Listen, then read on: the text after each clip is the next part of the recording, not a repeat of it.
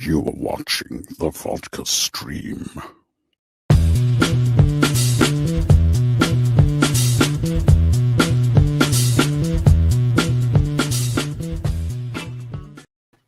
Boop! What is happening, everybody? It is Friday. How's it going, everybody? Welcome to the Vodka stream. Ready to end the week just right. That's right. Oop, oop. Oh, you fell over there. Come on. Little they live alien dude. Relax. Come on. There you go. Stay up. There you go. That's right. What's happening, guys? How we doing tonight, huh? What's up? What's going on? Let's see what we got here. Release that haircut, yeah. Yeah, I'm sure we'll talk a little bit about that. Yeah, I can't wait if I can get that guy on here. That'd be sweet, right? Jeez. Yeah, he posted some new Joker images the other day at the end of it was at the beginning of Film Junkee Live. My mom finished Army of Thieves an hour ago. She wasn't expecting to be good at all, but she loved it. And damn, I need people to talk about this movie with, right? I know. We'll be talking about it tonight. I actually had it on earlier as I was completing my Eternals review and preparing for the Vodka stream. Yeah, I had it on because, you know, I mean, it's my third time watching it. So I figured I'd watch it because we'll be talking about it tonight. See, Army of Thieves, one of your new favorite movies. That's cool. What's happening? What's going on, Josh? Good to see you. Mr. Fear Jason. Nice to see you. Got Jose. Happy Friday. Friday. Got Mama Film Junkie here. Hello, Mom. We got Abel. Good to see you. Selena Kyle is here. Got Video Gameaholic. Cool. Good to see you. Ahoy, ahoy, Mr. Jason. Always good to see you. Let's drink. Am I feeling blue? Yes, there's a lot of blue around me. Blue shirts, wearing the Vodka Stream official logo shirt. It's like that right there. Jeez, shameless. I'm so shameless. It's like, hey, that I always feel weird because, you know, I had to go out, purchase my booze, which I'm drinking bourbon tonight. A little bit of a scratchy throat, you know, for the last couple of days, a little bit of scratchiness. But okay, though, nothing else. Just a little bit of scratchiness that I was feeling.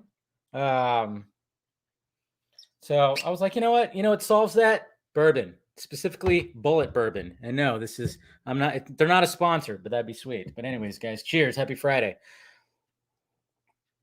Yes. But if you want, of course, you know, you want to get a shirt like that, it is down below and stuff. So yeah. Whoa, what's going on? We got Jason. Everybody saying hi to everybody. Hi, everybody. What's going on?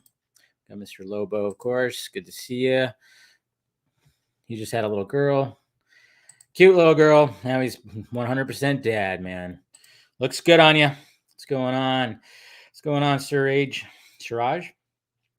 Hey, Dave. Do you think Doctor Strange Multiverse of Madness was delayed because of the Batman? Nah, I don't know. It's always a possibility, but I mean, I don't know. I think maybe a little bit when they saw that trailer and went, okay, but maybe they just needed more time. I don't know. I got a holic in my name, so I have there you go.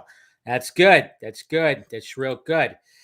You think what do you think the Fantastic Four in the MCU? I saw it wasn't the Fantastic Four like actually trending earlier? I thought I saw it in a trend space. So which is, well, you know what? I'm just hoping that, you know, we can get, I mean, when it came to what's his name trying to do a more grounded, serious version, I think there was something, he had something there, but it didn't quite pan out, you know, didn't quite work. But you know, release the train cut. That's all I gotta say is just release that train cut. Why not? Sending out links. Okay, yep. So yeah, it's just no guest tonight. Didn't get a guest, but I thought, it's been a week now. We can actually talk a little bit more about Army of Thieves. So we'll get some people in here and we'll talk about that. And like I said, I just watched it right now. So all good. So Yeah. But anyways, guys, hopefully you guys had a good week. By the way, Liz Wonder just posted some Nightmare Joker cosplay. Girl is killing it, man. She's killing it. I don't know if you guys saw that. She's definitely killing it. I'm seeing people on the timeline posting that they're at the Eternals. Hopefully, you guys watch my review. Like I said, it's just movie suffered from shouldn't have been. Yeah, my whole thing is that movie should not have been a movie. I think it should have been a Disney Plus series, to be honest. That's just my opinion, though. You know, it's not like a terrible movie by no means, is it? But just some aspects of it, I was like, yeah. I wanted it to be something pretty special, but sadly, just not fully for me. So, what can you do? Yeah, it should have been a TV series, right? I saw it in theaters. Yeah, I saw it in theaters. Dave, did you notice the brightness on the Eternals was dark? Yeah, there's specifically an action sequence that happens during darkness in the forest, and it was kind of like, all right, this is.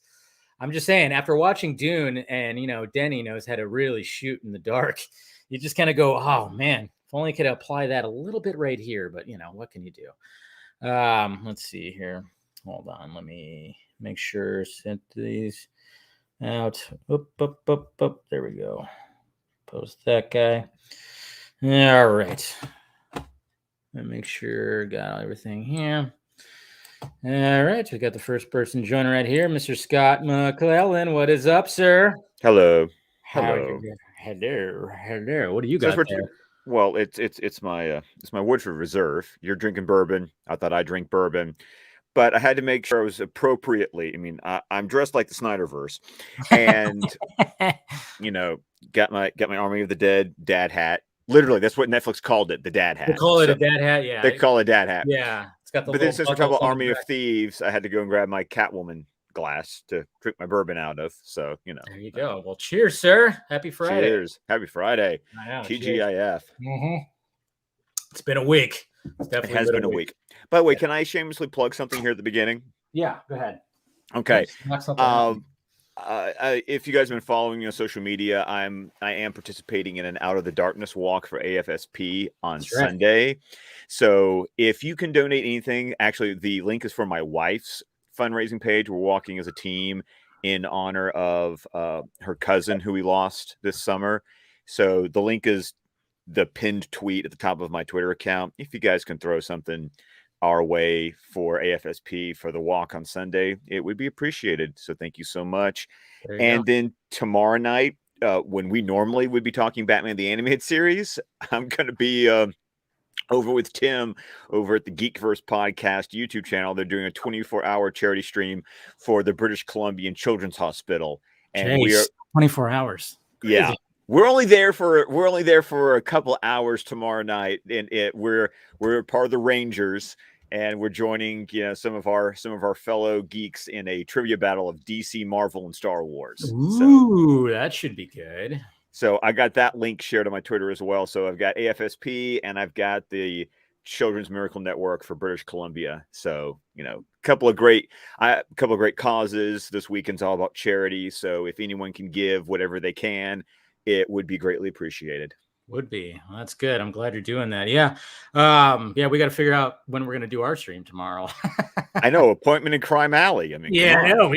That's going to be a good one. And we got to definitely talk about that. So we'll figure it out because we're probably going to have to do it earlier because me and Miss Wonder Meg actually have a fun little stream that we're supposed to be doing after, because I think she's going to be a part of that. She's on the other team. Oh my God. How dare she be on the other team? I know. She's on that Travis guy's team.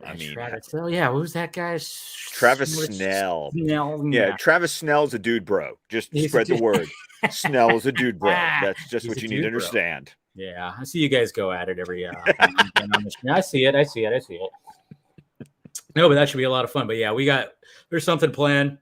I haven't revealed what it is quite yet, but it's going to be something pretty. It's going to be something fun and torturous, I would say, for at least me. That's sure. Torturing you was always fun. Yeah, exactly. I figured. Why?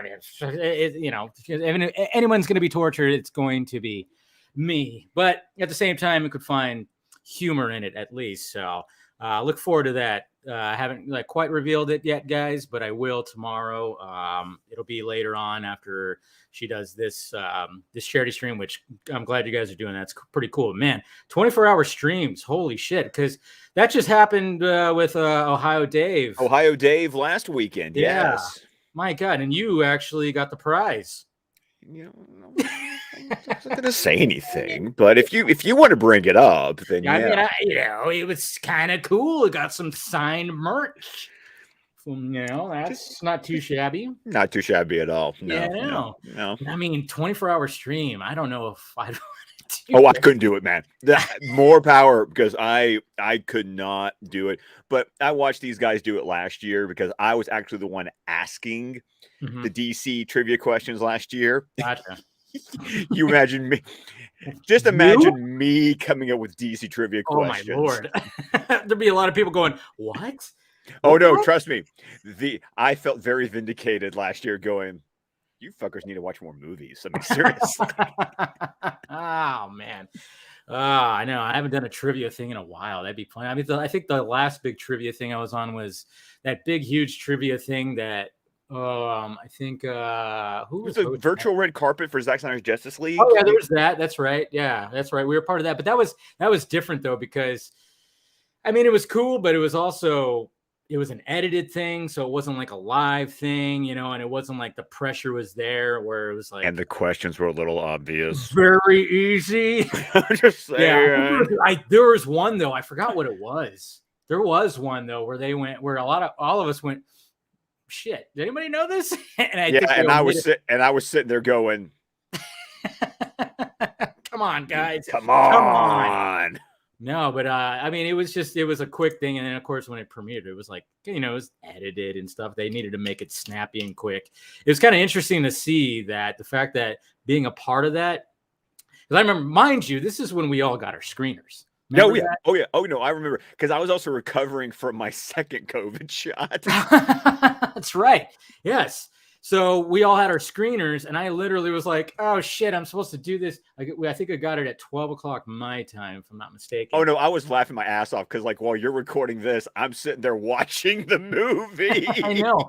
It's just I think I was about. I think we had to start at 1 o'clock or something like that, and I got it at 12. So I'm like, do I start it? I'm like, I can't help it. I gotta start it. So I was like, about 50 something minutes in, or I think it was when Diana was looking at all the murals. That's where I had to pause it, and it was just like, So for the first, it was literally just frozen on my screen, her like holding the torch as we're just standing there, and I'm just like waiting. We're just waiting, because that took about 2 hours to record that whole thing. It was just like, and it was kind of funny too, because when we were waiting, we got like Dave, Nerd Queens, Steven was in there, and I think somebody asked, like, did anybody got their screener? And I'm like, I literally have it paused. Diana is staring at me right now, and I just want to push play. Oh God, that was difficult, but it was still a lot of fun to do that, because Ray Fisher showed up. That was cool. Yeah. And by the way, I was doing the exact same thing you did. I was watching Army of Thieves for my third time right before jumping on here. So it's just so enjoyable. It really is. And I'm sorry, Milan Records, I saw your tweet. I appreciate it. But can we get that Hans Zimmer score now? Now. I mean, that is, I might as well jump into a little bit. I think that is like the most fun. Yes. I've heard a Hans Zimmer score. You could tell he had a lot of fun with it, because he's got that goofy kind of sound, like for Dieter. Yeah, that kind of like that kind of that with, I don't know what kind of instrument that is. Is there like some kind of, is it an accordion mixed in with some other stuff too, or something like that? There is an interest, like Hans always does. There's a very interesting mix. I'm sorry, when he has, because we're this is spoiler talk now. It's been out for a week. Yes, but when he has the first dream with the zombie girl in the hallway, I'm sorry, the yodeling. There's yodeling. I know. Seriously. It's supposed to be creepy, but there's something fun about it. But then he's also got the very heisty type score too. And then he's got the bring, the little bring, bring. that those kind of like little chimes that he has throughout the movie too, and then the fast pace like din, din, din, din, din, din, din, din, that kind of stuff too. It's just like you could tell he had a lot, and then he worked with somebody else. There was somebody else, and I feel so like a failure that I can't give. We always talk about Hans, and and Hans is constantly collaborating with other people, and it was like I think it was like Brian Musa something was the other composer, and I'm unfortunately not giving that gentleman as much credit as we probably should, but still, it's just like there's parts of the score that's like, this is obviously a Hans Zimmer score, and then there's other parts that's like, that's different. That's different. I like this. That's a little bit different, but man, is that guy killing it right now? We got Dune, we had Han. Yeah, I know the Dune score. My God. Oh, and trust me, seeing it at the IMAX Dome on Wednesday. Oh yeah, I was gonna bring that up. I'm gonna because I did bring that up on the show, but I wanted to show it even tonight where you were at on Wednesday. It was right. Yeah, it was Wednesday because that was they were only showing it at 1, 4, and 7. Not exactly very convenient times for me during a week. It was like on a Wednesday. Whew. Well, Wednesday at 7:00 was the last 7:00 they had, and so I basically twisted my wife's arm, and I was like, "Honey, seriously, this is like the last chance I have to see this movie on the dome. Seriously." I probably should have prepped that up a little bit better, but there it is right there. So I wasn't sure if you did a lot of tweeting in the meantime, but you're pretty good at not tweeting. Oh, so much. Not like me, at least. Well, it's called, teaching. Yeah, exactly. Can't exactly do that. I mean, sadly, I'm here like working between two workstations, and sometimes I'm like, frustrated. Let me look at my timeline. Let me look at my timeline. But yeah, this is it right here. If anybody didn't see it, my Lord, this thing was huge. How many stories? 5 stories with a 79-foot diameter. 79-foot diameter. And how did it look? Gorgeous. Jesus, that's the side of that's like a part of the planet right there. Geez. Holy crap. The last time I went to there was where I saw Dunkirk in 70 millimeter IMAX film. That must have been cool. Oh yeah, it was cool. And in this movie, the problem with a dome like that is that they sometimes show like just normal Hollywood movies, and you can't do that on a dome like that because it just, it stretches and warps it, across it. But when it's actually filmed in IMAX, it actually takes up the whole screen. That's crazy. And oh my God, those shots of like when the Atreides arrive on Arrakis or the Harkonnen attack on Arrakis. Oh, that was just gorgeous. Jeez. Oh my God, that's gotta, I don't even know like if there's one like that around here. How far did you have to drive for that? 17 minutes. That's not bad. No, it's downtown. I literally I jumped on the interstate and went to downtown Birmingham, and it's smack dab on north side, and I park in the parking deck, watch the movie, and then I literally go about 5 blocks and get back on the interstate. Jeez. That's not too bad. There's got to be. Obviously, there's got to be something like that around, probably closer to LA. And that's the thing that sucks is, even though it could be, I'm about 80 miles out of LA, it'll still take me over 2 hours just to get there. That's the bad thing. Yeah. I'd have to plan ahead for sure. It's one of those things where, I'm close to LA. I'm close to a lot of things, but I don't like to drive there.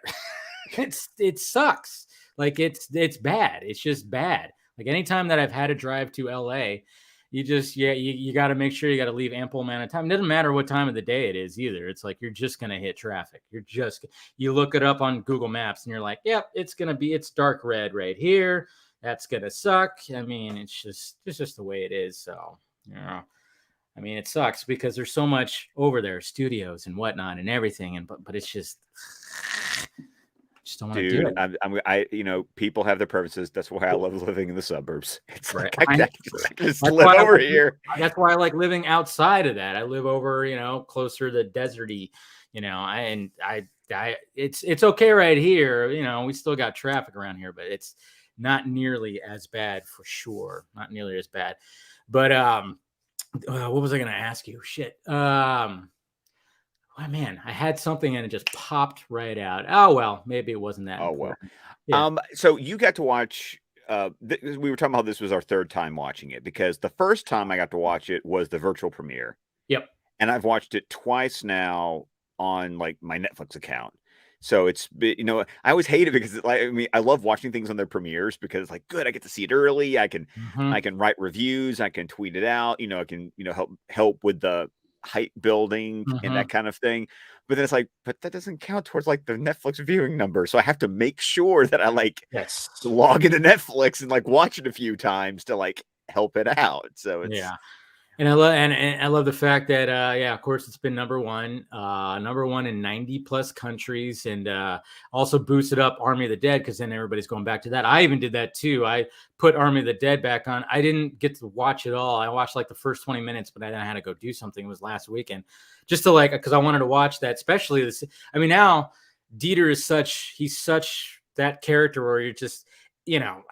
Let's face it. There's no way that he doesn't come back for Planet of the Dead. Did you watch the conversation between Zach and Matthias? Yes, a little bit. I didn't see the whole thing, but I saw a little bit of it. Oh well, there was that conversation of, and you know how Zach does. Yeah. Well, exactly. Three possibilities. Either one that dead Dieter.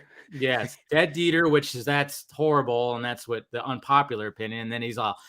Or maybe he just negotiates with Zeus somehow and he gets out of there, or Zeus makes him an alpha. And I was like, ooh, I know, right? That's interesting. And we got Mr. Ray showing up. What is up, sir? How's it going? It's going. Hello. I was reading a Twitter post the other day that was, I had to think about it. I was like, wow, I think I agree with this. It was somebody that was, no, I didn't totally agree with it because this person said that they watched Army of the Dead and didn't like Dieter. What? But after watching Army of Thieves, now they love Dieter and like want to see more of the character, right? And I was like, and it was, the post was really about how they liked Army of Thieves more than Army of the Dead. Which I could see that depending on your preference of, genre type of movies. Totally. And I think that even though I did enjoy Army of the Dead, which I did see theatrically, in limited release. Yeah, me too. I think I might personally prefer Army of Thieves, just in terms of the style of movies, because I love heist movies. Yeah, I do. I love heist films. And that's the thing. I love heist movies too, but I think there's just something just cinematically about Army of the Dead that the dream lens, like it works for me. Dude, I love his rig. That camera, the red, I love that he uses red cameras. I absolutely love that, and I love the rig that he used for that movie. No, visually speaking, no, it's no question. Love it. Yeah, but I will say that Hans's score for Army of Thieves, well, there's more to, because they use so much more needle drops in Army of the Dead, more than like is usual, that score-wise, Junkee did atmosphere for Army of the Dead, while Hans did like probably some of the more of the, there's actually themes, and Hans doesn't do themes a whole lot. He does themes. They're just not, we have this talk every time with Tim. We do a Squawkcast movies. Right. Yes, exactly. Every time we have to distinguish between the old school Bombast, the John Williams and the Danny Elfman, like that type Alan of Silvestri, because by the way, once again, today in 1955, time travel was invented. That's right. Happy Flux Capacitor Day. And not only that, remember the 5th of November. I know that was the one everyone was doing, and I'm like, I'm over here celebrating the fact that Doc Brown invented time travel today. Two significant dates, and I was actually surprised. I didn't see a lot of Back to the Future on my timeline.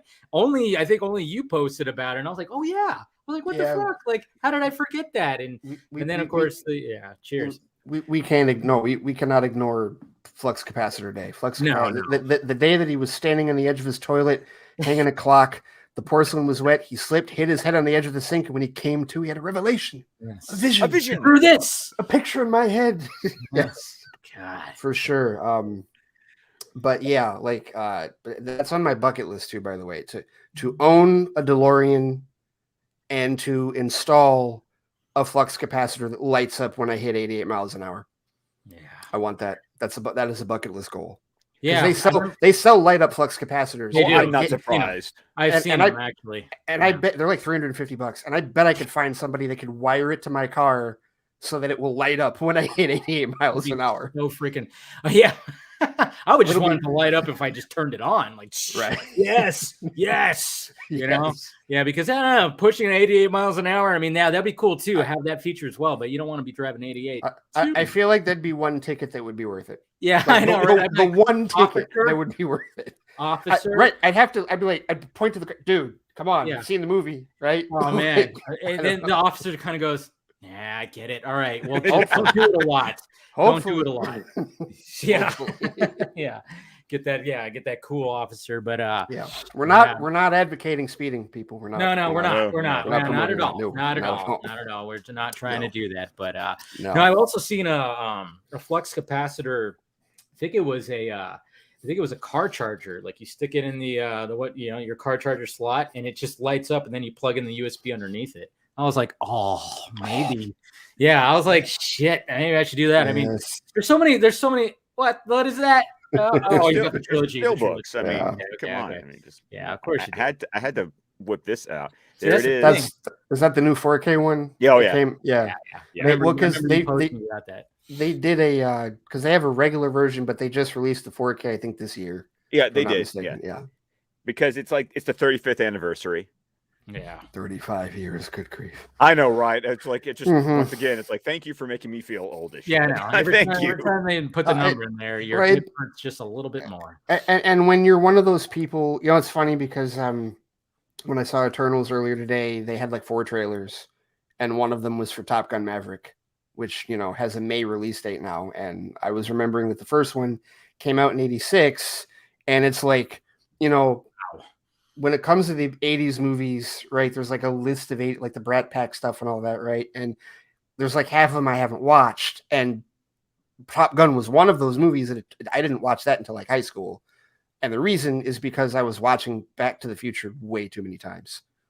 Yeah. Like I found my 80s movie and I just stuck with it. You know what? It took me a little bit. When I was a kid, I was like, I wasn't into Top Gun that much. And then I think when I got older. No. When I got older, I love it now. It's a fantastic movie now. That's the thing. But when I was younger, I was like, I like I don't know. I just didn't grasp onto like some of it. But I mean, I liked, of course, the flight scenes. But for some reason, it just, when I was a little kid, it was like not fully. You know what? The flight scenes was enough for me. Like I saw dogfighting. Yeah. And there's 2 things that really grabbed me as a child: dogfighting and fencing. Fencing, yes. Well, okay. I love sword fights. Yeah. So like Zorro and all that, like that, Princess just Bride. Really grabbed my interest. So when I finally watched The Princess Bride, I was like, so thank you. Yep. I mean, now it makes so much sense. That's why you kept bringing up Errol Flynn. You brought up Errol Flynn so many times. Whenever they're like, it came up during Rocketeer. It came up. Of course, it came up during Rocketeer. I mean, that's who Timothy Dalton is basically playing. Right, but like it was, but that's always been like a point of reference whenever anybody gets into a sword fight, like in any of the movies we reviewed. It's like, okay, I get it. It's Errol Flynn or Douglas Fairbanks. I mean, really, you have 2 choices for that era of movies, and I'm sorry, like The Adventures of Robin Hood. I still need to see. I still need to see The Mark of Zorro. The Tyrone Powers one that is the movie the Waynes were watching the night they were murdered. Like I have that on Blu-ray. I just still need to actually like pop it in and watch it. Okay, so random. Well, because this is how we do. But random, like. Since we're on the topic of Robin Hood, somebody posted earlier about Prince of Thieves. What are our thoughts? Oh, Alan Rickman is a gem that needs to be treasured forever. Cancel Christmas. Come on. I mean, I hard up with the spoon. Yeah, come on. I ask because there's always like the question when it comes to like that movie and others. It's always the Costner question. Like, where is everybody at with Costner? And my thing is like, I mean, I love the movie. The movie's fantastic. But like, however you feel about Costner, Like my old boss thinks that Kevin Costner is a national treasure and still wants me to find 4 hours of my life to watch Dances with Wolves. I have yet to do it. It's a gorgeous movie. You really do need to watch it. I gotta find that 4 hours. It's so much easier to find it for Zack Snyder's Justice League than it is for that. But in the case of Robin Hood, Prince of Thieves, it's like, whatever you think of Kevin Costner, you can't argue with everybody else around. Everyone else in that movie. When Morgan Freeman is your sidekick, you win. You win, yes. And that's before getting to Rickman as your villain. Right, yeah. Throw in some Christian Slater. Yeah, and I tell you what, I mean, like Alan Rickman, like his Nottingham. I mean, that's second to Hans Gruber to me. Oh, absolutely. I mean, it doesn't get talked about enough. Everybody when they talk about villains, they're always like Rickman and Hans Gruber. But I'm like, yeah, but you got Sheriff of Nottingham too. I will not argue, and I have yet to see anybody say this. I will not argue with anybody that puts it ahead of Hans Gruber. I won't argue with that. Yeah, I mean, I'd be like, okay, that's fine. You know, I mean, because Hans, of course, Hans, yes, definitely. Yeah. But that's funny. Some kind of cowboy.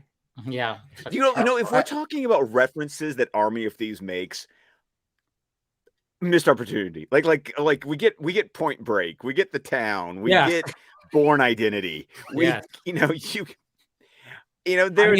Point Break one was right in your face,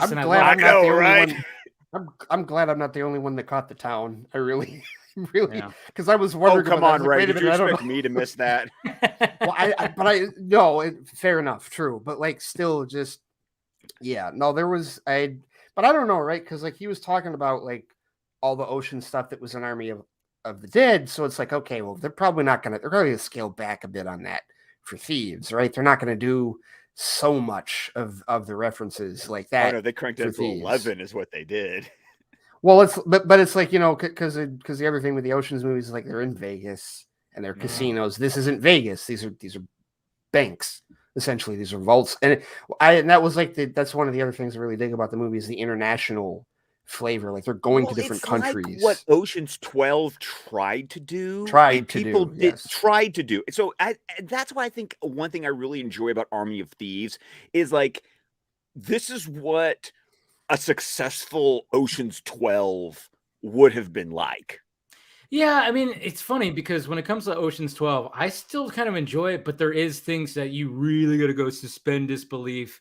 You know, the whole Julia Roberts thing was like the Julia Roberts thing. They really got meta as fuck, and it was like, all right, fine, but it was like, okay, cool. You got Bruce Willis involved, fine, but yeah, I mean, I see what they were trying to do, and there were some twists and turns and stuff like that, but yeah, I mean, I see what you're saying. It's like it should have been. It was trying to be too smart, I guess you could say, because the whole thing was like he was going up against the dude who thought he was the best. And to be honest, it's like, yeah, he was the best because he essentially did do that crazy little fucking dodge the lasers dance. Oh, the dance, yeah, right. Yeah, and he did achieve it, but he just got outsmarted by this whole crew that were like, oh yeah, but we already knew that there was a switcheroo, and we got the actual one, you got the fake one. So yeah, it was kind of like trying to be a little too smart, I thought. And that's why when it came to Ocean's 13, they're like, just go back to Vegas. Just go back to Vegas. Just go back to Vegas. Give you Pacino as the villain. I mean, I know. Well, and Dave, you bring up a great point because, like, even with what the resolution was in 12, it was still a case of, well, we couldn't have really known that watching through them. Like, there were no clues left to tell us that was how they were. Yeah. Yes, it is very much so. But like in 11 and definitely in 13. Like, I love the shot in 11 where like the camera focuses in on that tree, on that car freshener. Yes. And you're like, what is that? Right? The car freshener, the vault, like them building it for practice, right? Like all of that. Like, and there's stuff in. Yeah, and then there's like when you hear, Andy Garcia, like when he phones it in, and you hear, or even when you hear like one of the guys out, you go back and go, that is Brad Pitt. Holy shit! You hear that is Brad Pitt. I'm gonna tell you what. Funny you say that because like some friends of mine that had never seen the Ocean's movies, we showed them 11 for the first time, but it was like a year or two after Inglourious Bastards came out. So they Oh, really? detected him. They detected as soon as they heard his voice that it was Brad Pitt. Oh, Because yeah. it's close to his Aldo Rain voice, Yeah. and they had just heard it, so it's like I'm in the knots of killing business, cousin. right. Business is good, Booming. Yeah. And he kind of had that Cliff Booth a little bit too, which a lot of people suspect because Quentin Tarantino always likes to connect a little bit loosely that Cliff Booth is like a descendant. A descendant to. Just like how Donowitz, the Eli Roth's character in Bastards, he is like the great grandfather of Lee Donowitz, Saul Rubinek's character from True Romance. Oh, well, there you go. Jesus Christ. It's just, it's so funny how like Tarantino will loosely connect his stuff, like not directly. I mean, the first time, like with Harvey Keitel in Pulp Fiction after being in Reservoir Dogs. Yeah, it's like, you're the same guy, aren't you? I mean, John Travolta's character is Vincent Vega, and he's Vic's brother. Michael Madsen was, apparently he wanted to do the Vega Brothers movie. Yeah, which I'm like, damn it, that would have been pretty sweet. That would have been awesome. That would have been cool. But I think going back to the fact that, we just got on a tangent about heist movies, but I think that's what, there was so much talk leading up to Army of the Dead about how it was like a heist zombie movie. And then I felt like when you watched it, there were elements of heist in it, but it was more of sort of a zombie action. Thriller type movie. We get to Army of the Thieves and it's like, oh no, we're a heist movie. Oh no, we're 100%. We are a heist movie, and but they did the thing like what Zach talked about, like at Justice Con this year, which is you have fun without making fun, and I felt like Army of the Thieves did that, where they had fun with the tropes. They pointed out the tropes of heist movies. But you never felt like, I never did, they were ever making fun of heist movies. Like even the Das Rheingold heist, where they do the whole fast forward to show you how the whole thing plays out, which I love because that's literally like in every. It's like literally in every heist movie. And it just reminds me of there's one line, I'm going to reference the CW only because I love this scene. But when they brought Captain Cold back in and he gives that line of, there's 4 steps to a heist. Make the plan, execute the plan, watch the plan go off the rails, throw the plan. Throw away the plan. Throw away the plan. And I feel like that's a heist movie. That's literally the formula of a heist movie. Yeah. And then I love the fact that when they're explaining to him again, he goes, you think it'll work? It's like, we just did. Like we just did it. And then it was like, what the And that was what I really dug about their version of it, because it's like we've seen that mechanism so many times. Yeah. So it's like, okay, this is just that part of the movie. Oh no, it's not just, we're showing it to you in live action. You just think it's a flashback or a flash forward, right? Because the whole idea is like, you're used to seeing how it's going to work and then see what goes wrong when they execute it. In this case, oh no, nothing went wrong. And we're showing it to you as we're explaining it, as we're doing it.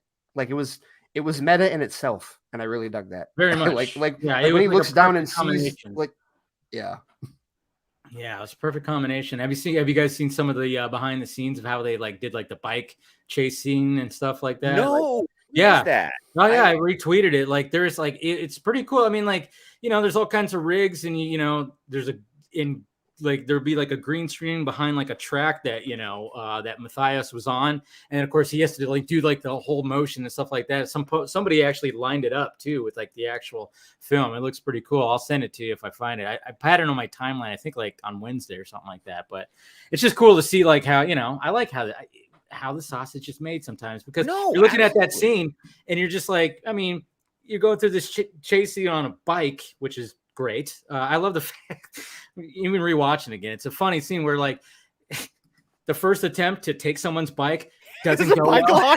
I mean, he's trying to be sneaky about it too, and he just grabs this girl's bike, but it's locked to the freaking post. And the best part about that though is the girl watching him going, what the hell? Yeah, what are you doing? What are you doing? And then all of a sudden he sees the cops, and then it's like, oh, and then he just finally just has to see somebody like walking their bike and just pushes them and then gets on that bike. But yeah, it's just that little scenes like that like crack me up when something just doesn't go fully right. I mean, going back to even Tarantino, he loves stuff like that. It'd be kind of interesting to see what he would actually think about this movie, because he would always say, like, you know, when it comes to movies, he likes real world things to happen. I remember he even said one time, he goes, like, it would be funny if like the heist is going wrong, you get into a car and you know, you break into the car and then it's a stick shift and the guy doesn't know how to drive a stick or something like that. It's just stuff like that where it's just so off the rails.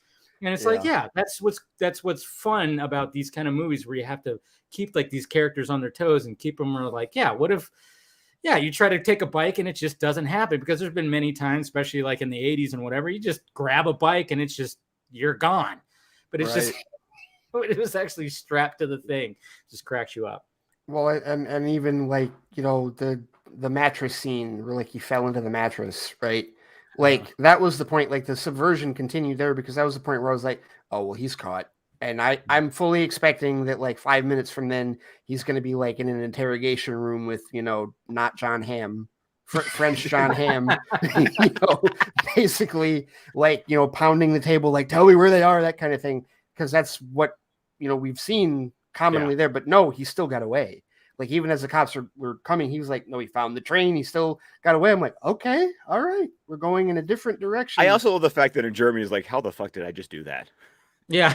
Which, by the way, I want to point this out. People who didn't watch the virtual premiere, it's something that shocked me when I actually watched it on Netflix. I had subtitles. Oh yeah, that's right. There wasn't subtitles on the virtual. There was no subtitles. So by the way, folks, when we watched the virtual premiere, every time there's subtitles, we didn't get those. That's right. That's you're absolutely right, man. I thought it was an artistic choice to give me all the film in all the foreign languages. But I remember reading subtitles on mine. Was there? There was I don't know. There were some subtitles, but not others, because there were specific scenes. Like, okay, I got to ask you guys this. What is Sebastian's job? Where is he working? Okay, so he's working at some kind of bank, but not really a full-on bank. It's some kind of...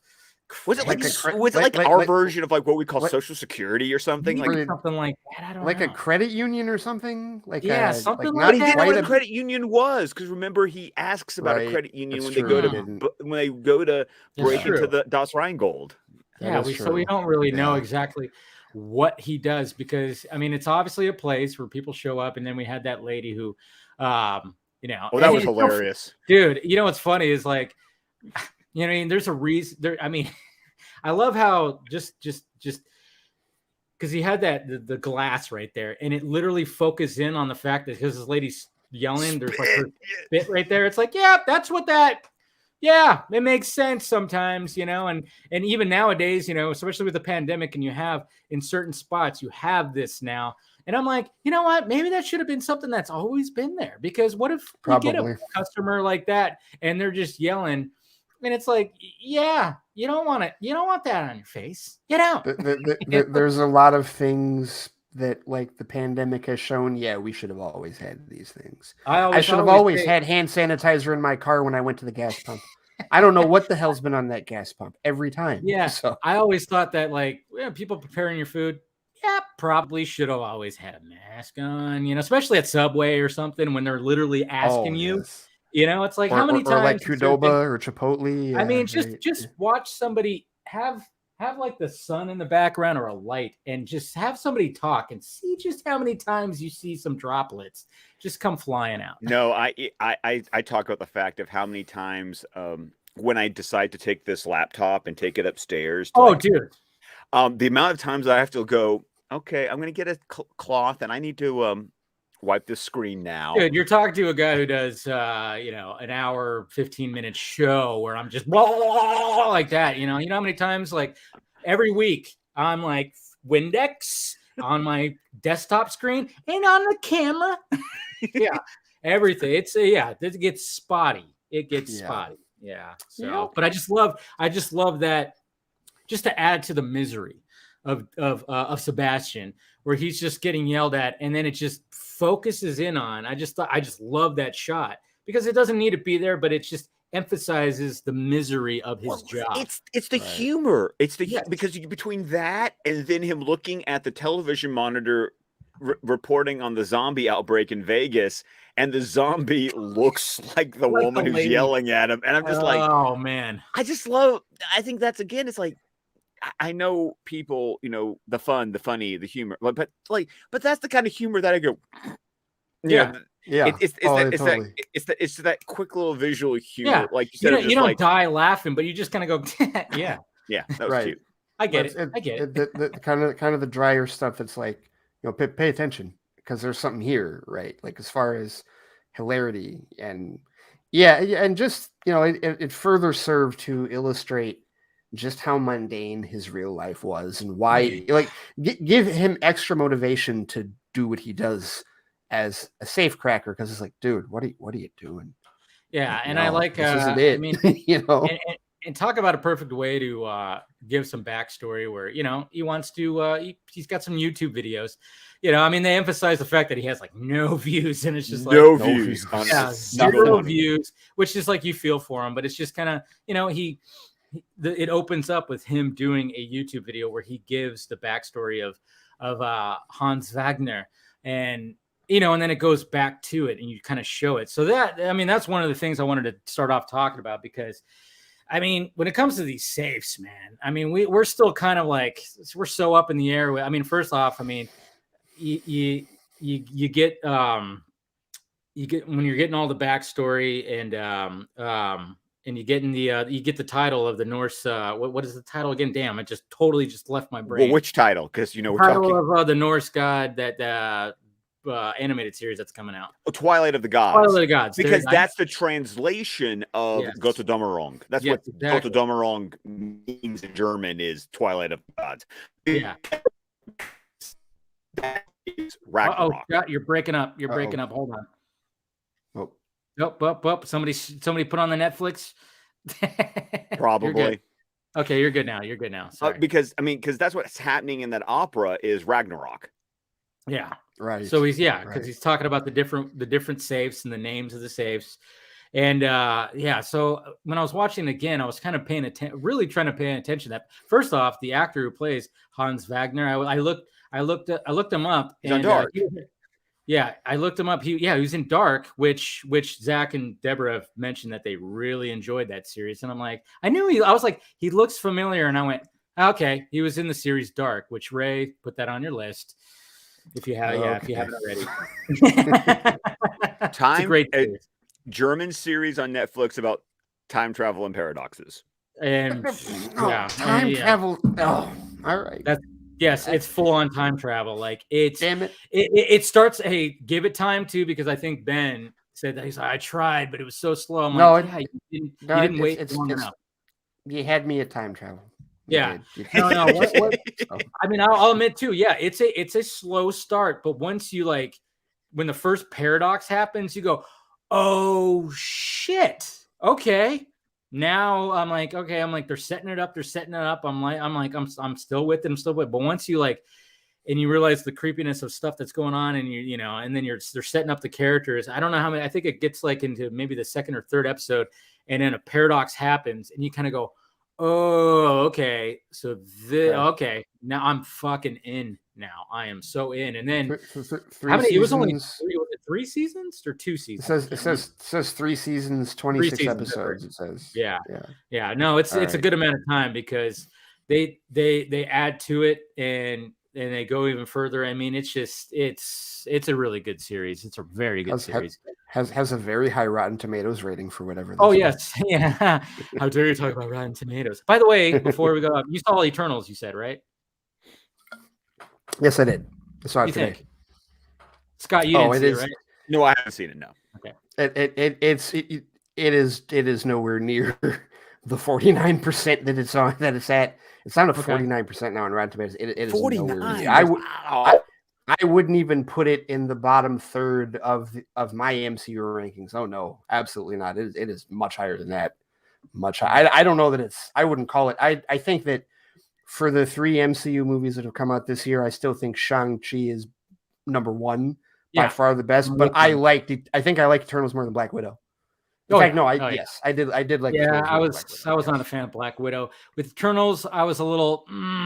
That second act gets a little long and kind of boring and bloated for me. Final act though, that final battle I thought was fantastic. I thought that was good.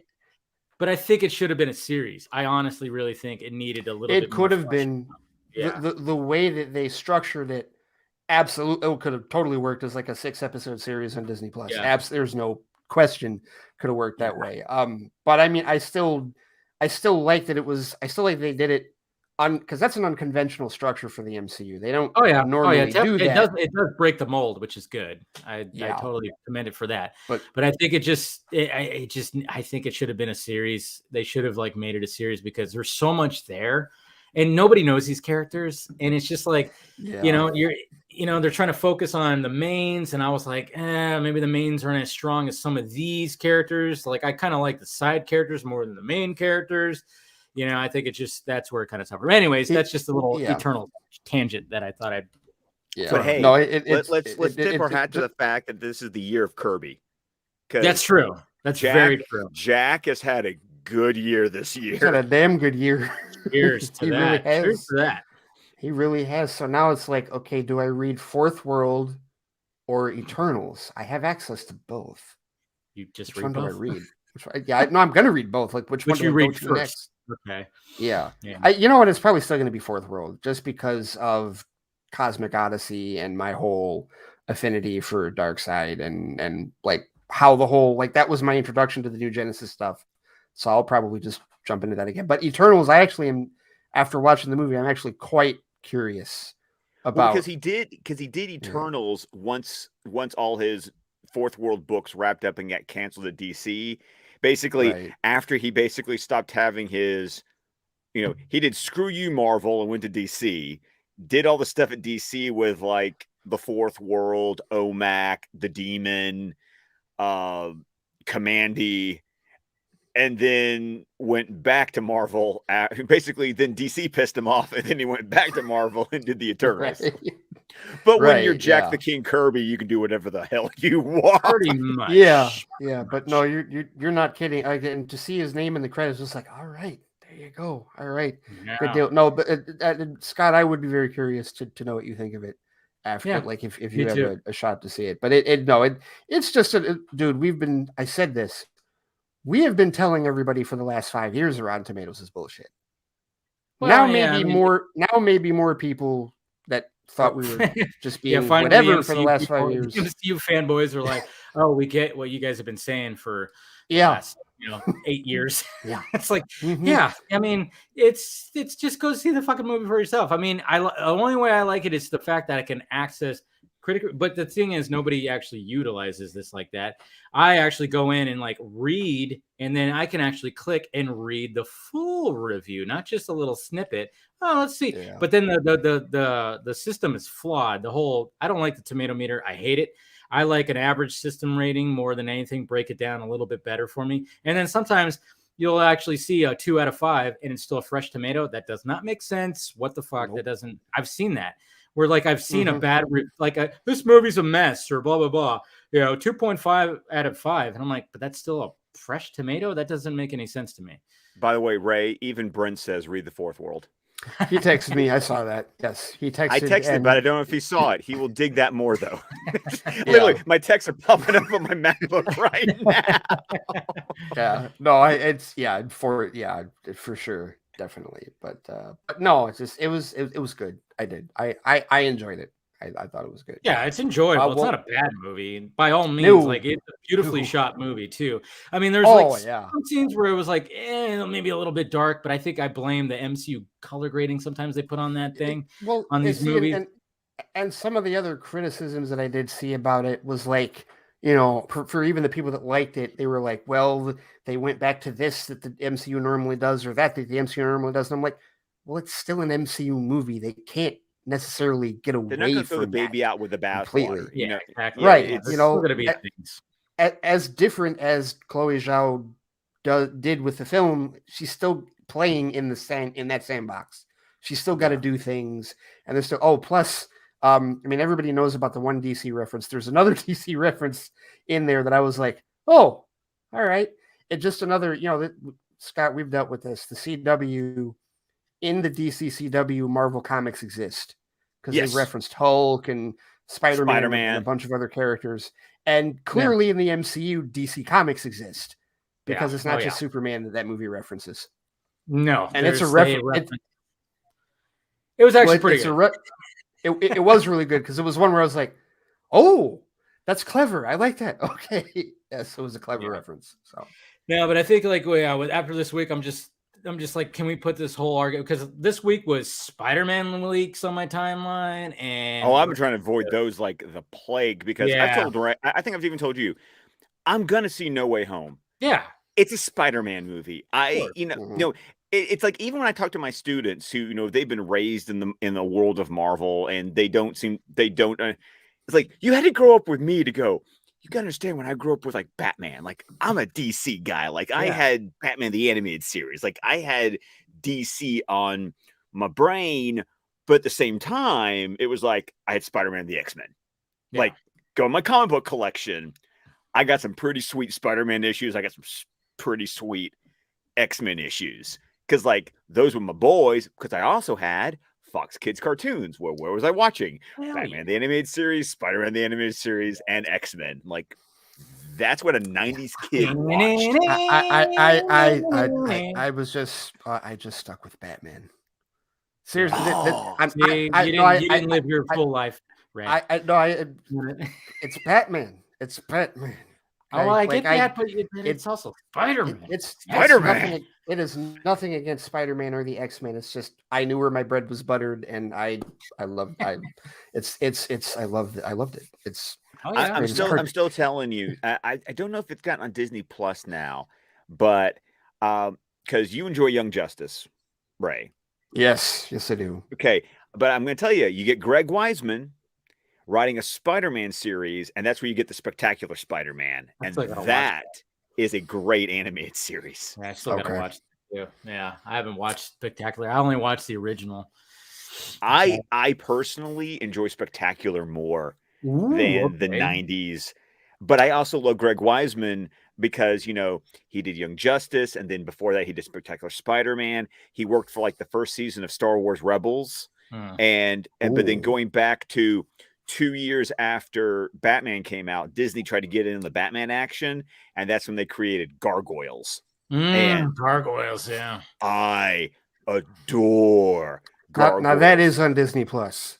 That is on Disney Plus. Gargoyles is on Disney Plus. Yes. And I've been telling you because like Keith David, Jonathan Frakes, Marita Sirtis, Ed Asner. Like half the TNG Star Trek is in the damn show. So it's like I have to at some point. Yeah, being a Trekkie like you are, you better. You would eat it. Oh, Brad. I'm surprised there hasn't been a live action Gargoyles yet. I'm wondering how many times there's been a pitch for it. I'm like, who could do that? Guillermo del Toro. Guillermo del Toro. I couldn't remember. Maybe Guillermo. Yes. Yeah. Yes, he could. I would want him. But please, you've got to get Keith David back as Goliath. Like, you just can't replace that voice. No, it's like when even the Bayformers movies, they brought Peter Cullen back as Optimus Prime. Had to. It's like you do the same thing with Keith David because it's Keith David. And they did, and notice they did like whatever they wanted with every other voice. Couldn't mess with that one. Had to because Welker wasn't Megatron again. Not until the fourth one, they brought Welker back. And the fourth, you're right. Yes, you're right. Because when they turned Megatron into Galvatron, they finally brought Welker back. Yes, you're right. Totally, their version of Galvatron. I'm not. No, we're not going there. We're not going there. Yeah, I know. We're going on quite a tangent already. So yeah. I've had a little bit of bourbon, and we're not going to go there, especially with how much, for all of its cheesiness, I adore. I've said this before. Transformers the movie from 1986 was my very first theatrical movie experience. That's right. You said that before. Yeah. So I'm just saying. They screwed with Galvatron, and No. No. Adaptation. Adaptation. That's all. Remember, we've had that discussion before too. So, but with original work, you don't. With original work, you don't have like Army of Thieves. You don't have to worry about that because it's an original idea. So original IP, right? So here's a question that I well, not really a question, but a comment that I've been seeing pop up is, how much did you love to be able to watch a prequel / spinoff, and you literally did not have to watch the other movie to watch this and completely enjoy it? Yes, fantastic. Yeah. No homework. And not really, you know what? And I love what he said in the panel beforehand, where he said Zach said he was really curious to find people who didn't see Army of the Dead and saw Thieves first, and then saw Army of the Dead. That's why Army of the Dead ended up getting boosted up again on Netflix, which is I think there was that Twitter account, What's on Netflix, actually said that this is the highest. I'm trying to figure out what would be the best word, but the rise that Army of Dead has had in the Netflix ratings, for lack of a better term, is actually the best Netflix has ever seen when they've released a prequel or sequel film. Like, they've never seen such a boost to the original film before on their service. But I also just think but Netflix is getting in the game. They're really getting in the game with like expanding universes and whatchamacallit. And we got somebody that's joining right now. We got Mr. Ohio Dave showing up. What's up? Hi, Dave. What's good, fellas? Hey. How we doing? Have you recovered from last weekend? Yeah. I feel like I see you too much, Scott. I know. I should. I am perfect everywhere. Are you kidding me? I see this guy all the time. It's beautiful. Well, you see me on a weekly basis. Oh yeah, weekly, Friday, Saturday, man. I'm seeing this guy, of course, but you get used to it. Don't worry, you get used to it. No, we're just talking some Army of Thieves. I know you did your stream earlier. I did. Yeah, drinking something. Yeah, I got some tequila. Oh, I know you're a tequila guy, dude. I mean, I'm more power to you, man. That is not my jam. Not my tempo either. This stuff is good. I don't. Which tequila do you have? It's called Carmarina. I think it's called Carmarina. Carmarina. It's cheap too. It's like $12, $15. Cheap. It's super smooth. Is it a silver or is it a gold? Yeah, gold tequila. Gold. Okay. And then we're gonna bring in Mr. Art himself, Mr. Aaron Bailey. How's it going, guys? Good, Aaron. What's up? How's it going? Yeah. I think, Aaron, this is my first time actually getting to. This first time on the Vodka stream. I was like, hey, this is awesome, on, man. Yeah, it's nice to see you guys in person. Definitely, it's nice to see everybody hanging out. Yeah. Exactly. Yeah. So I thought, let's bring in, let's get some more people in this little discussion here. And then I'm gonna let's put the logo right down there. Oh, look, there we go. Branding. Branding, sir. Branding. Yes. Now that with it's not going to cover anybody's name. That's what I always worry about. But anyways, yes. So we went off on a bit of a tangent, which is what happens a lot. Perfectly. Especially with the three of us. Yeah. Yeah. Went on a little bit of tangent, but where did we kind of leave? Oh yeah, I was kind of we're talking about the Hans Wagner like introduction safes, and just kind of like, I mean, it's very well. I like how it's the movie starts off with Sebastian kind of just like giving the backstory through a YouTube video, and then it just kind of flashes back, and then he starts giving the backstory. I think that's how we kind of veered off. Was like I was talking about the actor who played Hans, and then we just whatever. Because I was like, oh yeah, he's in Dark. Oh, Zach and Deborah love Dark. Yay! Oh, is he? Yeah. I'm about to go back down the same tangent again. No. Okay. I've already put it on my list already. Right? Yeah. No. I looked it up. I was like, who is this guy? He's got to be. And I looked. I was like, okay, yeah, he was in Dark. Yeah, that's right. And I forgot exactly which character he played, but yeah. He's in Dark, and I know they've mentioned how they enjoyed that series, which it's a fucking great series. Which adds to which once again is one of the qualities I love about this movie is how authentically European so much of this movie is. The cast, the locations, because as someone who's been to Europe, it's like you can't fake that. No. Right. Yeah, that was one thing I liked about it. It felt like it was in the Army of the Dead universe, like in a different part of the world. Like like we knew that there's a zombie apocalypse, which I was like, that's what I was hoping. It's like just reference it in the background, and sure enough, that's what it was. But it wasn't a threat here. There's still a whole other story here. It's like, yeah, that's happening, and even like the head cop guys, he's like Belacqua. Yeah, he's so obsessed, and like Beatrix, her name is, right? Yes. She's like, what about the zombie apocalypse? And he's just like, screw the zombie. He just doesn't care. And if there's like something happening on the other side of the world, he's like, I'm about this because I've been chasing this girl around forever, and I'm like, I'm gonna get her. Jeez. I'm sorry, my favorite part is still they shot him. Really? In the ass. Yeah, I know. There's history. That's the thing. There's history between him and Brad Cage, otherwise known as Alexis. When do we get the spinoff for her backstory before this movie? I know, right? Unlimited spinoffs. I know. Jeez, just keep spinning. You want to give me more Natalie Emmanuel? Exactly. I'm not going to complain. Hey, I'm not going to complain. Hey, give me that. Give me some Karina. Karina, yes. Oh my God! Give me all the Rubio. Give me all the Rubio feet. Oh yeah. I knew you were going to say that.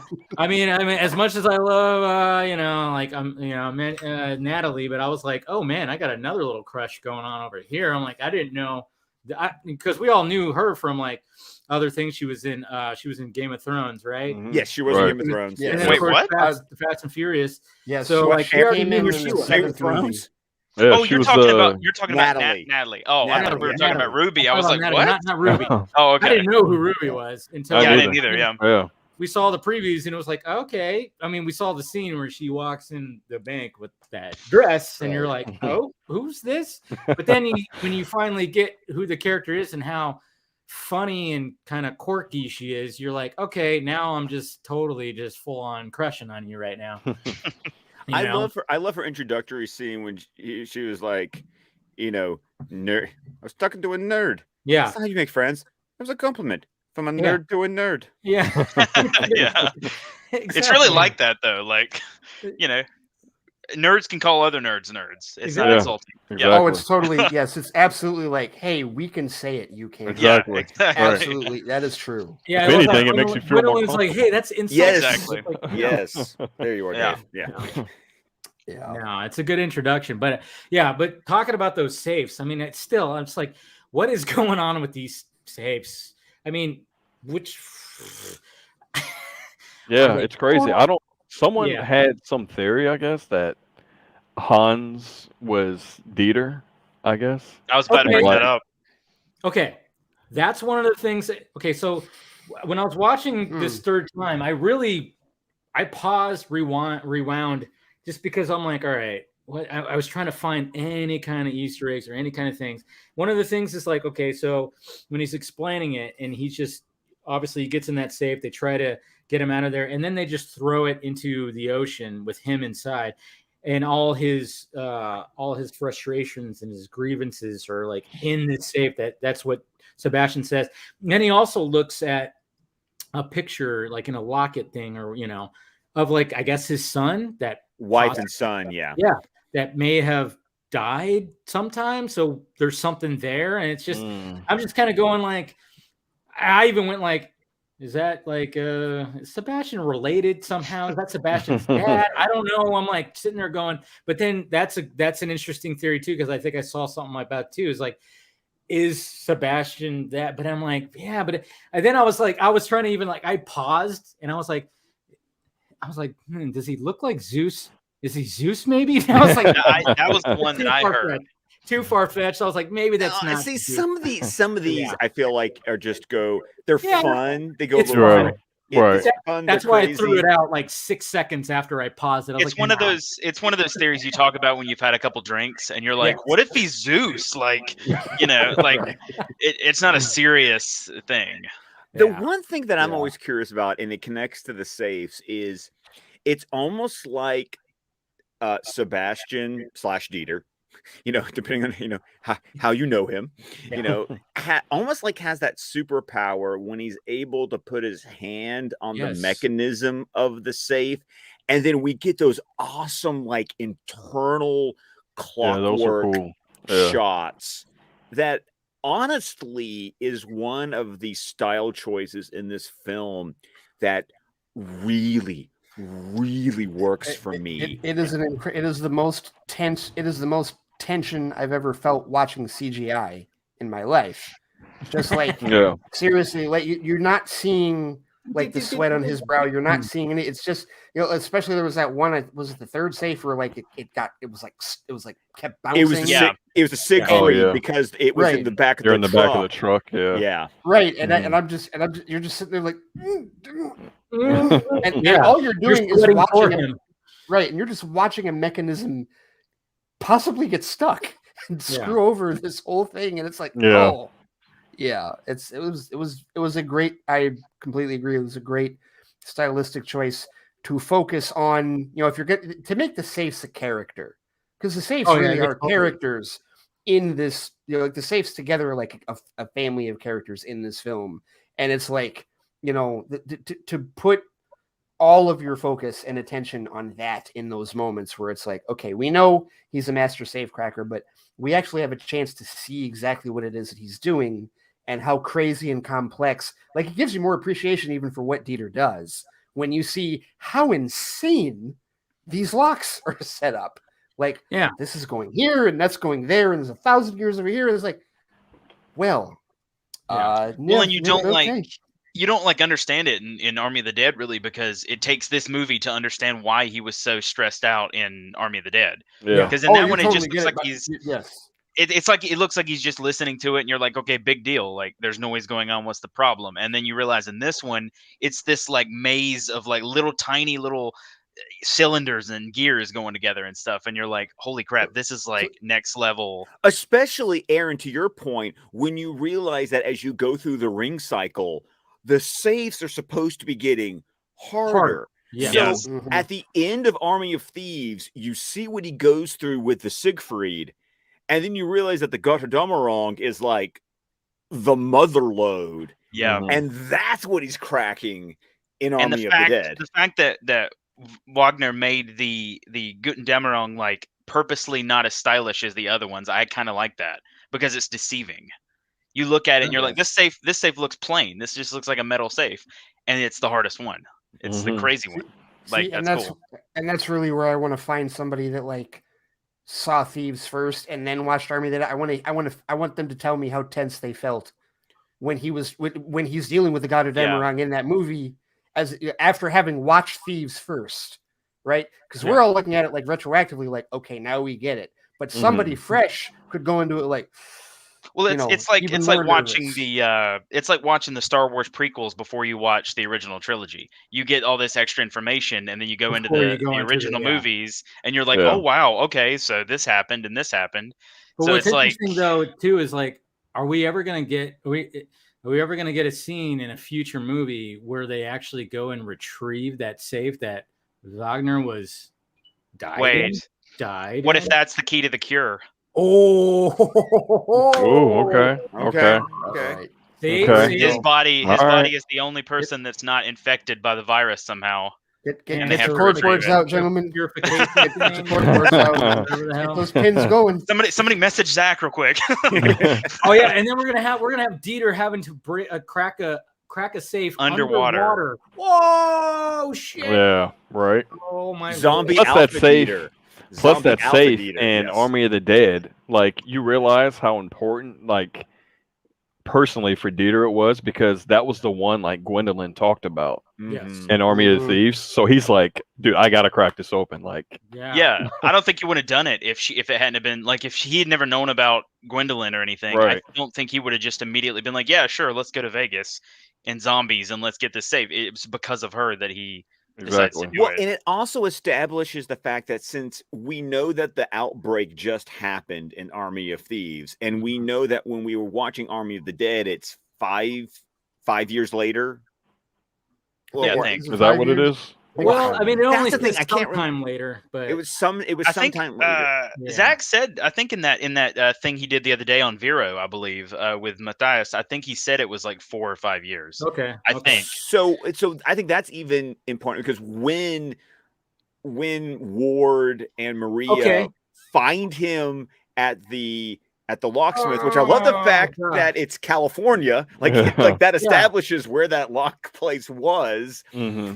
That is also establishes how long he's been hanging out in the States, waiting for his shot. I mean, that makes sense because every time, like when you see like his phone, I'm like, that is an old Galaxy S like 3 or 4. And I was like, what? Okay, this fucking thing is like, I'm like, why is it having an old phone? I'm like, that does make sense now. I'm like, it's been 4 or 5 years.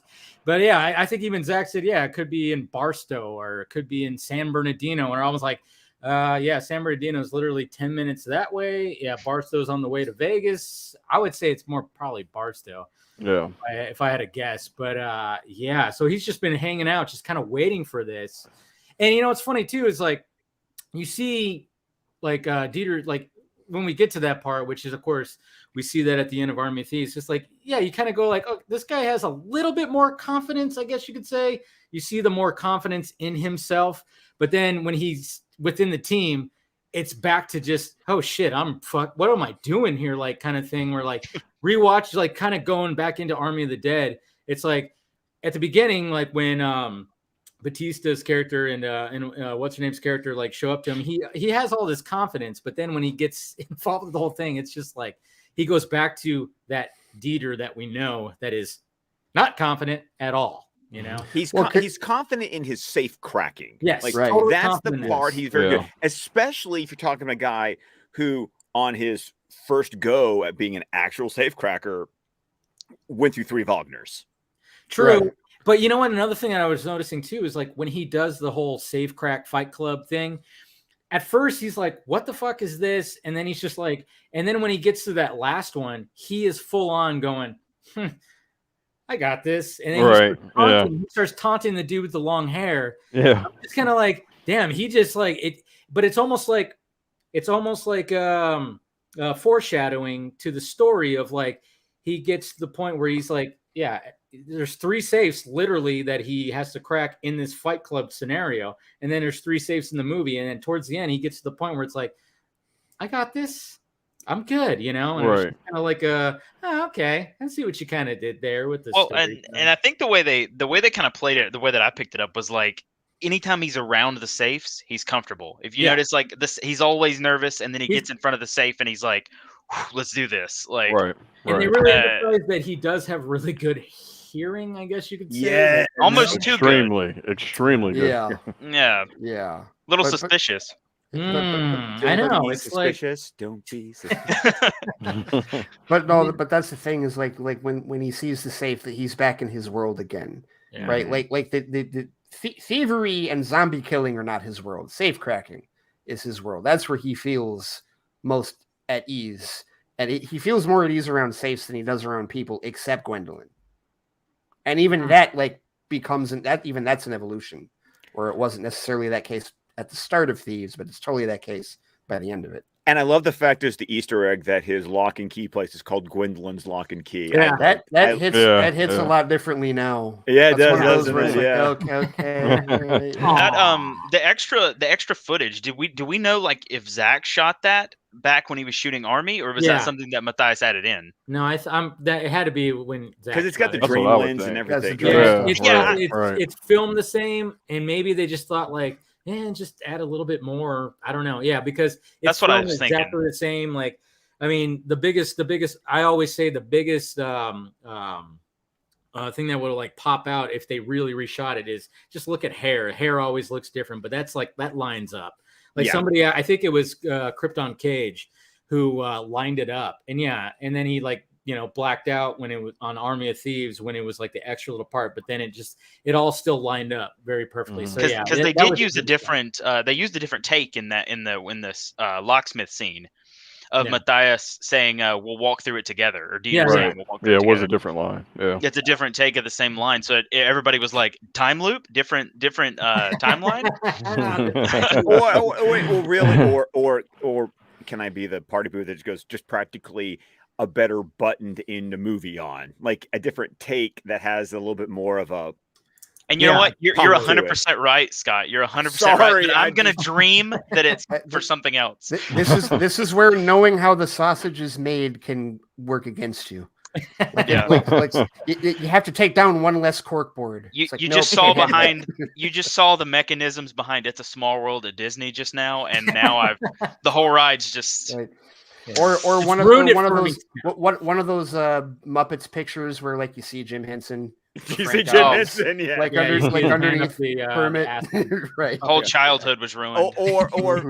Or Frank Oz underneath Yoda. Yeah. I remember being a kid, and I asked my mom, I was like, "What's that guy doing to Yoda in the behind the scenes photos?"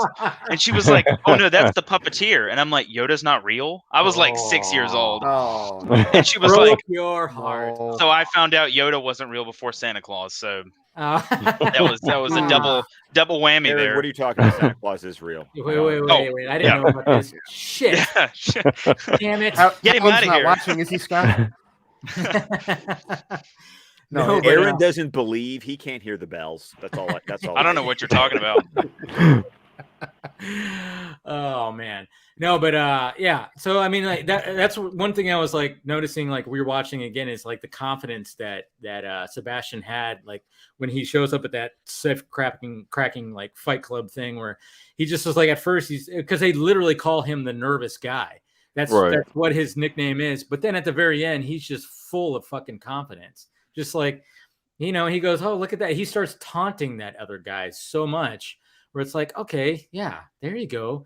But then it's like, going back to, like I said, there's a safe underwater somewhere. And it's just like, yeah, what connection? There's some kind of connection that's going to be happening there. And it's just, we talk about, Zach obviously talked about how the Las Vegas is going to, there's a portal talking about going back to that where it all started, where this zombie virus or whatever, outbreak, whatever, starts, and we see the mural on the Olympus. There's that whole thing, and it's just like, oh man, you just kind of wonder. I try to get as much when I talk to Citron. I was like, but of course he's not going to say much. But it's just like, he knows the whole story. But it was just like, what is happening with Zeus? Like, how did this whole thing start? And then it kind of makes you wonder too. Is like, does this attach to the whole Norse god thing the Norse thing that he's talking about, and man. Can I just say that for once I'm glad that we can look forward to a cinematic universe that does not have an adapted work that everybody can read 1,000 times and nitpick and try and figure out, well, are they going to do this? Are they going to do that? Why did they do this? Army gatekeepers, yeah. There is no, there is certainly none of that. It's like, well, unless you never look like that. What are you talking about? Unless you ask the person on Twitter that was like, Zach is adapting a Sailor Moon story for Rebel Moon or whatever. I saw that. That's the source material. But I also love the interview we talked about. Well, Vanderhoof is going to go to Mexico City to meet this guy who Christian Slater plays in the animated. I'm like, do we get Christian Slater in Planet of the Dead? I didn't even know Christian Slater was a part of it. Yeah, so I was like, no, trust me. Oh, and Planet of the Dead. Oh, yeah. Oh, I'm sitting going, oh, yeah. Because I also learned something like when I was interviewing Lennox out for Justice Con this year, and he was like, oh, yeah, I'm the Secretary of Defense. And I just went, well, okay. Thank you, Harry. I appreciate that information. It's there are so many people in Las Vegas, and we've got that to look forward to. Oh my God, I know it's gonna be so and it's been so long because do you guys remember back in the day when Army of Thieves was called like Meanwhile in Germany? Like that was like the title. It didn't really have a title yet. Right. It didn't have a title yet, and I'm just like, it's also really crazy because I still remember this. This is another one of these universes that feels like you've been there since the birth of, because I still remember the day. It was like in 2019. It was actually the day I went to Target to pick up like my Reign of the Supermen animated movie. Was the day. It was that night that the Hollywood Reporter article dropped telling us that Army of the Dead was happening. Mm-hmm. And now here we are, like 2 movies in. Talking about the prequel. You know, with a sequel that we're talking about in an animated series that's already been in production. I'm just here going, God, cheers for that. Jesus Christ. That's nice. That's nice. I mean, that's. I mean, look what Zach posted today. He had that. Oh man, anybody else want that hard hat that has this fucking logo on it? I mean, that one right there. Yeah. I was like, there you go, and that's why I posted. I was like, yeah, building universes. Like, I mean, okay, but how amazing would it be if the hard hat had the Stone Quarry on it? Yeah, that's too perfect. Yeah, maybe right. it's on the back, maybe it's on the side. I don't know, but yeah, but I did love the fact that he had that logo. Yeah, but you're absolutely correct on that. But yeah, it's always great to see, especially watching Army of the Dead and Army of Thieves, seeing that Stone Quarry logo, especially when we saw Army of the Dead in the theater and he saw it. Oh, man. It was like, oh my God, there Yes. it is. Just fucking beautiful. Of course, that would make an extra cinematic logo. Oh, yeah, exactly. It couldn't just be like it's just a logo. Zach. No, it's got to be Right. like, He's got to go hard on everything, man. He can't just like there's like a camera. There's like a camera shutter that like opens up with a hammer and chisel. I was the only person in my theater. Well, no, that's not true. I actually went and saw it with Raymond Vespertio on Twitter. We went to see that in theaters, and we were the only 2 people in the theater that were, when the logo popped up, we were like, "Yes!" and people, like, what? Casual people were looking at us like, "What is wrong with you? It's a logo," and we're like, "Just oh my God, yes." Aaron, that's called my wife, who was sitting right next to me. There's me going, "Oh, that guy!" Like when the Larry Fong cameo came up, I started laughing my ass off, and I'm like, I'm the only one in this theater that I was like, Larry. I just started cracking up, and nobody else was laughing, of course. And I'm like, yeah, I laughed. That was nobody gets that here. Yeah, I got it. You guys don't get it, but that guy's a legend. Yeah, you don't even know. You can thank him for all this. Yeah, that's what this is gonna like when like this gets bigger and you start seeing these in like bigger theaters. You start becoming the lorist. Like you guys don't know. You guys don't tell us what's the story. Well, there's this and there's that. Yeah. That's we're sit down, kids. I'll tell you about it. We're gonna be the old bearded men around the fire wearing the robes. Yes, exactly. We're gonna be Ben Kenobi. We're gonna be a bunch of Ben Kenobis. Yes. It's gonna be like Star Wars. It's gonna be like Star Wars. I was there. I saw Army of the Dead in the theater. No, you didn't, Grandpa. Go sit down. No, you didn't. I swear. Yeah, I promise you, I saw it. I swear to God. It's a Netflix movie. What are you talking about? Cinemark was my hero that day. Yeah. I could totally foresee that actually happening.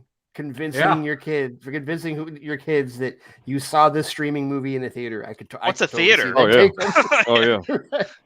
That's why I still have my ticket stub stuck in my Making of Army of the Dead book. Nice. I have mine too. It's like, no, there it is. You will. And they're like, wait, what are you talking about, Grandpa? We get movies beamed into our brains now. I thought about it already. What are you talking about? We were talking about Back to the Future earlier, and just have the goggles, right? Like yes. Like in Back to the Future 2, yeah, when he's just like, which is kind of a thing, Google kind of a thing now, right? Yeah, it's already. There's some things I'm still waiting for the fucking hoverboard, for God's sakes. Come on, scientists. I want the Black & Decker pizza hydrator. Yeah, yes. Why don't we have that? Yeah. Boy, oh boy, Mom, you sure can hydrate a pizza. No, I just want to hang upside down. I just want to hang upside down and not be Crispin Glover because he's recasting me. So. That was like the perfect way to just like be like that's George McFly, but it's not Crispin Glover. He looks the same. He's upside down. It's fine. Yeah, but that actor did a great Glover impression. That's all. Yeah. Oh, out on the golf course. Yeah. How's Granddad's little pumpkin? It was like Jim Carrey doing a Crispin Glover impression. It kind of was a little bit. Oh man. But anyways, back to Army of Thieves. So when that interview that Zach did with Matthias, a part that I keep thinking about in that interview is where he said after Matthias' character locked Vanderohe in the safe, that 3 things, I guess, could have happened between him and Zeus. And I feel like he was telling us like it was the third one. He said where it was about he made a deal with Zeus and he like walked away because I can't see him defeating Zeus. Yes, and I don't think he dies because Vandero couldn't. But what if Zeus turned him into Alpha Dieter? Oh, you think that happened? You think he got bit? I felt like Zach and Zach's way was. It felt like one of those. It's but like, then at the same time, is it A? Is it B? Yeah, or is it C? No. But then what did he do at the end? He goes, but then maybe they all happen. He said like maybe they all happen depending on what reality you're in. And it's like, God damn it! I've never seen somebody as good at like answering but not answering a question as Zack Snyder. Right. Like so good at that. He's like, yeah, I guess. Who knows? Trust me. I would hate playing poker against him.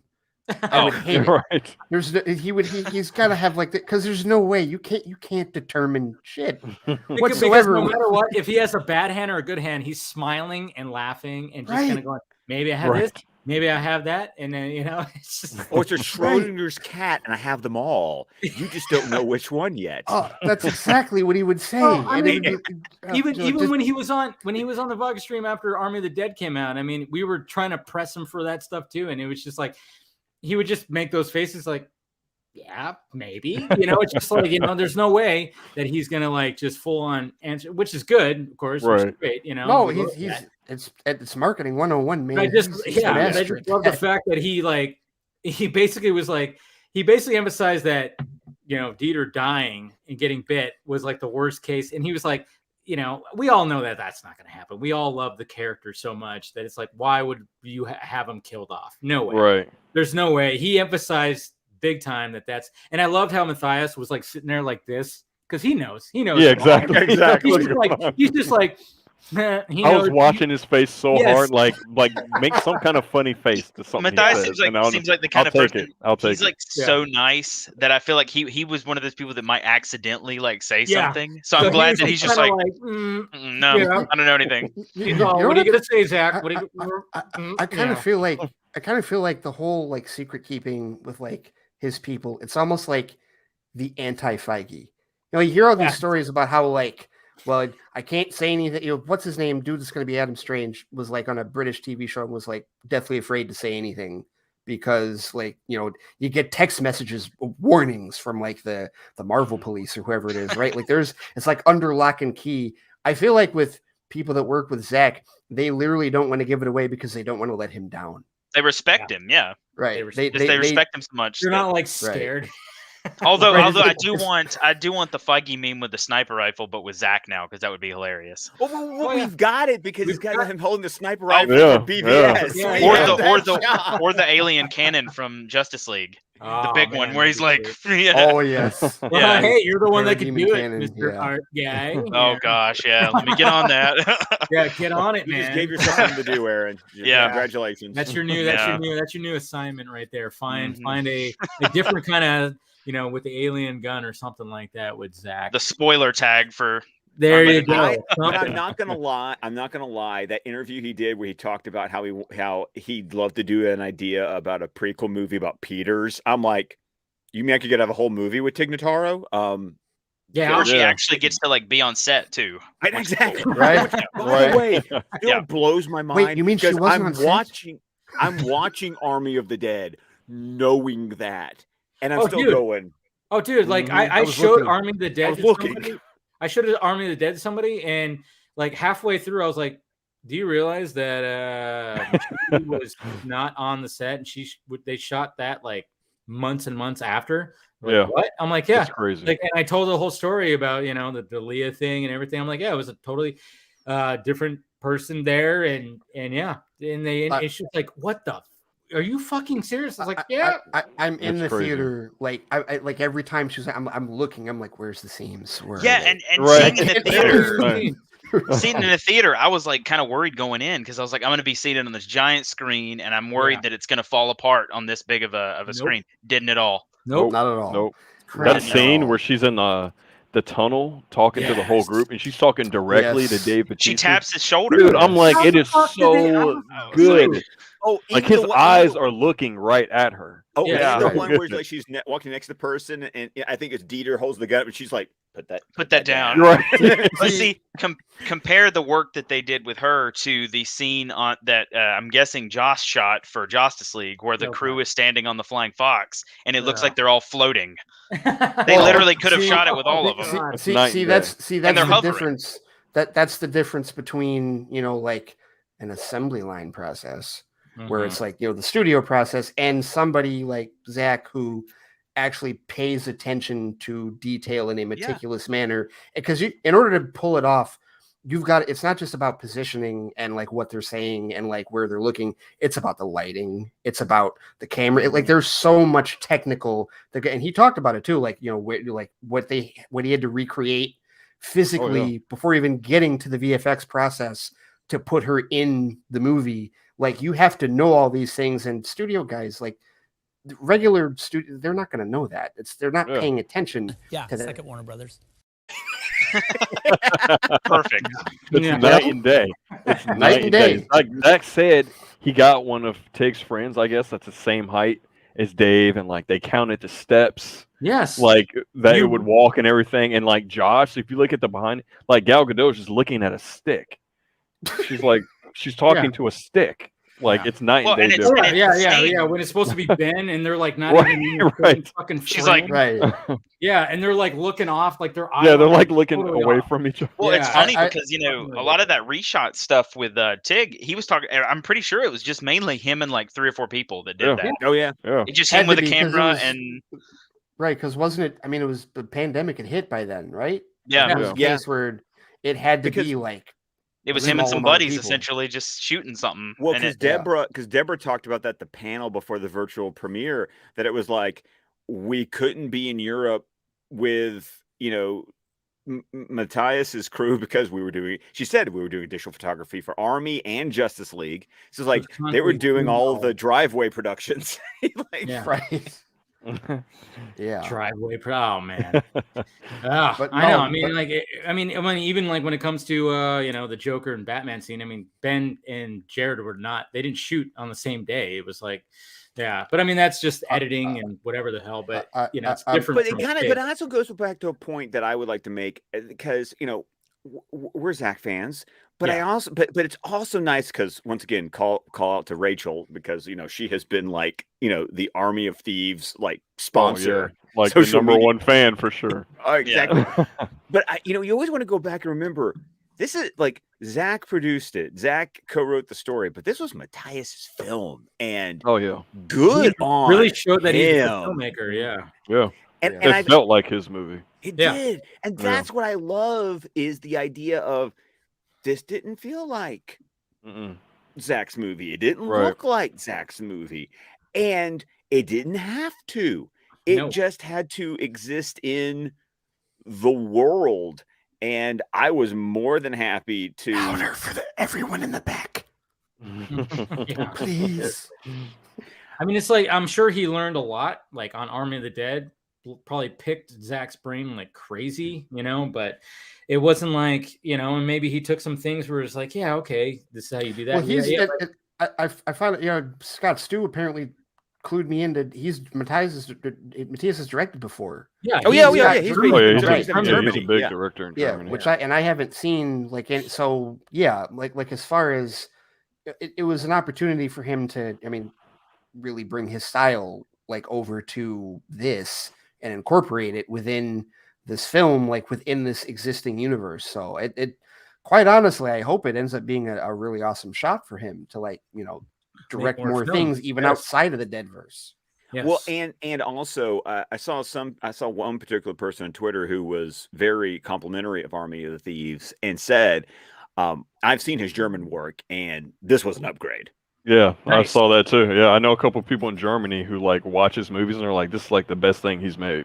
Nice. I wonder if it's the budget, maybe. Like he just had more money to work with Netflix rather than because I've noticed production company, man. Yeah, I noticed like his other stuff was that he did a lot of comedies and like romantic movies and stuff like that. So he's never really done anything like this on this this scale. But if he's done comedies and rom-coms before, that would then explain why he nailed that quality. Because I will be a red-blooded dude who says I grew up adoring rom-coms. Yeah. You give me Tom Hanks and Meg Ryan in a movie, and I'm Sleepless in Seattle. You know was my favorite movies growing up. You know what's funny? That movie was just on like 2 weeks ago. It was just like I was watching something. I think it was on like FXX or whatever the hell or something like that, and it just started playing. And I'm like, I haven't seen this movie in like 25 years. And I was just watching, and I'm like, God damn, they don't make movies like this anymore. No, I was gonna say rom-coms back then are different than like what they are today. Jesus like give me Sleepless in Seattle, like Love and Basketball, like those type of rom-coms. I will watch. Even You've Got Mail is right. I will watch As Good as It Gets right now. Yeah, good right now. Seriously, like that's. I mean, that movie won Academy Awards for shit. Right.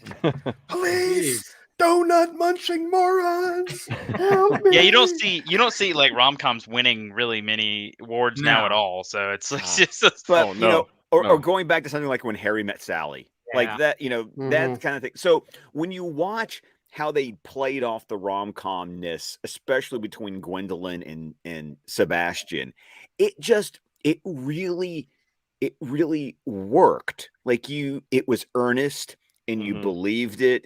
And you had some cute, like even having Karina there, where it was like, want to make out? And I'm sitting going, who the hell says no to that? Right. I'm just, exactly. I know. I was like, Dieter, come on. What are you doing, man? I know. But then he looks over, and then she realizes, she goes, "Yeah, good luck with that." Good luck with that.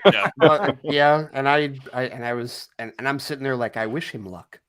I wish him luck on that one. Well, and you know what? And something that they did really well was what was the muscle guy's character's name? I keep forgetting.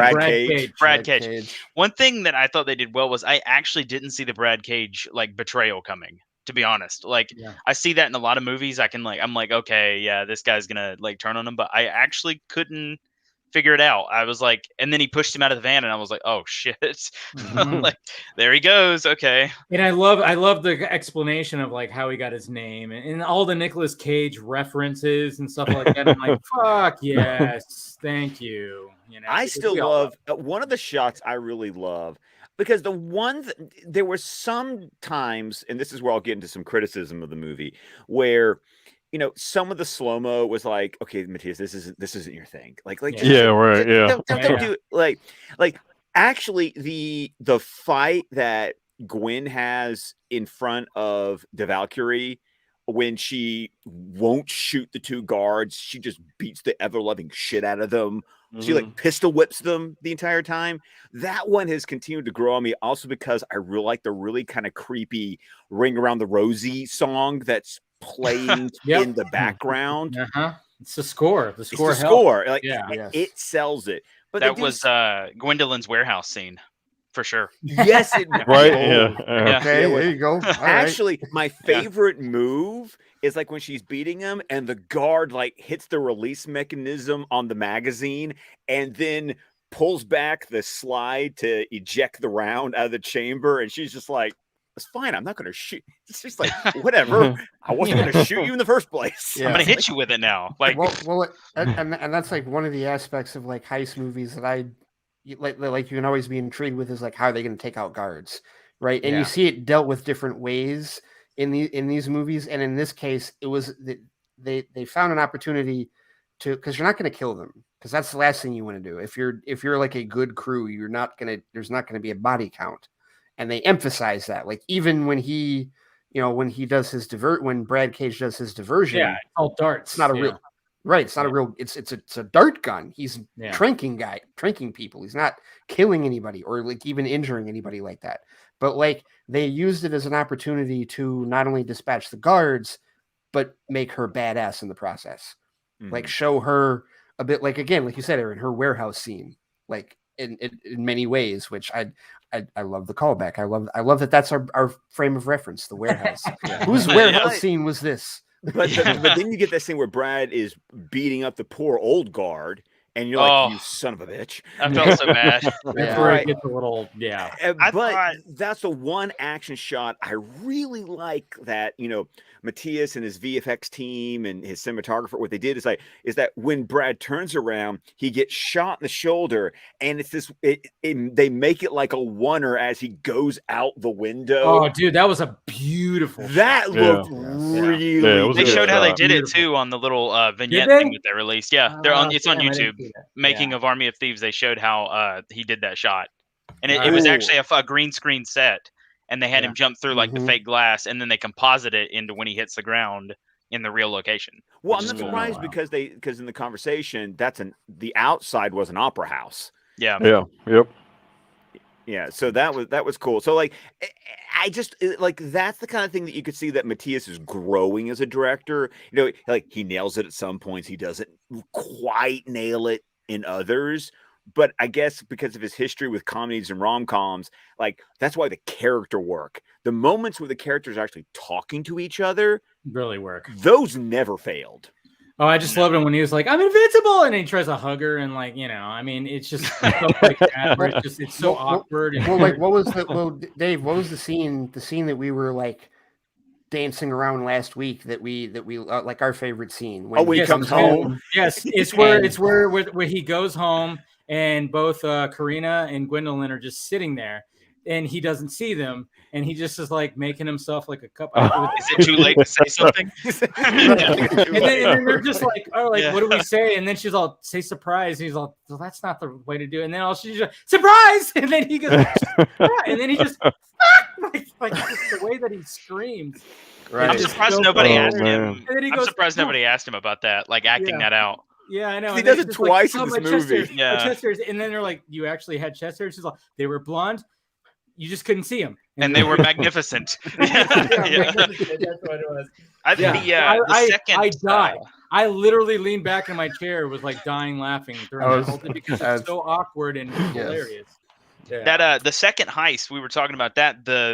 I thought they were going to pull a Mission Impossible with that, where I think it was in the first movie where they had the big projector screen, and it was like a projection of the safe. Oh right, yeah, right. And the projector's in 4. The fourth one. Yeah, Protocol. Yeah, and they slowly move it forward, and then it's just like screwing up every time they move it, so they have to like freeze. Yeah. I really thought they were going to pull some stuff like that. Yeah, and come on. And have a shot like, remember, Scott, the point where Benji was accidentally in front of the camera. Yes. Like it was his face. God damn, that's such a good scene. God damn. Super good. Yeah. I'm sorry, Aaron, you just brought up the Mission Impossible franchise, and Ray and I are about to stop. No tangent. Yeah, no. We're cutting ourselves off. We're cutting ourselves off. We can't go down that road. That's my fault. No. But like, I mean, that's what's so cool about like with the 3 different it's like 3 different levels, and like the way that they pull off all 3. It's like the first one was okay, you have a little distraction, a little bit of this, a little bit of that. It was a little simple, and then the other 2 get a little bit more complex. And one of the things I really like too was the fact that when Sebastian was up against the safe, and then all of a sudden all the locks just like pull in, and he's just like, what the fuck? And then he goes, oh, it was just made aware of me, basically. And it's just the fact that he knows that. It's just kind of, there's something, these safes are just like almost, they're almost AI. Like in the mural. It is weird. Normal, it is. If you look at the mural from Army of the Dead, the one of the images is a safe, and it's like being opened, and there's light coming out. See? So it makes me wonder, is that he literally says they're portals. So I'm like, this is gonna tie in somehow. I mean, we always talk about how when Dieter pushed Vanderohe in there, and then Vanderohe came out not with a bite on him. We didn't see that bite, and it's he didn't get bit. Like, he didn't. He did not get bit. So we're like, and Zach said he got bit in that interview. He kind of slipped up on that part. when he was talking to Matthias. Right. Yeah, I heard that. Yeah, and he tried to recover himself. He was like, at the end of the at the end of Army of the Dead, we see so the Vandero gets bit by Zeus, and he's like, well, supposedly he gets bit by Zeus. So the Vandero, maybe if we're going by that theory, the time loop theory, maybe the Vandero in the end of Army of the Dead is a Stephen different. Colbert told me there was no time loop theory. I don't know. Oh, I know. No, there's a time loop. You know. Throw a knife at Stephen. I'm Army of the Dead by the minute, and then we have this conversation with Matthias, and he keeps on referencing time loops. And I'm just here going, "Oh, I know." Stephen hates. He's not a fan of the time loop. He's not. He or Dice. Oh. He or Dice are not fans. You know what's funny too is because when I rewatched it last weekend, and we always talk about like in Army of the Dead the four. There's like a shot in Sebastian's apartment where he's got a die, that's sitting there, a big die, and it has 4 like clearly shown. So I took a picture and I posted about it, and of course Steven was like, he threw a gif at me of like from The Office of what's his name, just kind of going like, and I'm just like, I'm just saying, but not a fan of the time loops. We're like, why not? Why? I think the whole idea of the time loop, like that scene in Army of the Dead made Vandero my favorite character. Oh yeah, for sure. That was the scene that I go, dude, you and I are on the same wavelength right now. I want to do. Have you guys seen the iceberg meme where like the deeper it goes, the more complex it goes? Yes. I want to do one for the Army universe, and like the top level is just like simple stuff, and then the bottom is like Rebel Moon and Army of the Dead are in the same universe. Like because there's already been like kind of calls for that. Like that's what I was kind of wondering. The idea of like, and of course we still, we have a basic sense of what he's going to do with Rebel Moon, but still like we don't know like complete particulars. Sailor Moon, right? Stop it. Well, which also leads us to, the fact that, there was one thing I want to talk about with Army of Thieves, because I knew at some point we were going to pivot to Rebel Moon, especially since we had the casting news, this week. We had to talk about that. But one thing I do want to point out, just because I am nerding out about this, only because I knew about this shit before this became a Snyder thing, but the amount of Wagner, like the actual operas, like, how you were totally like, I am like so in. Like, you can understand. I used to listen to opera at the Met live on NPR on Saturdays in high school. And dear God, game over. You better believe it. I was listening to NPR, man. Yeah, Metropolitan Opera on Saturday. I listen to NPR, but not operas.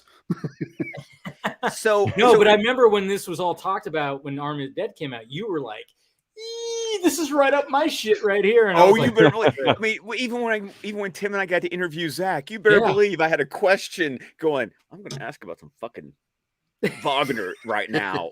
Like that shit's happening.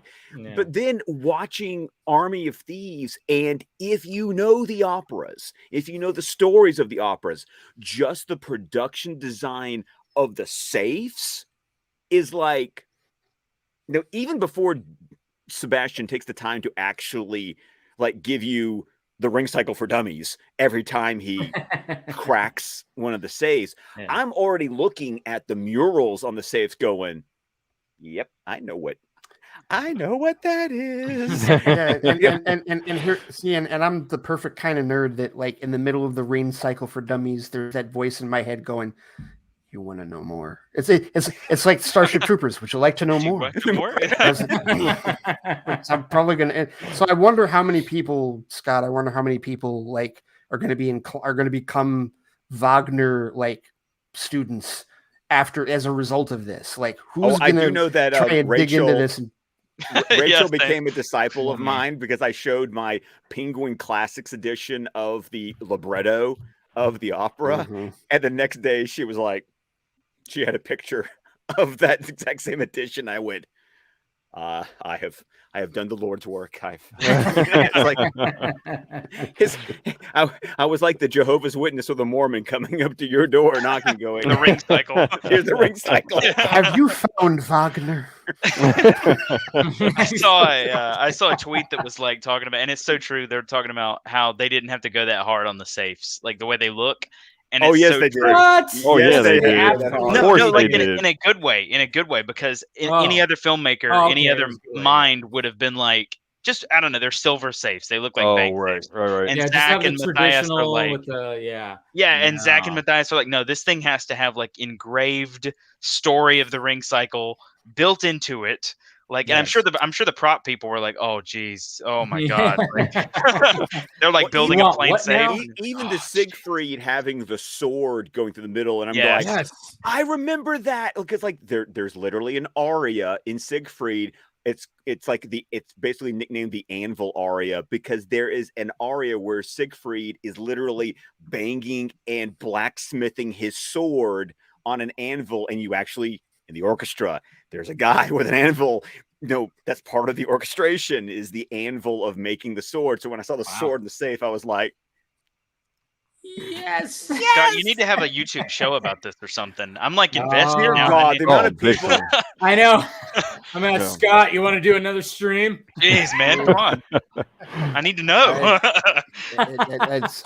Scott, I feel like you'd have an audience. I mean, you'd have an audience. Time to start that YouTube channel. The Ring Cycle Patreon. Let's get it going. Come on.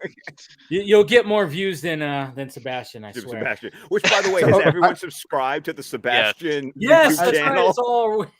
I was really a ask, channel? No, there is a honest to goodness Sebastian. What? They made it just like official, what's his name in Army of the Dead? They had those real videos. They're making everything fucking real. Like I love it. That's dope. I like that. I was gonna ask all of you YouTubers and content creators, like, did your heart go out to him for just a bit when you saw like? Oh man, I was like, I feel you, man. Right. When you're just looking at it like, oh, that was good, and then he's just like looks at his, I'm like, I almost wanted to jump in there and be like, hey, let me teach you how to optimize this. You need to actually. You want to know the one thing I want to go. There is no fucking way a video uploads that fast on YouTube. Well, yeah. It was 240p. Well, yeah, they always do those little things too, especially when like the video is like going, and I'm like, that doesn't happen. But okay, I'll let it have. It's a little effect. I mean, if anything, it's gonna fucking pixelate a little bit. It's not gonna go like that. It's not TV. But, no. But it's fine. It's whatever. I like how at the contrast of that, the fact that they went like heavy into the Ring Cycle and the operas and Wagner and all this, and then for YouTube they're just like, I don't know, maybe it makes a little like glitchy thing. I don't know, whatever. Like, I do appreciate the conversation that Belacqua has later on, where he's like, they found this random guy on YouTube, just like I did. There was a part of it, just his incredulous condescension about the fact that they found some random dude on YouTube. Can we just say that scene with him and the guard when he was like, oh, it was cool, it was like a spy movie, and he's like, oh, really? Was it like a spy movie? He's like, yeah. That guy was good in that role. He was, it was. See, right there. Sebastian Super Safecracker. Super Safecracker. There it is. YouTube channel. It's only got the one video. Subs. Wow. It's only got the one video, which is the one that we see. But yeah, but there it is, right there. I love when they do. I love when this, like the real life marketing. Like the whole and we've seen it done. They've done it more than a few times for DC movies, but we've seen it done like for different projects. They're doing it, and like that stuff they just recently did for The Matrix. And like I like when there is a real world component, like an interactive component for marketing purposes with this kind of stuff. It's like what they did with BVS when they had like the LexCorp, real LexCorp website you could go to and everything. Well, I still have the travel guide for Metropolis and Gotham City. I love the commercials. Remember the Turkish Airlines commercials with Bruce and Lex. I love those. Those are fantastic. That made me like Turkish Airlines. Right? I'm pretty sure this came on TV like back when BVS was out, and I'm pretty sure I had a family member be like, "Who is this in the commercial?" And I was like, "Oh, that's Bruce Wayne." Oh, like a real Bruce Wayne? And I was like, "No, it's for a movie." They didn't recognize it was Ben Affleck. No. I was like, "Oh yeah, it's for a movie. It's not, I was like, "Oh, okay." I think you're right. They did actually air. Like they really aired.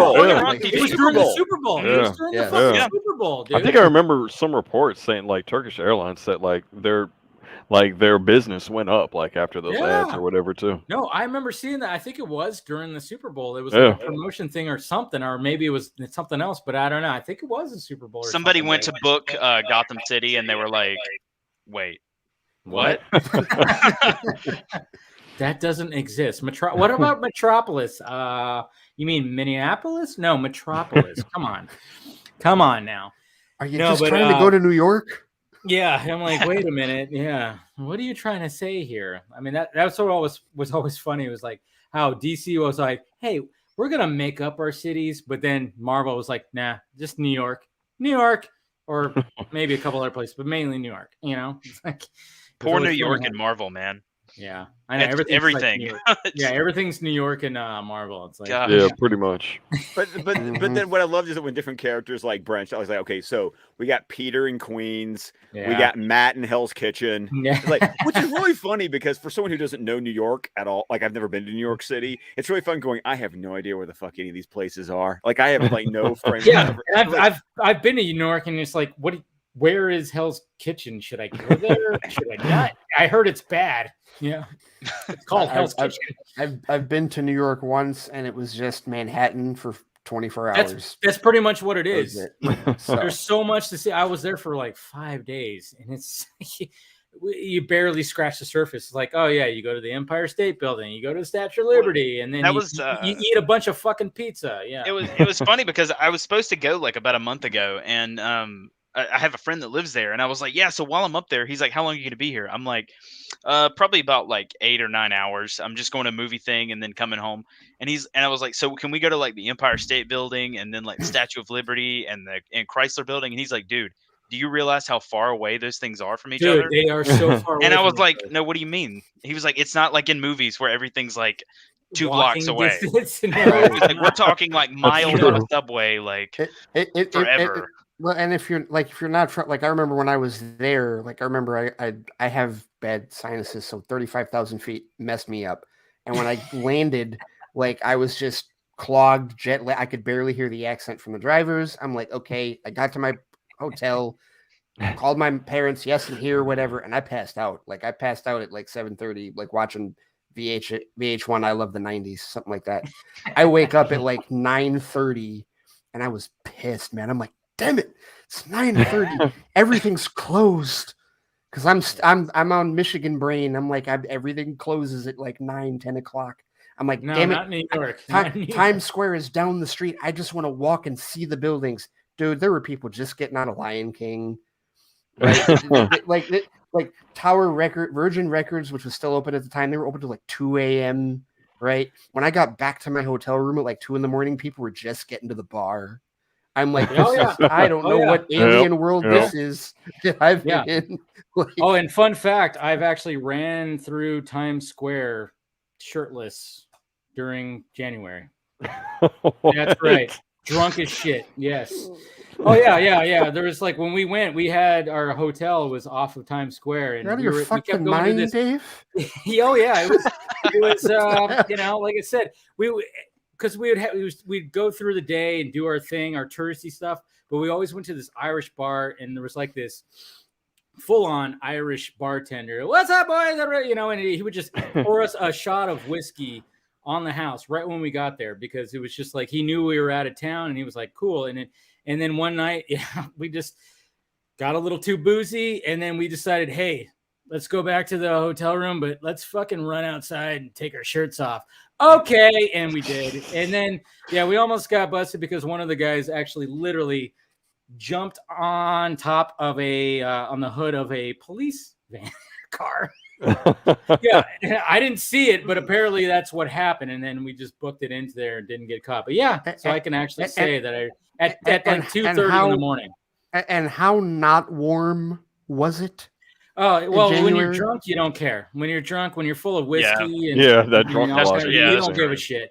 You don't give a shit. Man. We just were like doing that. There was nobody. It was crazy because there was like nobody out there. It was snow on the ground. Yeah, it was cold, but none of us gave a shit. So I can actually. The closest I've ever come to this was when I was in London, and you got the same idea of like, it's London. Yeah. Like, dude, you want to know how many trains you have to jump on to get, dude, across that city? Like, dude, Oh man, when we went to Coney Island, it took like 2 hours, or like an hour and a half just to get to Coney Island through train. I went to like I wanted to go to Whitechapel because Jack the Ripper and that kind of stuff. Like, dude, that was like 30, 40 minutes to get from where I was staying, which was like just north of Kensington Gardens, which is always fun because that's where the Peter Pan statue is. And to go all the way up to Whitechapel to go, wow, this is really far out from what you think of like London. Right. You got to understand, you should see pictures of me. Well, you should have seen before and after pictures of me from that trip to England, because the amount of weight I lost, like I was drinking beer every day and it didn't matter because you're fucking walking everywhere. Oh yeah, dude, I lost weight. I ate so much pizza and drank so much fucking beer in those 5 days. But I remember like checking my, I was like, yeah, I like lost a pound or something like that. I'm surprised I didn't come back fat as shit. See, but they, that's what happens. Like, people around there know, they're like, no, eat up, drink up. You're gonna need carb up. We're gonna walk 5 miles in the next day. So Reclaimers made a whole song about it. I mean, come on, like they're walking 500 miles, like and we'll walk 500 more. Just an extra. Yeah. No, that was like I had a friend that lived in the UK and he came to visit, and I guess like he had never been to the US, so he assumed that it was kind of like, at least in England it's all like pretty close, but the whole United States is like massive. So he comes over here and he's like, I live in like middle of nowhere in the South. So he's like, hey, when can we go to like New York City? When can we see Los Angeles? And I'm like, dude, we're talking about like free flights. Like, the difference was like literally in one afternoon, I can go from, Bath, England, to Edinburgh, Scotland. Like I can literally go to a different country in the course of an afternoon. Dude, I live in the middle of nowhere, bro. Like it's just pastures and farms for like 900 miles, and then there's like a city. Like it's not like over there, man. Like, I feel like it only works if, like, where I'm at, like southeastern lower Michigan, it's like it only works if someone says, so when can we go to Chicago? Oh, that's fine, 2.5 hours. Whatever. We can drive there. That's whatever. We have the route. Anywhere else? Nope. At least you have a cool city like that. I got nothing around me. I got, for me, it's like if 2 hours and 45 minutes and I can get to Atlanta. Like that's okay. That's similar to, okay. I can go to Atlanta. Yeah. Maybe like that's 3 still, for me. Yeah. That's about it. I'm still waiting. By the way, I'm still waiting for the Army of the Dead VR experience. Like I'm on a waiting list for Atlanta. Where's that coming to? For Seattle, I'm on one for Seattle. I've been waiting forever for it. Wait, where is it at, Scott? Well, Atlanta's on the docket. So yeah, it's supposed to go to a bunch of cities. Man, but right. Wait, Seattle, so, like killing me. Like you're not on out there, are you? Yeah, I'm in Seattle. You're in Seattle. Oh, okay. Yeah. I've always. He's not in Ohio. Don't let the name fool you. Yeah, no, I grew up in Ohio, but I'm in Seattle. I've been lied to. Actually, no, it did. I'm not gonna lie. The name did fool me, and I know and I know you're a Buckeye, so it's like I just figured. Oh, it fools everyone. Like an hour. He's like not that far from me at all. I almost moved to Seattle a couple years ago. Funny enough, I wanted to listen. I'm not at this. You'll probably hate me saying this, but I want to visit Seattle for no other reason than because I'm a massive Frasier fan. Oh, yeah. You want to visit Washington for Frasier? I want to visit Washington for Twin Peaks. So, there you go. Okay. Going even older school right there. Hey, it's all fair. I wanted to go to London because of Sherlock Holmes, and literally went to 221B, which is not a real address, by the way. It's a fake address. There is no such thing as 221B Baker Street. There's another thing. But I still went to Baker Street my first day in London. Because the beauty of going to a country by yourself for a month is you can do all the fucking nerdy stuff you want to do because you're not beholden to anyone else. Nope. Oh no. I want to. When I went to New York, I'm like, guys, I have to visit the Ghostbusters firehouse. I have to, and we did, and I have a picture somewhere, and it was great. And I'm like, fuck yeah, there it was. I kind of want to. I kind of want to go because that building, the apartment, like that building. I don't think it's an actual, or maybe I think it is an apartment. It exists Like Dana, where Dana and Lewis. Yeah, but I don't think the top. Yeah, the top part doesn't. No, the top part's not there, but the basic architecture, the base. Yeah. Part of me does. Oh, yeah, and I saw the outside of like the Friends, in the village, the Friends building and everything, and I'm like, wait a minute. That doesn't look right. There's no fucking coffee house right there. What the hell? I was sold on a lie. Yeah. They lied to me. And I threw a snowball at it. So there's no Cafe Nervosa in Seattle, is there? That's not real. There's no central. I don't think so. No. My problem was that when I went to London, I still wanted to be like old London. And then as I was walking through and seeing all the nice shiny buildings, the part of my brain went, "You dumbass, it's called the Blitz. Nothing prior to 1940 exists anymore." You were totally Last Night in Soho kind of thing. Like, yes, I was sitting there going, you were totally her. I was totally her. To see that. It's so good. It's so really good. It's really good. But that was the beauty with that. I went to Edinburgh, and then there's Old Town. There's literally train tracks to go through the middle of the city, and there's Old Town and New Town. Walking through Old Town in the middle of the night, going to a club where there's fog, and I'm sitting here going, "This is what I came here for." Like literally going, I could get mugged right now, and it would just complete the ambiance. You'd be happy. You're like, yes, here's my wallet. It's fine. It's cool. It's totally fine. I'm not gonna lie. When it comes to like England and like London, can they please make a Grand Theft Auto game in London? Please. I've wanted that for like a decade just so that I can. Because I want.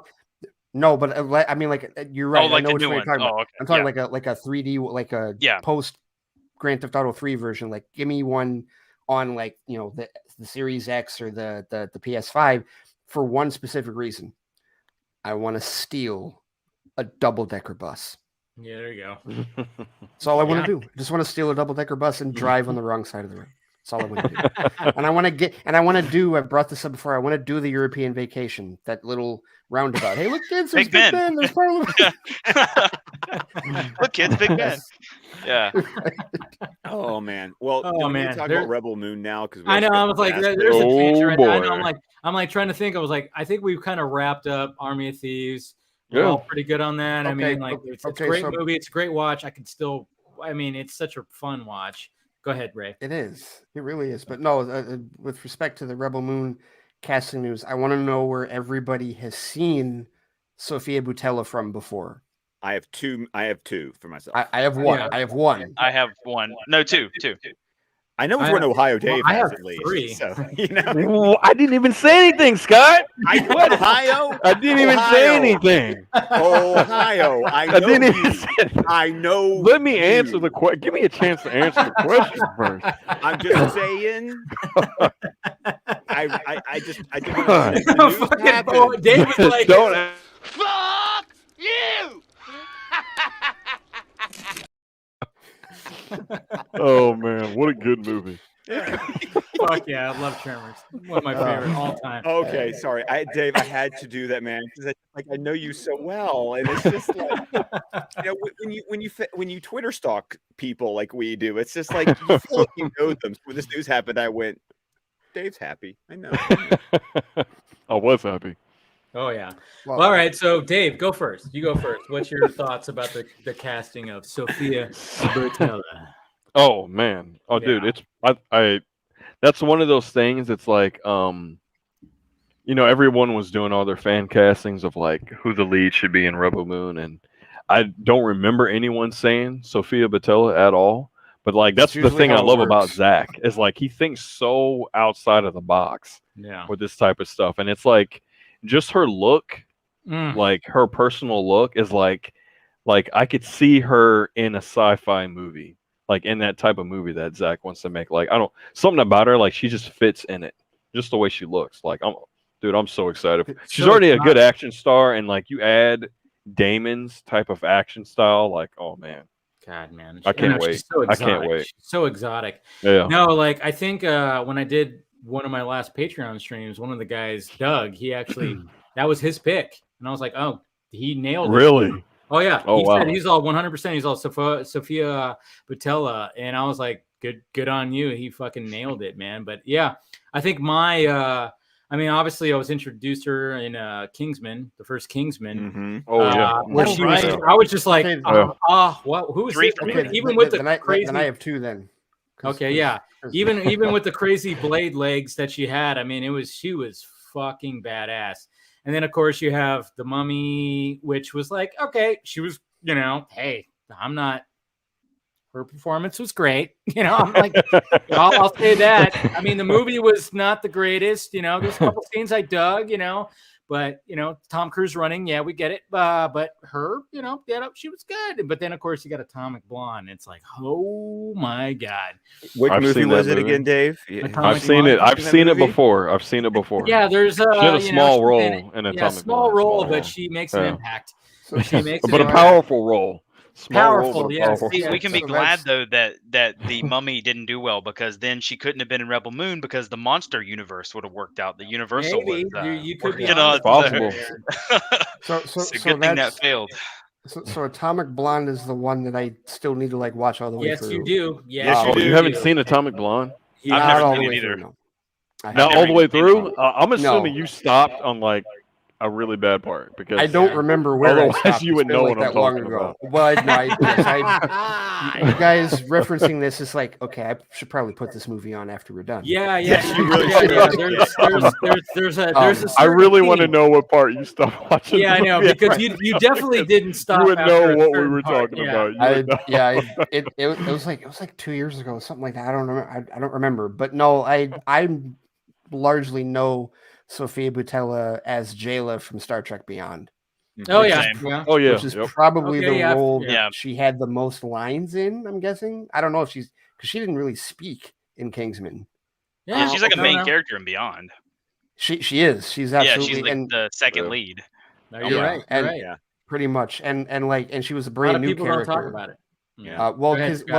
Because part of it is because of the makeup. Like the really it was great. I posted a tweet with her in it talking about how that was cool that she's in both. She's gonna be in 2 sci-fi franchises, and somebody was like, "That was her." I was like, "Yeah, right, yeah." That's how good that makeup was. Listen. All the Suicide Squad jokes aside, no, Star Trek Beyond had really good makeup. That's right. That movie lost Suicide Squad. It lost to Suicide Squad. It did. But right. But that was part of it, though. Yeah. Yeah. Finally. Scott. Well, I have an even more special connection that I'm going to because of course start off with Kingsman, obvious first choice, then move to Atomic Blonde, which I saw at the Dollar Theater when it was second run. Then in the same year saw her in Hotel Artemis.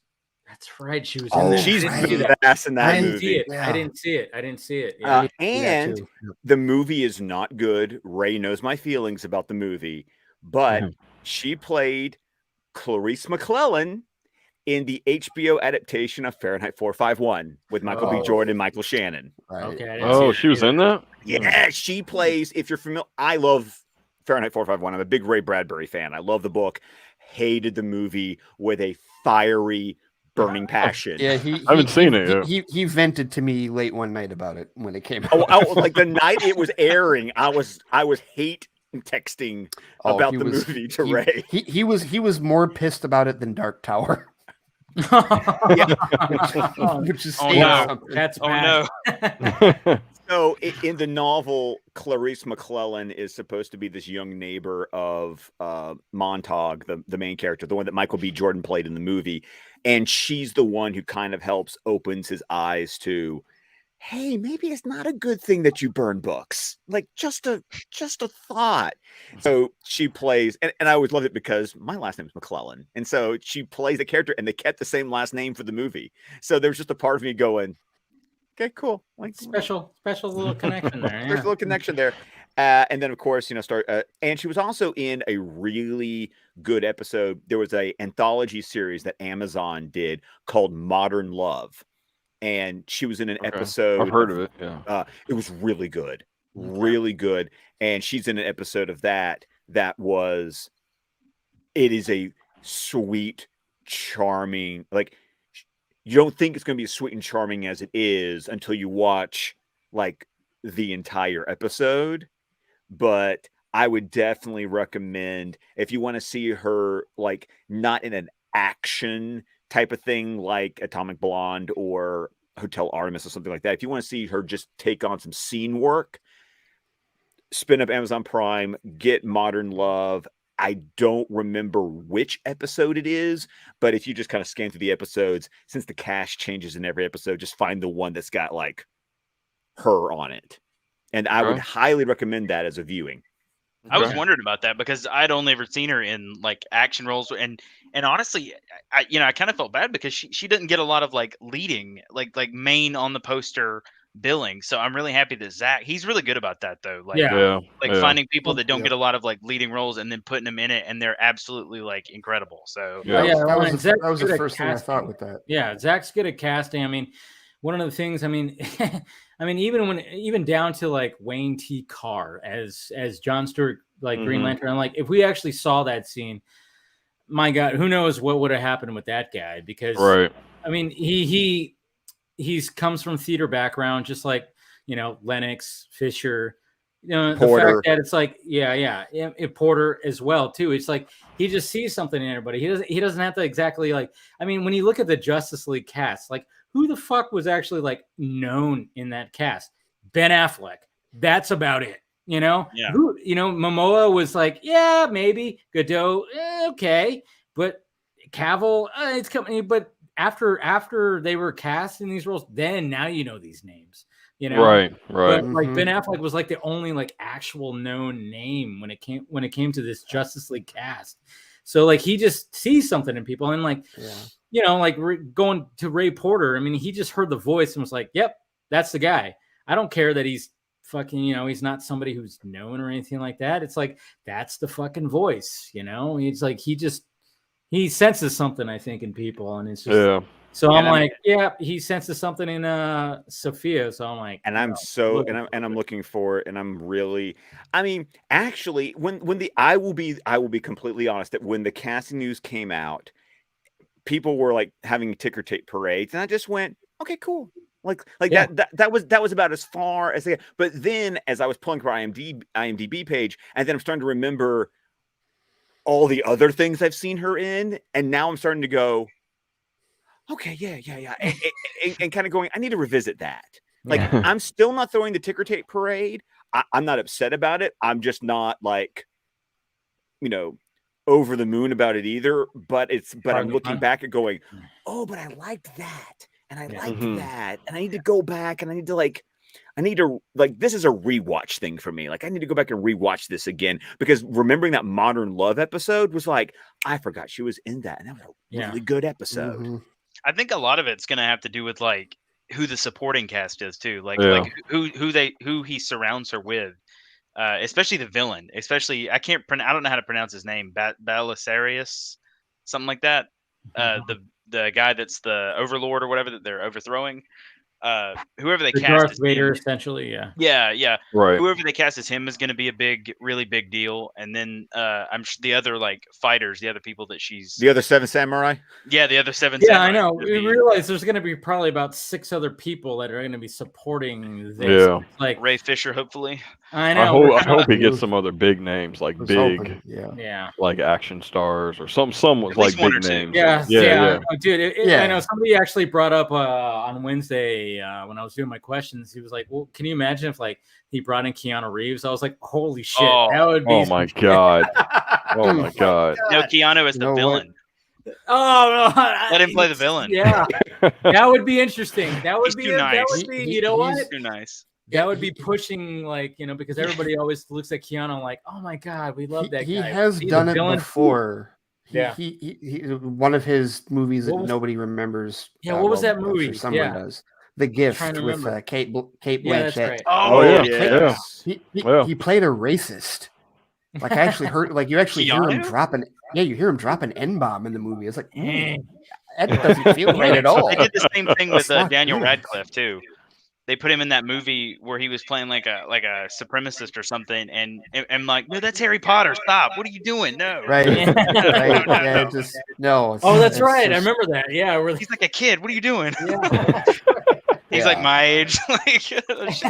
But you know who I'm really, you know how like we were so happy for Rachel with Army of Thieves, it's like that's going to become like Fatma for Rebel Moon because she is so excited. Oh yeah, she's elated, and I am, and it's another one of those.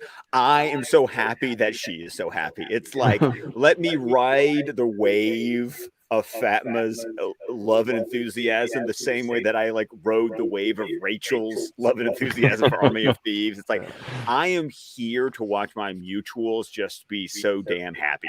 Right.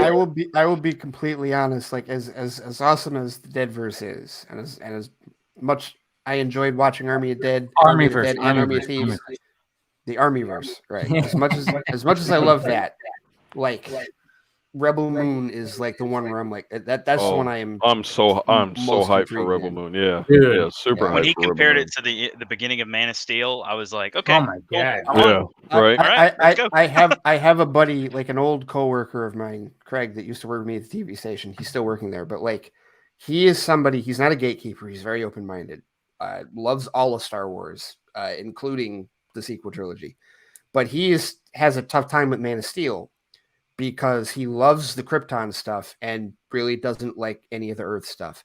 And I've over the years, I tried to get him to rewatch the movie multiple times, and it got better for him, but it was still a point where he's like, he loves the Krypton stuff. And he literally said, I wish the whole movie took place on Krypton. And now this is his movie. He's literally been waiting years for Rebel Moon in this case.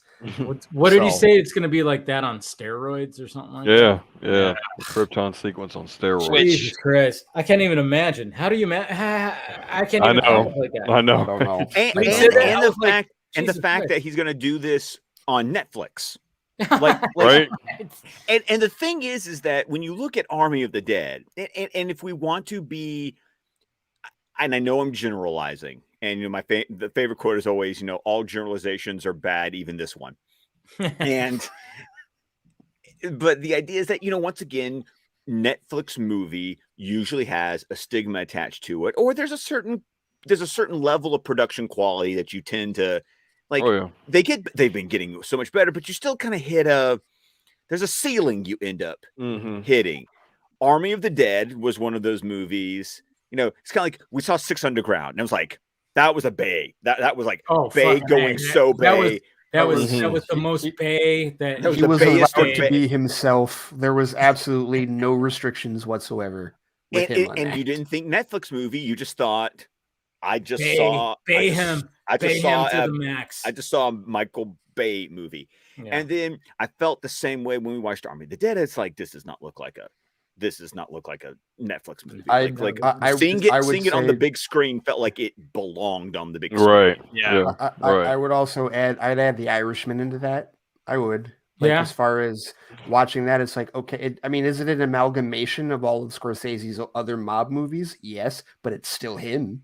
It's still his movie, right? He wanted to do it. Yeah. Oh yeah. You know, right. He chose to do that, so that's, you know, exactly. But I think the thing with Rebel Moon is going to be like, one, I hope they do a theatrical release like they did with Army. I'm sure they will. I would imagine. I mean, I can go down the road and watch Red Notice right now if I wanted to. Yeah. When I was at the theater last night, you know, watching Eternals, it was like there was Red Notice. They had Red Notice showing, so I was like, they almost got me to go see that in the theater because he was like, free drinking popcorn and candy if you go see it, and I was like, yeah. Did Dwayne Johnson? Hey, here's some unhealthy stuff that I don't eat. Here. Yeah, I'm not eating this. You can have it. I was like, dang it, man. But you can to watch my movie. Yeah. Yeah. Well, wait a minute. I do that on my cheat day. I eat like 4 pounds. Just go and order. Can I have the Rock's cheat meal, please? The Rock's dude. Anytime he posts that, he's like, yeah, I'm gonna have 8 pancakes and a plate of 21 cookies. And I'm gonna drink some tequila to wash it down. And while I'm watching, I'm gonna go watch Stranger Things or something like that. It's like, what the fuck, dude? Zach just gives you a bottle of alcohol when you go see Rebel Moon in theaters. Dude, I still want to try his fucking bourbon. Man. I know, right? I still need to try that. Yeah, it's like $200 a bottle. I was like, damn. Well, not only is it $200 a bottle, it doesn't ship outside of California, and I'm like, well, I know. And I'm in California, but I'm like, well, if my crypto works out, Zach, I'll buy a bottle. What is the sideways? Come on, Sheba. Come on. Yeah, come on, Sheba. Yeah. So just to be clear, Scott, you have seen Atomic Blonde. I saw it in theaters. Yeah, okay, just making sure. I know exactly the scene. So I'm gonna have several scenes. I'm just asking if you saw the movie, Scott. I did see the movie, and I'll say this, and I he will ain't gonna send you what you want if you do.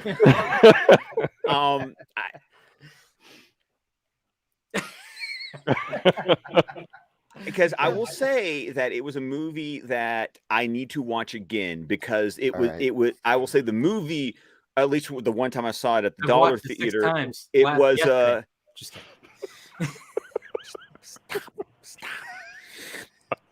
kidding. It was a very much a mixed bag for me because there was parts of it that I loved and there was other parts, but I did buy it digitally. It came on sale. It was one of those that like iTunes had on sale. I was like, you know what? I enjoyed it enough. Yeah, $9.99. 4K copy. You got my iTunes, Apple, you got my money, so I bought it. I need to watch it again. Because I mean, it's got Charlize Theron, it's got Sophia, it's got McAvoy. Oh, it's Leitch, isn't it? Yes, David Leitch, right? Yes. Yeah. So it's Scott the and I have action been through this scenes whole are thing. phenomenal in it. Well, when we did last year, we reviewed Extraction on Netflix, and we were talking about the whole because we love the stuntman turned director renaissance. That really kind of started with John movies Wick and the 8711 crew with Stahelski and Leitch and all those and Bernhardt and all those guys. And so Sam Hargrave is kind of part of that. So yeah, that's a reason. Basically what's going to happen is I'll have to let all of you know when I've seen it. You'll know when I've seen it. Hold on. Let me check on one thing. Hold on. Let me do one thing here. Looking. I think this might work out. Hold on. Working. Are you trying to do Are you trying to send it like movies anywhere? Yes, and I can send it to you right now. Okay, but hang on. Let me make certain that I don't already have it. I may already have a digital copy. Okay, but I'm just saying. I'm looking at it right now. 1 hour 55 minutes. It's not 2 hours. It's not 2 hours. It doesn't need to be 2 hours. Just right under. Yeah, it hits. It's a good time. It hits its spot. Yeah. It hits a good spot. No. Okay. It's a good movie. Definitely check it out. I mean, honestly, the action in it is probably my favorite part. Oh yeah, no, the fight scenes in it are so good. Yeah, so apparently I do have it. I have a digital copy of it. This guy, you haven't seen it yet. Not all of it. You haven't seen all of it. Right there. Because I've got because I'm putting my movies anywhere away now. No, it's gone. No. Okay. Unfortunately, there's like Dunkirk is another one where I have it and I just haven't watched it yet. And like Scott has sent me like so many, like I have a bunch of like animated codes for like DC animated movies. I have not watched any of them. Of course you haven't. No. But I send them to you. So like when he does his Sicario review and he can't fucking remember who sent him the code, it's like I fucking sent you the code, Ray. I gave you Sicario. Okay. I didn't say I didn't. I said I thought it was you, but I wasn't 100%.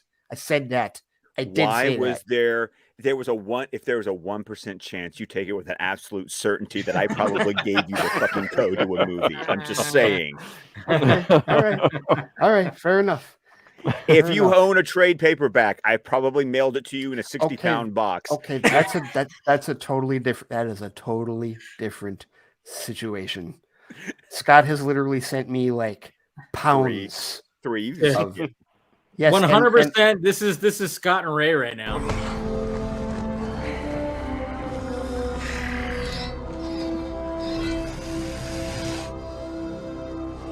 I'm so sorry. Yeah. Yep, pretty much. I know how Barry feels. Yes, yeah, you were totally Barry right there. You're like, Scott's like just straight out, just pointing at you like. Well, it's like because he sent me a bunch of these like it's been a couple of years. It's been like 4 to 5 years. I was at another job. But it's so much reading, right? Like I just read Court of Owls like a month or two ago. And like I still have to like there's a lot, man. I gotta go through like. And that was in the third box I sent you. Mm-hmm.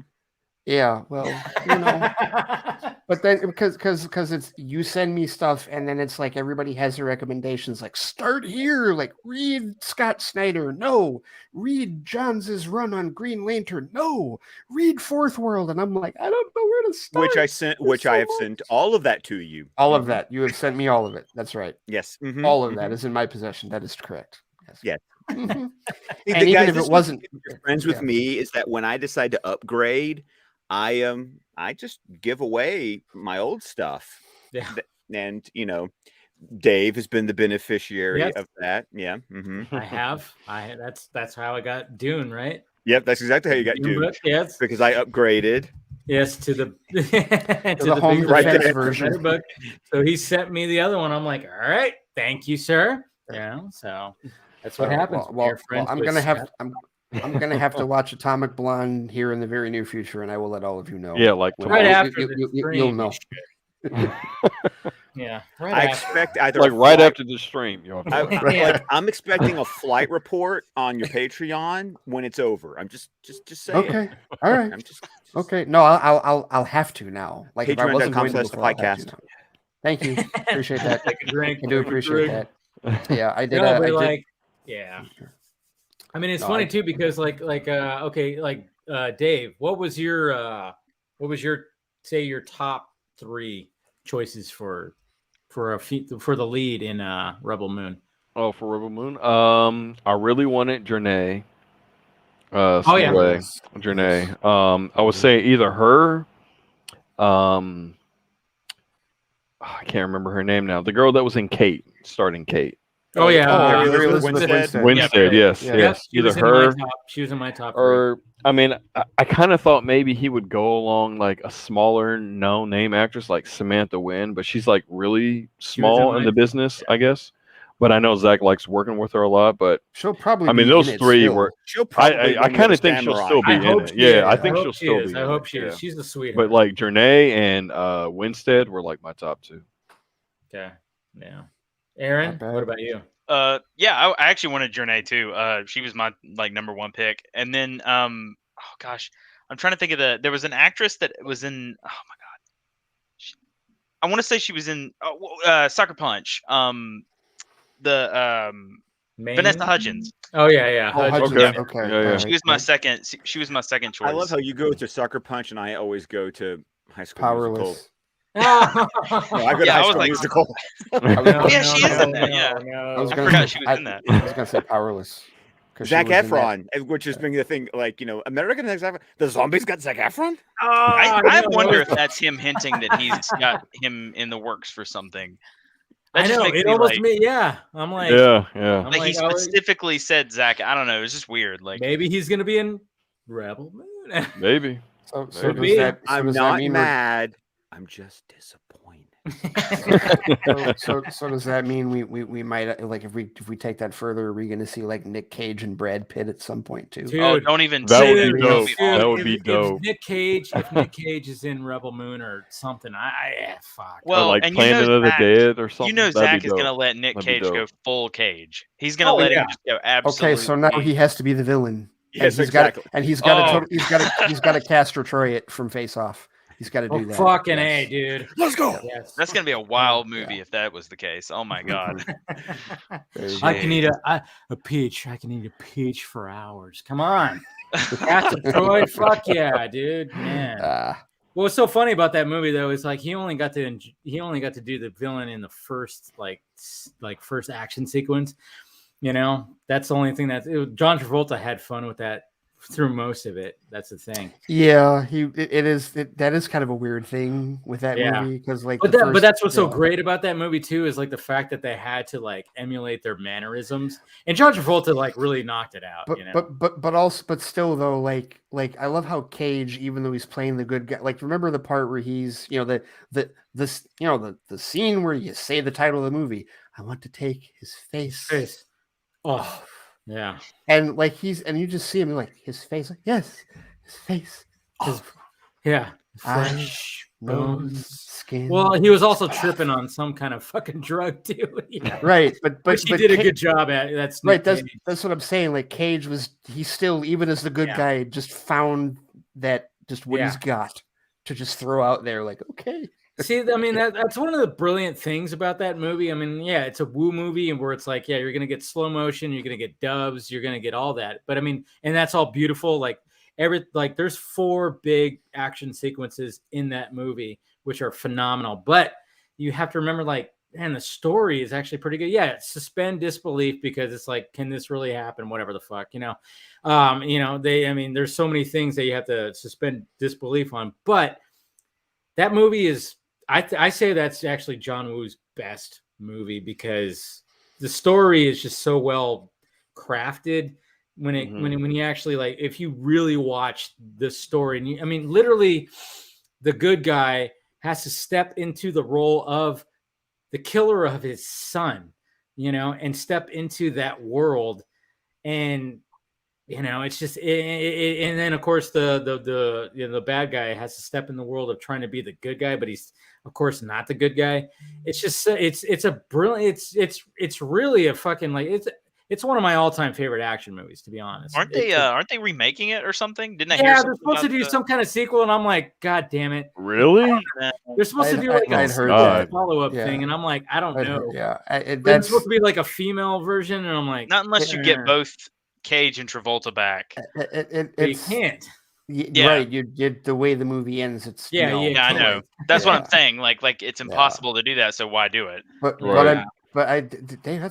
I think I might have to agree that's it's a brilliant movie. It's actually a brilliant movie. You're right about the story, but I still love how, like, one of the sequences you're talking about, the shootout in Troy's apartment when Troy as Archer invades with all the feds. That was a 21-day shoot. Yeah, just for that sequence. Yeah, and like so many squibs and like so many like explosions and like bullet hits, and it's like 2 or 3 minutes long, and it took them 3 full weeks to set up and shoot the whole thing. That's why I say it's Woo's fucking opus. I really think it is. Like, it's like that was just him at his best right there, because the story was so well done. I mean, even that scene, like, where like they're like back to back and they're talking to each other, and it's and they're just talking. The dialogue is so good, and then they turn and it's a mirror that they're actually facing, so they're like literally shooting at each other, because they're not each other. So it's like a mirror, and I'm like, God damn it, this movie is fucking brilliant. People need to know this movie a lot more, because it seriously. I mean, that's why I think like John Woo did like one other movie, which was like Wind Talkers with Nicolas Cage, which was not bad either. But then he just kind of walked away. Well, supposedly he's back. He's going to be coming back, but I'm like, he just kind of walked away a little bit, and I'm like, yeah, after Face Off, you fucking he did do. That's it. He did do, and don't worry, Scott, we're not going to go down the tangent, but he did do Mission Impossible 2. Oh wait, I forgot that. Yeah. There's that, and then there's also Paycheck. I forgot Paycheck. Also, he did Paycheck. He did Paycheck. Was his last movie. Yeah, I totally forgot. Like, Paycheck was that. Yeah, but but which was a very weird, which weird, because you can totally see it as a Woo, which is hard to see it as an adaptation of a Philip K. Dick story. Yeah, because it has the. It's very much like you got the. It's about a virus, right? The Chimera virus, and the way that he like adapts it, and he kind of uses that mythology to it. There is that aspect to it. Like, that's funny, because there's a Chimera virus in. Are you talking about Mission Impossible 2, or are you talking about Paycheck? Yes. Okay, I was talking about Paycheck. Paycheck. Because it's based on a Philip K. Dick story. The guy who did who did Blade Runner and Minority Report. But he also wrote We Can Remember It For You Wholesale, which was adapted into Total Recall. So they've adapted his stuff into action before. So by the way, did you guys like the Colin Farrell Total Recall? It was okay. I thought it was all right. I didn't hate it. It's not a bad movie, right? I like it as its own movie. I wasn't crazy about it as like a redo of Total Recall. Yeah. That's the bad part. Is like, I think if that were to come out fresh, I think people would like it more. But everybody always goes, "What are you talking about? 2 weeks." 2 weeks. We always think about the on Mars. Right. We always think about the Schwarzenegger version. before that. So, but when I watch that, I try to like turn my brain off. Like, hey, just if this is actually like a full, it's actually pretty enjoyable to be honest. It's not bad. And something that Ray and I have talked about since we're both Philip K. Dick fans and have actually read the story. You got to understand, both movies are making shit up because the story, the Philip K. Dick short story it's adapted from, is just him going to recall. Yes, it's the That's 20. All the story it's is the first, and it's not even told from his perspective. His name is Quail in the story, and it's told from the perspective of the guy who runs recall, not him. And it's literally just the first 10 to 15 minutes of the movie, and that is it.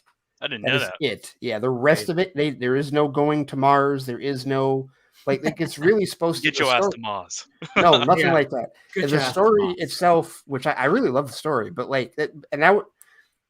It came up for me. I read it because when the Colin Farrell version came out, I had friends of mine that were like diehard fans of the Schwarzenegger version that were like irate. They're like, "You're not even going to Mars. It's not accurate. It's not this." And I was like, "Okay, you know what? I'm going to settle this for myself. Read the original story." And after I read the original story, I basically went, "I don't care what they do," because even the Arnold version is not the story. At that point, I didn't care because I'm like, "Well, you already went off the rails the first time, and I enjoyed it." So. But it is it is a really good short story. It's just not the movie. Like, don't read it thinking that it's going to be the movie. Is that Do Androids Dream of Electric Sheep? Of Dave? course it is. I got it. See that I still. You proud of me, Teach? I am very proud of you because I enjoy the. That's one to where I enjoy the book, but Blade Runner is so much better. Yes, when I read it, I was like, "Whew, okay, Blade Runner." It's better. But I will admit that when I grew up, because I'm going to use air quotes here, the director's cut of Blade Runner that Ridley Scott had nothing to do with, because they just that was a home video decision to slap some stuff together. I will admit, reading the book explains some things to me that the movie just like gives you. Nothing. I still think that Minority Report might be the most impressive Philip K. Dick adaptation. No. Oh, dude. Hands down. Because that short story. I haven't read the book, but I mean, I love that movie. Dave, it's a short story. It's not even a book. It's a short story that Spielberg turned into 2 hours and 26 minutes of genius. And I'm like, I love that movie. And it's another one of those like 2000s like Tom Cruise movies that it's like I can't say pre-Mission Impossible because the first Mission Impossible was 1996, but it was really kind of before the Mission Impossible franchise blew up and kind of became. I think it was before JJ, right? It was before 3, before JJ's boom, JJ was the one that turned the corner, kind of brought it back after Wu was like, "Hey, dubs in slow motion." I still have a soft spot for. I don't care. Hans Zimmer's score is still excellent. Hans Zimmer. Hey, there's no. Like JJ's was like the one that like gave it because that's where Peg came in, and that's where like it gave it the consistency that McQuarrie has just taken to another level with his from that point. But that's why I still love 3. 3's still my favorite of those ones. But so and Ray and I, once again, we have gone down the Mission Impossible. We're not doing it. We're not going doing it. We're going to keep telling ourselves we're not going to do it. But there was another stream. Another stream. But Spielberg and Cruise, I'm sorry, I adore Minority Report and I adore War of the Worlds. Yeah. Fucking A. Dude. Oh, dude, yeah. I watch that all the time. That's like a comfort movie for me. I hate the sun, but I like the movie. Dude, I know. The kids kind of get annoying, but that's what they're supposed to do. That's what they're supposed to do. Dakota Fanning. I was fine with her. It was the brother that I hated. Really? Oh yeah, the son is super. He was like the stereotypical, like, "Shut up, Dad." Yeah. It's like it's not the time. There's an alien invasion right being now. a punk. Martians to go to war. I have to. Dude, that scene. I mean, talk about what. I mean, obviously, we've seen a lot of Tom Cruise running. Okay, but when he's running, when people are getting fucking just snapped to like fucking the heat ray, dude, it was like a one shot of him just doing that and running and going through shit. I was like, I remember watching that in theaters going, holy shit. Oh man, that blew my mind in theaters, that movie. That scene is that movie crazy. That's some of ILM's best work. It's gorgeous. That whole film. People don't talk about that movie. No, they don't. And then people, of course, and then me being an English teacher, like people want to complain about what the aliens just got sick. I'm like, have you read the fucking book? That's how it ends. Yes. It's accurate. It is a very accurate ending. That's Morgan Freeman doing the narration. It's perfect. Well, because it really is like. The only thing that's different is that instead of the Martians invading Victorian England, because that's when H.G. Wells wrote the damn book, it's completely transplanted into modern day. But except for the time jump, it is like weirdly an accurate adaptation of the H.G. Wells novel, and I love it. Dude, the scene with Tim Robbins. Oh, Tim Robbins. Oh man, shit! Yes. That scene. Like the whole time, you're just like, if you haven't seen it, you're just going, oh, you're like, dude, this fucking guy. Well, because and I love the because they recreated the spider scene from Minority Report with the alien eye that was like searching for him in the house. God, like I'm like, how did you make me feel tense again? Yeah, because that movie was like 2 years later. It was like after I was like I think War of the Worlds was like 2004. Minority Report was like 2002. 2002, yeah. 2002, yeah. And I'm like, you're just doing the same trick. Why is it working twice? Yeah, it should not my blood. It's fucking Steven Spielberg. Yeah, Spielberg, and he knows what he's freaking doing. Yeah, he died. Yeah, dude, come on. You're talking about top 5 right there. Which, by the way, I know it's got some things going on, but I am kind of still excited to see his new version of West Side Story. Yeah. Because I mean, I'll check it out. I mean, I'm not big on musicals, but I you know, when I saw La La Land, I was like, holy shit, this movie impressed the shit out of me. So I'll see what Spielberg has. I want to see Spielberg do a musical. Like, what does a Spielberg musical look like? That's what intrigues me. It's going to work. Oh, of course, it's Spielberg. Spielberg, yeah. He doesn't really. Can we make? That stuff. Can you think of a Spielberg miss off the top? Can you think of one? I'm sure he has one, but can you think of one? The closest I can really come is Crystal Skull, just because I don't even blame him for that. That's Lucas's fault. I don't even blame because he inherited Steven Spielberg and Harrison Ford spent years telling George pick another script, and George said, "Fuck you, we're doing Aliens," and they finally just gave up. He said, "Fine, but at the same time, he still had Shia LaBeouf swinging on vines with monkeys." Just saying. That scene was wild. I forgot that scene was in there. Oh no, that's there, man. That's there. I was like, "What the fuck is happening right now?" Like he's literally swinging on vines with the monkeys. That one scene was my jump the shark. Yeah, like, I can take the aliens. I can take Kate Blanchett. But vines? The vines, no. I'm just like, how did you make on that, Scott? I went like, what the fuck is happening? I was with it till this. It's like, how did you make Temple of Doom seem more realistic? Yes. How? It's like I had a different reaction to the aliens in Crystal Skull than I did. Like, so when I first watched it, somebody was like, or like I found out it was about aliens, and I was like, okay, an Indian, okay, whatever. I mean, they had the Ark of the Covenant in the second one, so cool. We're just doing the first one. So we're just getting crazier and crazier. Cool. Showing my age, and then young whippersnapper. Yeah, I mean, like, and then like stink eye from Scott. Yeah, you had Army of the Dead, where it was like I watched the whole entire movie, and then somebody online pointed out, they were like, "Hey, did you see the UFOs in it? And the alien stuff?" And I was like, "What are you talking about?" And they're like, "Yeah, there's robots and aliens in the movie." And I was like, "What?" So I went back and watched it, and I was like, "Oh shit!" Like, that worked perfectly. But the alien missed stuff, the UFOs the first time, but I saw the robots. No, I didn't see the robot or the aliens. Dude, all right, and I'm glad that we just went right back to the Armyverse. See, this is what happens on the Vodka stream, folks. No, but like that's what's so great. I mean, like I said, just showing that movie to other people, and then you just kind of go like, you almost when you know things, you do that whole side eye thing, like, Are they seeing this? Are they seeing this? Are they seeing this? And you're like, all right, I'm not going to say anything. I'm not going to say anything until like the end. And like, hey, did you see this? And like, what? And I'm like, all right, let's go back. Let's go back to that. Let's watch the tape. Yes.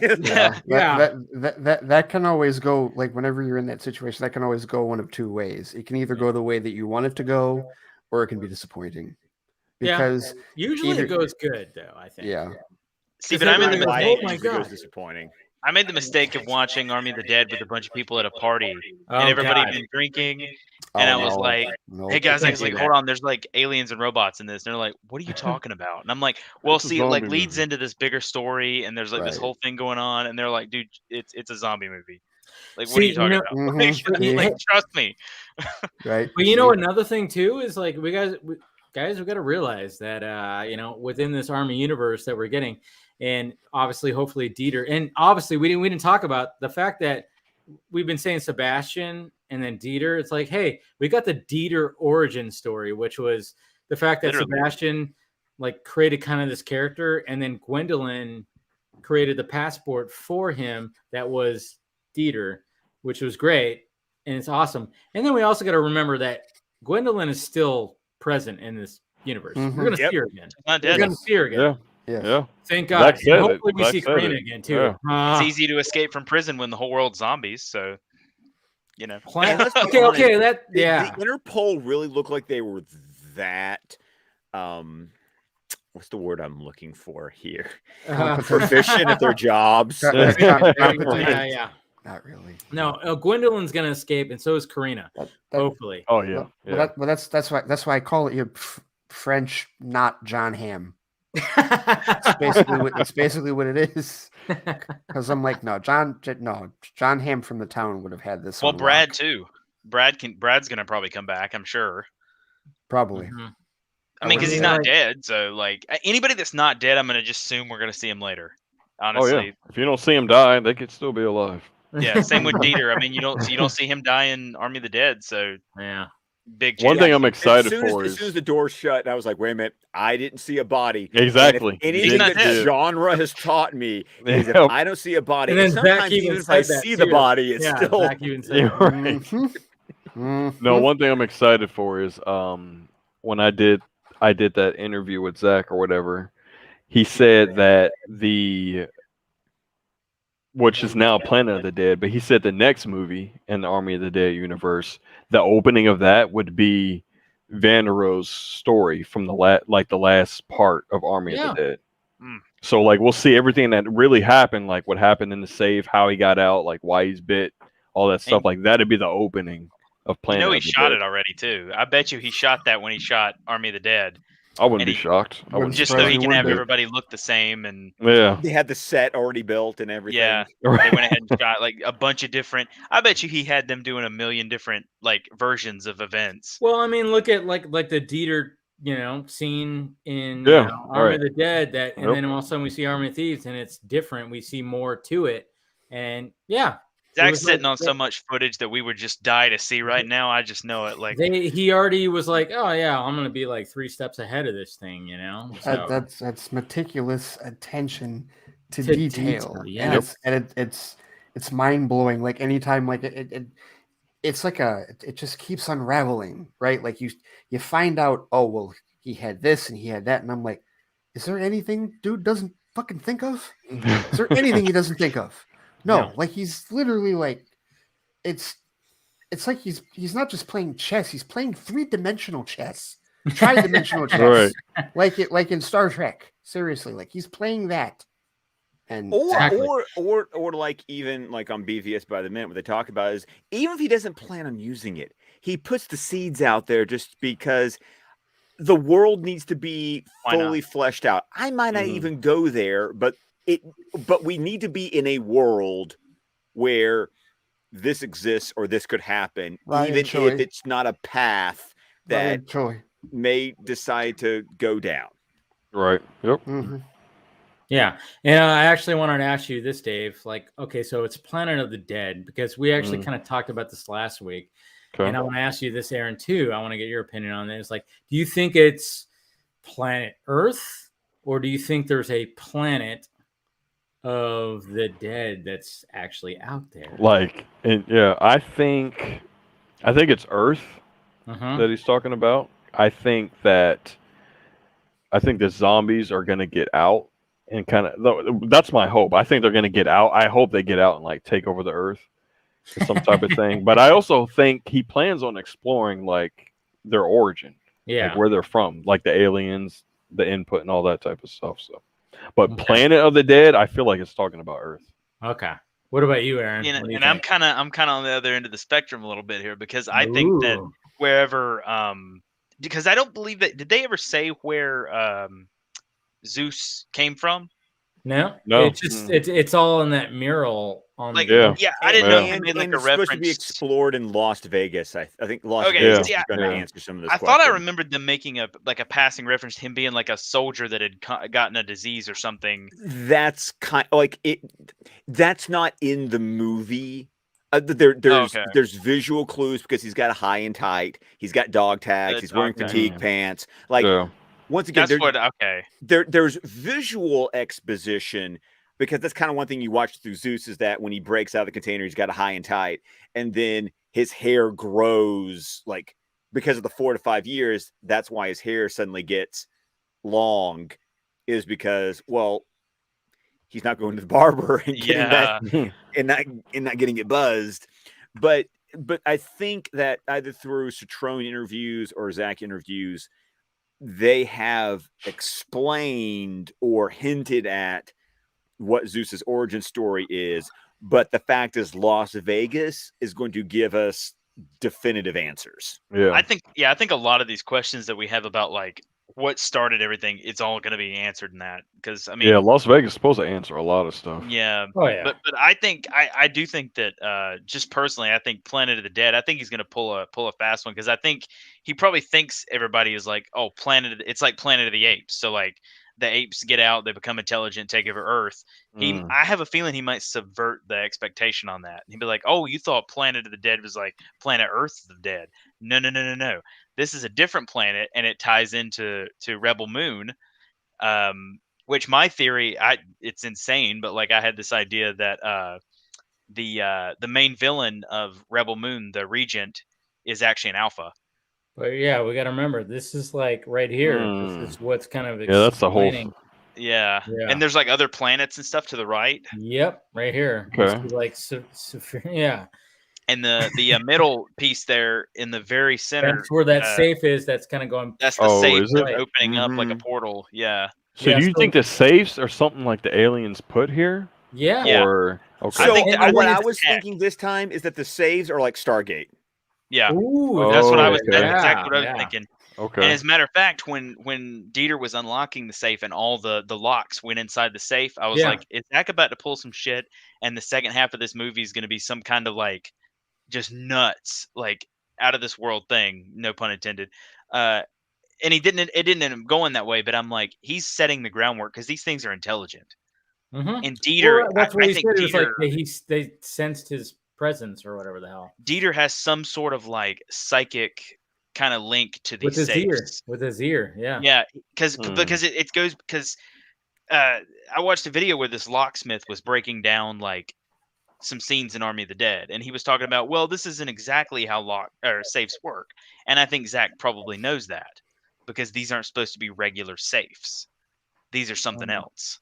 These are right. You know, he's not listening just for like little clicks and stuff. It's literally talking to him. In a way.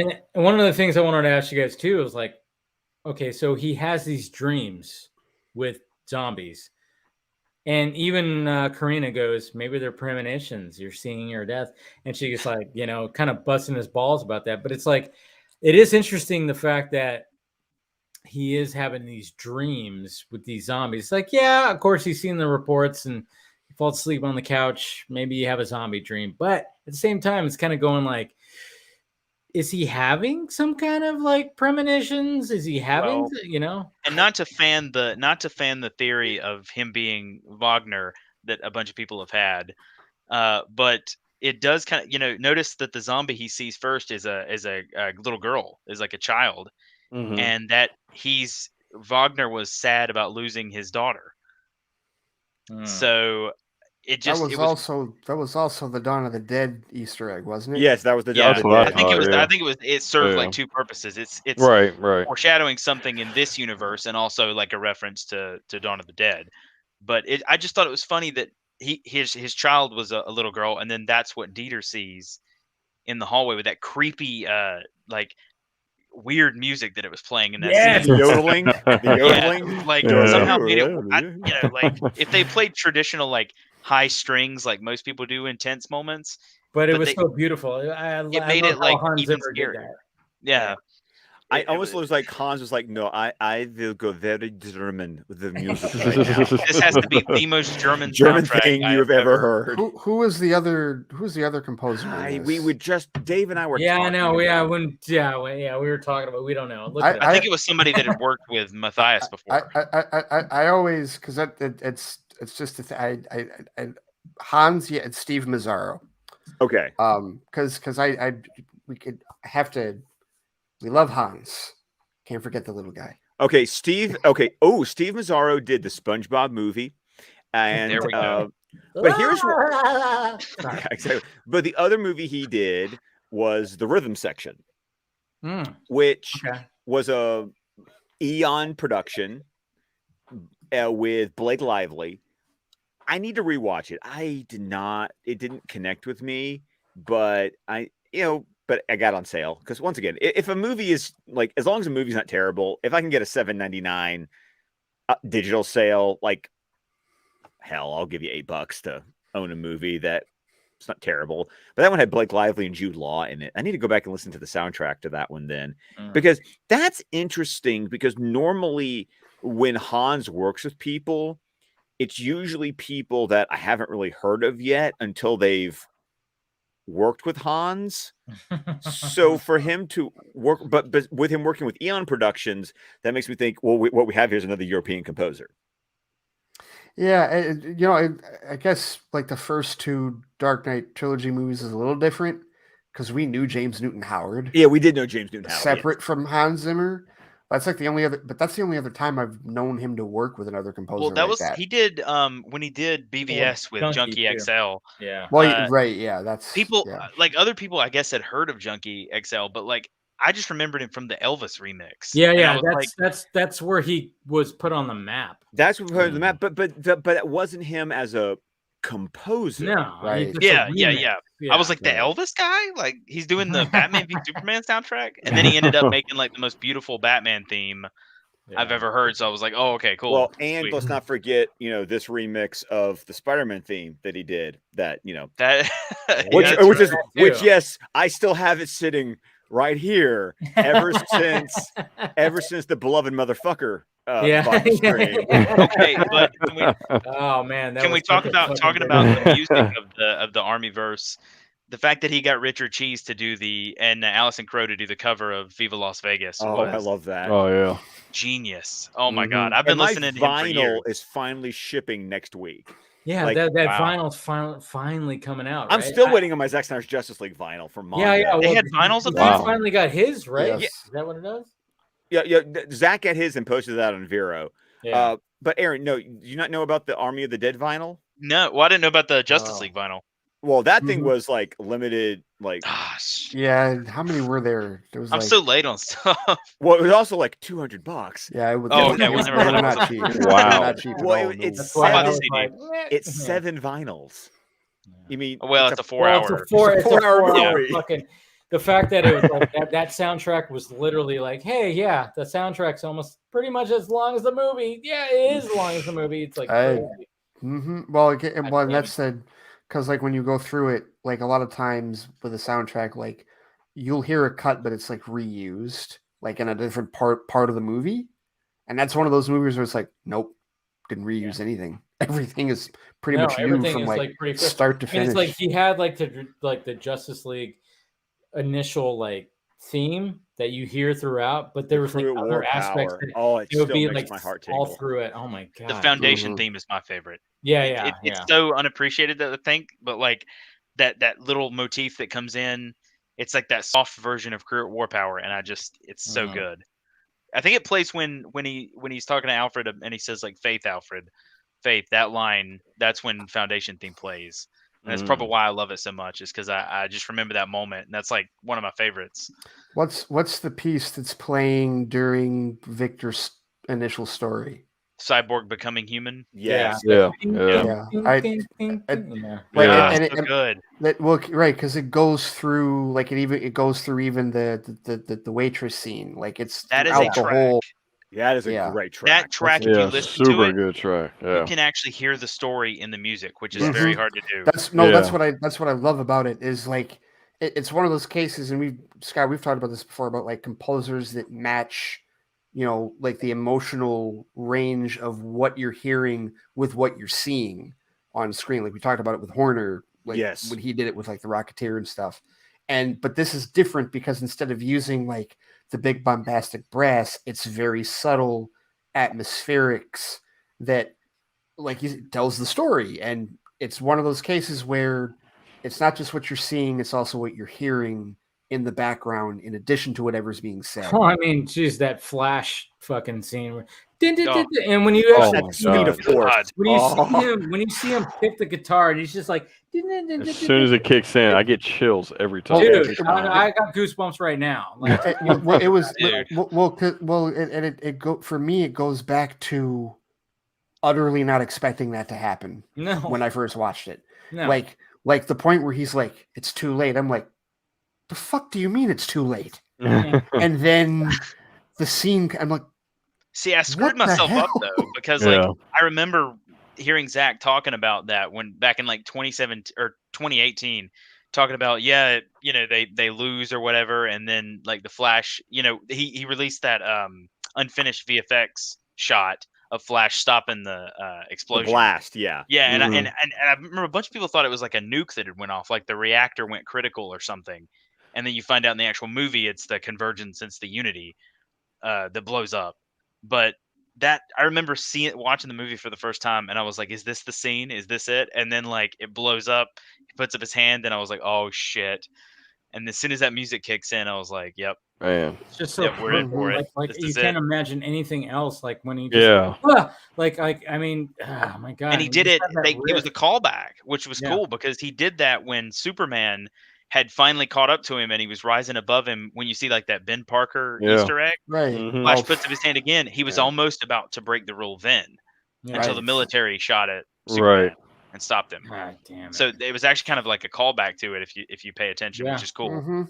Yeah. Which is also one. I want to go back to the fact what Junkee told us on the Vodka stream, which was the fact that he literally scrapped anything that he had from 2017 and went, "No, in 6 months, let me just start fresh. Let me just start from fresh and write an entire 4-hour score."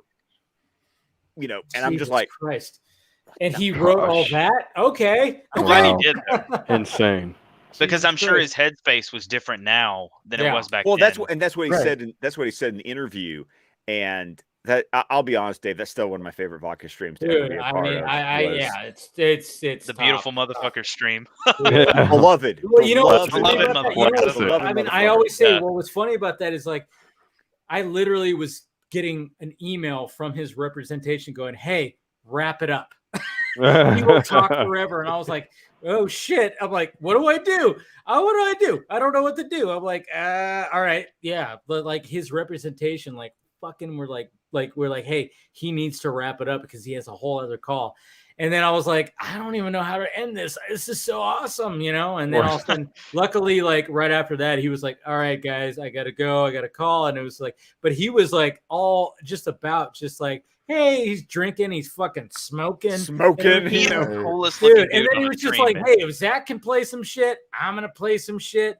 And it was fucking. Well, because I was beautiful. Because he played the Batman theme for you guys, the new one that he made, and that was just like, how many times did I listen to that before? Same. Just played that video over before seeing the movie. It was like, and how many gifs were made of me basically transcending while you were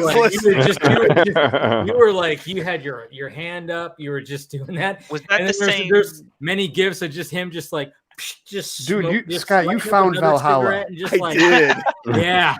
He's just like, I know my shit's good. I know it's fucking good, you know. And he's just on a laptop in his fucking kitchen, just sipping on some whatever. And I was like, yes, this is why you're perfect for this stream. Yeah. It was so what good. stream was that? The one, I think it was a Christmas stream that you did, Dave, where Zach, he revealed something in that stream. And I remember going back and watching that many times. Deck the Halls. Yeah. Yeah. That was I think I Oh, still have that. yeah. I That was a actually good have one. that in my. That was a good one. Do I still I have watched that in so my- many times. I don't know if I still have that in here. Did I have to look for it? I don't know. I don't know. I if still remember have that. sitting backstage for that one going, why the fuck am I not on for this? That was a good one. I just That was remember a just good going, one. just make sure he doesn't leave before Tim and I get on air. That's all. And what's funny about that one, I was battling a fucking 100-degree fever. Yeah, you were. Oh my God. Yeah. I think I had COVID during that time. Yeah. Oh, yeah. Yeah. I was like, I remember just talking to Swenson before, like 20 minutes before. I was like, dude, Jesus Christ. I was like, I'm just going to push through. I have bourbon. That's going to help me. And sure enough, it did. But I remember right after that, and I was like a 2-hour stream or something like that. Yeah. Right after that, I literally just like got on my couch, wrapped myself in a blanket, and I was like, my fever was 101 after that. And I just wrapped myself in a blanket and just fucking was like, and just passed out on my couch. Like wow. I was like, I can't, just gotta stay strong, you know. Right. I couldn't tell. I honestly couldn't tell until you said something. Oh, dude. I fucking was like holding out as like much as possible. And like I said, hey, sometimes, you know, I'm not saying to drink out there, but I'm just saying bourbon can help a little bit. It is a medicine. It definitely did. You know, it definitely helped out because I even had chest congestion too at the time. And I remember this stuff will clear bourbon clears sinuses. Even when Ray Porter came on after that, it was after that, and when he had COVID too, and he even said, you know what, I'm not gonna. He even admitted too, like to help that chest congestion. The cop, he said, he tossed back a little bit of bourbon too, and I was like. And he was like, I'm not advocating it, just saying. I'm like, yeah, I'm right there with you. That fucking, if I didn't have some bourbon on that day, I probably wouldn't have made it. Yeah. So, yeah, that was a stream. That definitely was a stream. I feel lame because I'm the only one drinking beer. No, you're not. No, Ray. Ray's got beer. Don't worry, you're good. Good. Okay, good. But never feel guilty for drinking beer. No, we don't discriminate. I finished my hard stuff yesterday, so I got to go get some more. Aaron, I have been on the stream and literally been chugging water. Exactly. Time. Oh, I've got that on the side. There's been times where people just come on and I don't discriminate on drinks. Don't worry. I even say that like anytime like I'm reaching out to guests, I'm like there's not a recommendation. If you want to have a drink, fine, but you can drink water. I don't care. It's just as long as you don't pass out in the middle of the vodka stream like someone on this panel did. Well, you're okay. Yeah. There's been some people that have disappeared and not have come back. Scott has been one of them. So with ACS. ACS has been on that. Really, Anthony's done that before. Oh yeah, he's done that too. Yeah. Wow. There's been one time where like all of a sudden it's just like boop, he was gone, and then he never came back. And then I was like. I could tell that he had some drinks that night. He was a little slurry. And I was like, that's funny.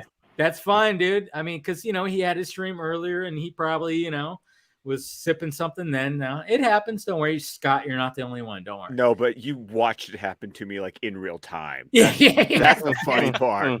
Like I am dead sober at the beginning of that stream. But you were sucking down that Jameson like. Oh my God. You just watched me. Jameson. I poured Jameson into a Diet Coke bottle, and I basically had a Jameson and Coke, and you just watch me that stream.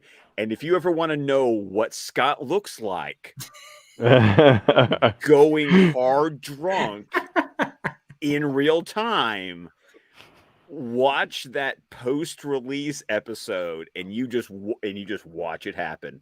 I think I missed that one somehow. Oh God, I don't remember that. It was right after. It was the weekend after Justice League. Yeah. And this is what years ago I determined. Like when I officially became a beer snob, because I'm a beer snob. I've told them before, Aaron, if I go into a grocery store, there's a whole half of the beer aisle that I won't even deal with because it's beneath me.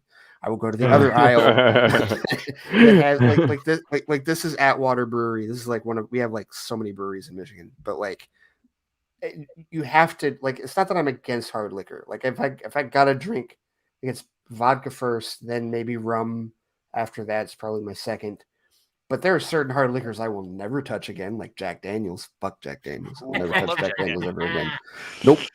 Had a really bad experience that I cannot say on the show with respect to Jack Daniels. Had a Jack attack, did you? My first and last, and new. Never again, ever again. But like when it comes to liquor, it's like you got to pick your spots. Seriously, like if you got to have that moment where you're like, you know exactly, like weddings. If I'm at a wedding, it's like last wedding we went to, our good friend June got married, and they had an open bar. Oh, that's always dangerous. Always vodka. I lost count how many vodka and cranberries I had that night, and I was in no condition to stream anything. At that point, absolutely not. No, but I didn't care because I wasn't planning to stream anything, and I had nowhere to be the next day. So it's like whatever. Yeah, there's nothing. Sounds like my wedding. My wedding was an open bar, and I still remember that my best man. We're just dealing with the thing that people don't understand at a wedding reception is that the bride and groom are like the most stressed out people. Oh, of course. There. Oh yeah. Like more the bride than the groom, for sure. More the bride than the groom. And my best man was helping me along with that because he was literally handing me an old-fashioned glass of some kind of whiskey, bourbon, something. I don't know what it was. All he did was put it in my head and said, drink. And I just went, yes, sir. To get through that night because I'm sorry. This is advice for Ray since he's, engaged in all that. I'm just going to tell you, you learn the reception's not for you. The reception is for everybody else. Yeah. Oh no. I've filmed like probably about 7 or 8 weddings, and it's interesting to see the differences between. I've said this before too. Is like this because I always like to do like, all right, I want to get the groomsmen getting ready, and the brides and the bride and the bridesmen, I'm getting ready. I always like to get that footage, like get the prep, and it is vastly different. It's vastly different because when it comes to the bride and the bridesmaids, holy shit. There was one time literally I was pressed up against a mirror going, someone's gonna fight. I'm gonna get it on film. Oh my god, they are about to tear each other's eyes out. And I'm like, holy shit. But then when it comes to the groom and the groomsmen, they're fucking like, we're getting ready, and they're just like they're taking shots, they're having good time. And blah, blah, blah. But there's been times where the groom's like, oh, I got to make sure like everything's gonna be okay for her. It's gonna be okay for her. It's like shit. Yeah. My sister, I have 2 sisters, but the one in the middle got married 6 years ago, and she was like all manner of stress, exactly what you're talking about. Yeah. They decided to have a fall wedding. Dave, you know why a fall wedding is an awful idea. Scott, you know why a fall I know wedding a fall is an awful idea. No, you don't. I'm sorry. Especially in certain areas of the country, people just don't show up. So that particular day was, I think it was Michigan, Maryland. And it was it was a 3:30 game. So while all of the stress is going on with the bride and everything, right? What are the groomsmen doing? Watching the game. No, no. We didn't have TVs. They're checking with me every 10 minutes for the score because they know I've got it on my phone. I'm update dude. Right? What's the score? 10-0. 5. What's the score? 17-0. Whatever it was. They won like 20-0 that day. But that's literally like what the groomsmen were doing, checking the football score before the ceremony started, because you had your wedding on a day of football game. Oh no, I literally just had a conversation with a coworker today who's having to go to a wedding. You do realize tomorrow night is Alabama LSU. and someone has their wedding during the game. Stupid. Oh, You're terrible. And you're just like, terrible. What the hell? Stupid. You don't. I mean, this isn't like Louisiana Monroe. This isn't. This is freaking Bama versus LSU. I mean, I don't care that LSU has a 4-4 record. It's LSU. Yeah, you're going to win the game, but it doesn't matter. Right. Yeah. So everybody's going to want to know the score. Yeah, I know. So, I mean, especially if you have a wedding on a Sunday during, it's like, what? Oh, like, Jesus. Okay. No. Why are you? You're not an adult. You're not making adult decisions. Sunday unless during you want a small wedding. What is wrong with you? Yeah. Hell no. Yeah, actually. By the way, Ray, love Monday morning sports ball. Love Monday morning sports ball. Thank you. Yeah, I've been toying around with doing a sports show for a while because more than a few mutuals, few here included, like sports. So I was like, yeah, I want to talk sports for sure. Yeah. So nothing wrong with that. There's Aaron, how about you? How are you with the sports ball? Not really. Oh, you're one of those. Okay. About it, yeah. You're basketball. Basketball ain't something. Yeah, usually I've never been into basketball. I mean, when the playoffs show up, I'm like, I watch because it gets competitive as fuck, and I'm like, yes, that's when it gets really good. And I'm like, hey, college, I don't have a team or whatever, but it gets so competitive, and I'm like, this is fucking awesome. And college is nuts. Yeah. College basketball is insane, and the people that are fans of college basketball are so diehard compared to actual basketball leagues. It's absolutely nuts. Well, same with college football. Same with college football. That's why I'm a college football fan. I've been starting to get into college football because on Saturday I look, I'm like, Jesus Christ, there's 5 games I could choose from on TV. That's not like that with the NFL. No, Dave, it's 5 every 3 hours. Pretty much. There's 5 games at noon. There's 5 more games at 3:30. There's 5 more games at 7:30. And if you want to out where you're at, we're at 10:30. Pack all the pack 12 after dark. I can start games at 11 a.m. Central Time. It's I look and I'm like, God damn, there is a lot of football on Saturday. On Saturdays for college football. I got CBS and Fox, and I'm like, all right. And that doesn't include all the ESPN, ESPN2, ESPN SEC network.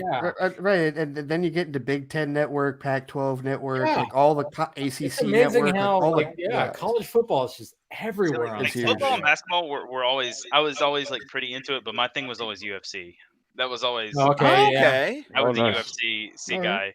I'm not so much anymore. I kind of fallen off of it, but it was oh my God, every day, man. Yeah. See, for me, what I would get that is that, one of my buddies from college who we're still we live 5 minutes from each other. Our kids play with each other, that kind of thing. We used to more regularly go out when I got into the habit of going to 10, 11 o'clock movies on the weekends after I, tucked my family in bed, before I decided to devote, my entire weekend to, this guy. Dave has become my weekend. And we used to go out to the bar, a bar. There's this place over here called Twin Peaks that's kind of like Hooters, but with a lumberjack theme. And name is Twin Peaks. Let your imaginations go. Yeah. And so Saturday nights, a lot of the times by the time we're going off, there's no more games on. So where they're showing, they're showing the UFC. So I've seen lots of UFC fights just, because I'm eating my wings, drinking my beer, and it's the thing on TV. So it's my guy was always Forrest Griffin. He was I loved Forrest Griffin, and he got really bad injured at one point, and he wasn't playing for a while, or he wasn't in any fights, and I stopped watching, and then I just kind of fell off of it. I just hadn't watched it really since, to be honest. So Aaron, you said you're in the South. Whereabouts? North Carolina. Okay. Yeah. I will be there in a couple of weeks, actually. Oh, nice. Oh, nice. Yeah, my in-laws are building a mountain cabin. Oh, sick. Okay. So that means that I'm gonna have a mountain cabin in just saying, in North Carolina. And North Carolina. So that's pretty awesome. NC are great, man. I go up to Boone quite a bit to visit my brother, and it's so nice up there. God, I love it. That's cool. And you mentioned Twin, huh? No, go ahead. You mentioned Twin Peaks. It was funny because I went there one time. A friend took me, and I think it was like 2 or 3 years ago, and he didn't tell me what it was. So, and I'm a Twin Peaks the show fan. Oh, so I thought I saw like the kind of lumberjack. I saw like the mountains on the logo, and I saw like the logs and stuff, and I was like, oh no, it was about other mountains. And I walked in there. Yeah, not those mountains. Yeah, I walked in, and the waitress walked up, and I was like, "Whoa, I don't remember this in the show." Okay, I was like, "Oh, this," and then I like leaned up to him. I was like, "This is like Hooters, isn't it?" And he was like, "Yeah, it is." And I was like, "Oh, okay, cool." He was like, "You seem disappointed," and I was like, "No, it's okay." No, not at all. No, I was ready for a pleasant different surprise. Yeah. Pleasant surprise. Yeah. I'm okay with this, but I was ready for a different thing. So it's just I'm thrown off. Yeah. All right, guys, I gotta head out. Okay, man. Thanks for having me on, man. I appreciate it. No problem. It was fun. It was good to finally meet you. Yeah, you too, man. This In is the person, first time like we've been on a stream, so yeah, right. Yeah. All right, Scott. Stop stalking me so much. Go ahead. Hey, Dave. Hey. You're on the social media. You're on the social meds. So you know what? I'm gonna stop. You're there. I know you and Shirley's. I understand. I respect it. Yeah. Oh, yes. Yeah, Ray. Make sure you watch Atomic Blonde. Yes, I will. No, I have seen some of. I have you and Charlie's. I am familiar with. I feel like everybody is now. Yeah. Hey, you've got Shirley's. I have Anne Hathaway and Rebecca Ferguson, and everyone knows it. It's fine. I'm not knocking it. I'm not. I know, right? I get it. No. I get it. Yeah, we all have our little crushes. So. Right. Yes, we definitely do. So, but go ahead and promote yourself, Dave. I know you got it. Oh yeah, stream and everything. Yeah. My Twitter is right here at Ohio Dave with 2 E's. And then if you want to watch me live stream, I'm pretty much daily on Twitch at twitch.tv/Ohio Dave. So there you go. All right. There it Appreciate it, man. Thanks appreciate you guys. Thanks for having me again, Dave. Appreciate it. No problem, man. Take it easy. All right, you guys have a good one. You too. Good guy. But love talking to Dave. I was like, you know what? We're having an Army of Thieves. I was like, I got to get Dave on here. And he was, I know he streams on Fridays, and luckily he streamed a little bit early, so I was like, all right, he was able to make it tonight, so that's good. Glad you gave him a week to recover from the 24-hour stream. I know. I was like, I know. I meant to ask him about that. He was crazy for that one, but dude, I don't even know if I could. I maybe could do a 12, but not a 24. Yeah, 24-hour. Jesus. That's actually why I got out of. I used to do YouTube a long time ago, and that's actually why I got out of it, because everybody wanted me to stream all the time, and I'm not like the best streamer. I'm great in a group. The second it's just me having to stream. That's why you're here, Aaron. Come on. Yeah, exactly. This is fine. But like the second I have to be the sole entertainment for a stream, it's over. Like I can't. Hey, Aaron, I get it. Tim and I always bitched about anytime we had to do a solo podcast. We were like, fuck no. See, and I feel like I'm on the other. It's just because I'm a talkative asshole. You mean Yes, I can go seriously. Like any one of the multiple tangents that we've talked about tonight, I can continue on any one of them for at least a few more hours. And I've listened to podcasts where he has. Yes, and we've had Zoom conversations where we've both done it. Oh yeah. Dude, Aaron, you got to understand, the two of us together is like it's a. I feel like Time Cop, where I go, same matter can't occupy same space. Yeah. Which is a movie that will be coming soon to Squadcast Movies. Yes, oh, man, that's a classic right there, man. We will be getting to that Jean-Claude Van Damme classic film. Because it's a Dark Horse book. It is. It is, isn't it? When the fuck are they going to, when it comes to CBMs, when are they going to start diving back into Dark Horse? You got. Well, that's the thing, Dave, is that what we just realized is that the mid to late 90s, like we're looking at our Squadcast Movies calendar that Tim has, and we're like going like, if not back to back, like every other movie we're about to talk about is a Dark Horse book. Mm-hmm. It like Dark Horse had its because we're about to hit. We're gonna hit Time Cop, The Mask, 300. Dude. Tank Girl, Tank Girl, Barbed Wire. I forget all those. Wasn't there a character called the Ghost or something like that too? That was the Spirit. Spirit. No, not the Spirit. I think it was like Spirit. Ghost or something like that. I can't remember. There is a character called the Ghost, but it's like an old like Dynamite has. I think the. Wait, the Ghost, isn't that like a cowboy kind of character and he rides a horse? No, it was a woman. It was a woman.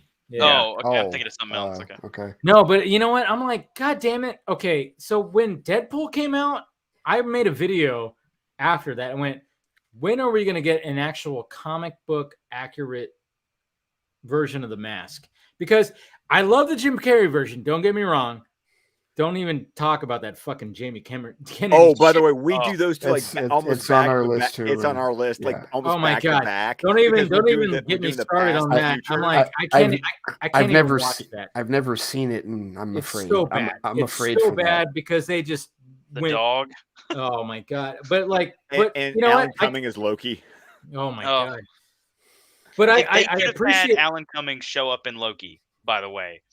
That would have been such a funny nod to him playing the character of Loki. That's a variant I would have appreciated. Yeah. But you know what they would have done? They would have been like Nightcrawler. Yeah. You know, that's exactly that's what they. Whatever. Yeah, but like, okay, so I adore the original. I mean, that's what got me into it. It was like when I was like all about Jim Carrey, Ace Ventura. I mean, obviously saw my Halloween costume. I mean, I was all about like, you know, Jim Carrey in the 90s. And when The Mask came out, I was like, I loved that movie. I saw it 4 times in the movie theater and I just loved it. And then one day my mom just goes, hey, I found the comic book of The Mask.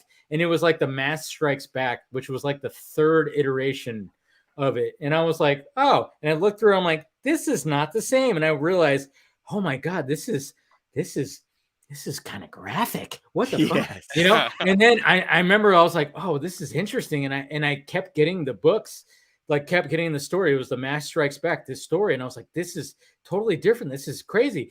And then I remember we went to Universal Studios. And after that, we went to the City Walk and we went to this like shop that had comic books and stuff like that. And I found the original, like full on graphic novel, which was all the stories of the first iteration of The Mask. And I was like, hey mom, can I get this? It's The Mask. And she was like, sure, not realizing that, holy shit, no idea. This it was graphic. Like, you don't even know, like, they, like, when it comes to The Mask, the movie, yeah, there's certain things they pull from it, like for instance, the mechanics that screwed him over with the car. And the carburetor of them. Like, yeah, when he gets revenge, like, oh yeah, he you know, sticks some mufflers up their butts and we gotta call proctologists and whatever. In the book, no, he fucking murders them. And even like when he does the balloon things, yeah, that's also in the book, but he fucking murders them, like blows them away. And I'm like, all right, when are we going to get actually this? And when Deadpool came out, I remember I made a video. I'm like, all right, Deadpool's success. When are we going to get an actual comic book accurate of the Mask? What we need? Like, you know how Todd McFarlane has been going on forever about Blumhouse doing Spawn? We need Blumhouse to do it. That's Did anything happen with that movie? It's still in development. It's in development hell right now. Yeah, it's in development hell for some reason. I thought that he was talking like it wasn't that much left to do on it, or something. But that's what Todd McFarlane. That's the thing about Todd McFarlane. Yeah, he's very like he's a salesman. Yeah, he's trying to just sell it. Salesman. I mean, like Jamie Foxx got attached to it like what 2.5, 3 years ago, maybe. I don't know. It's gonna be another Black Adam situation. I'm calling it now. Oh yeah, and Jeremy Renner was supposed to be like Twitch. Yeah, and. I mean, Black Adam's happening, but it took 10 years. Yeah, it's happening. Yeah, that's what it's going to be. I mean, by the way, Dave, for your information, we just released our review of Red Sonja on Halloween. Ooh. Yes. Our next Squadcast movies is The Mask. It is. Good. Big head.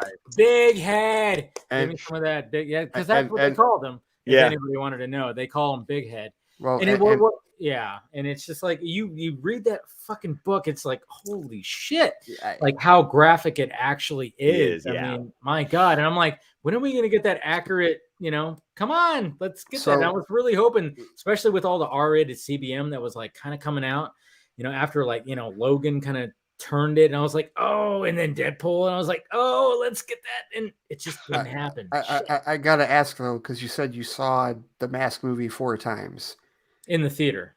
Did you see it 4 times in the theater because of the movie, or did you see it 4 times in the theater for her? I mean, come on. The introduction of Cameron Diaz. I mean, you appreciate that. I mean, that scene. I mean, that shot where she literally goes, crosses the legs and they pan up, and it was like, I mean, you feel like Jim Carrey in that moment with his tie all up here, and he's just like, ha ha ha, I mean, come on. For me, it's that sequin number she's wearing at the club. Yes, the whole dance number she does to Hey Ponchuco. Yeah, I will. had that soundtrack. I had that soundtrack too. It's over there. Yeah, and her singing "G Baby" and "A Good to You." Yeah, and then. But that day, I will fully admit that VHS got rewound, paused, slowed down. We were all him going, the mouth drop, and then the wolf like, yeah. I mean, Jesus Christ. I mean, it was that's what was so great about that movie. It was like, I mean, it really captured. It was a delightful bonus. Yeah.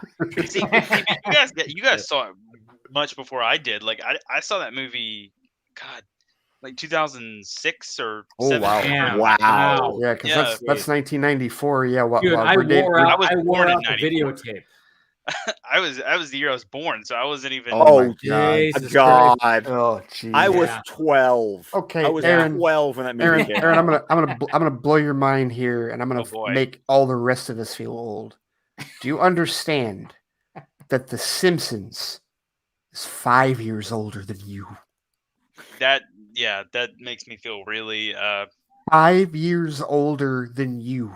Isn't that crazy? That sitcom has existed 5 full years longer than you've been on this planet. It got more seasons before I was born than most shows get in total now. So correct. Right, yes. Exactly. Yeah. If it's a Netflix show, it gets 2 seasons. So 4 if it's lucky. Yeah. Yeah, 4 if you're really lucky. Jesus. Wow. Let's just hope they don't do that to Zach stuff. No, because it's not a show. It's another movies. drink. Yeah, that's true. Yeah. No, we saw The Mask at the theater. Yes, we did. I still remember which theater I saw. It was in Prattville with my mother's family, because they had a little 2-screen theater that was across from the Kmart and the grocery store. And my grandparent, like, you loved going to those grandparents because they would take you to the movies all the time. Mm-hmm. Like, they'd pay to take you to the movies. And so this theater, I remember I saw Hook, I saw Aladdin, I saw The Mask. God, wow. Oh, I love Hook. Such a Another great Spielberg class. Fucking A, right? And what gets me, Spielberg. Oh, it is Spielberg. Yeah. And what gets me is, like, I didn't realize there's like not universal love for that movie. Like, I don't understand that. You look at the Rotten Tomato score, you're like, what? Are you kidding? People didn't like Hook. Yes, there are people who don't like Hook. There are people who don't like. Well, and part of it is because if you really look at the concept, the movie shouldn't work.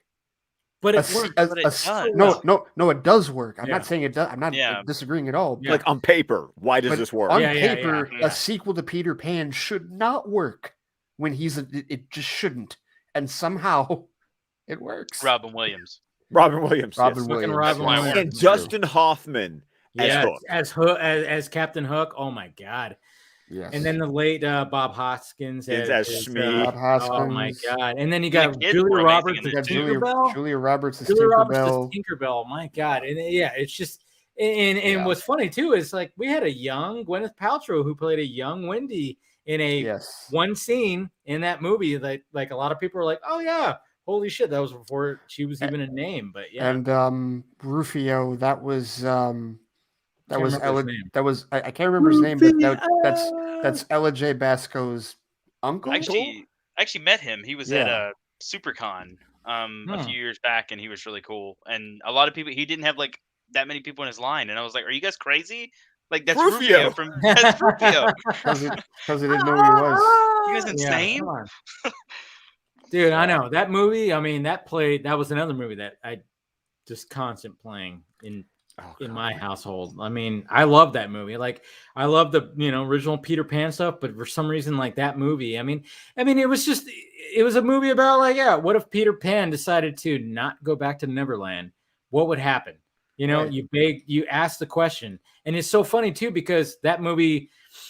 I love how they established Robin Williams' character, who's like a businessman. He has kids and he misses out on his kids' like baseball games and whatever the fuck. Right. And he's afraid of flying. Yes. That was such a pivotal part of the character, was that he was so afraid of flying. That makes that moment in the end even better though. Oh, dude. Like when he finally like yes. And that's why like it's such because it's literally like, what if it's not just what if he grew up, it's what if he grew up normal? Yeah. Like he's supposed to be, right? Like did everything that the world told him he was supposed to do and forgot himself. And then he found his childhood again. Like that scene where like, where they're having the feast. The imagination. And he's like, what the fuck? This is all empty stuff. And then he just goes, oh yeah. And he decides to fling whatever onto Rufio, I think it is. And then all of a sudden he like realizes like it like hits Rufio in the face and he goes, and he sees all the food. Like, it just, that scene gives me goosebumps where he just finally, like, his imagination comes back. Jesus Christ. Man.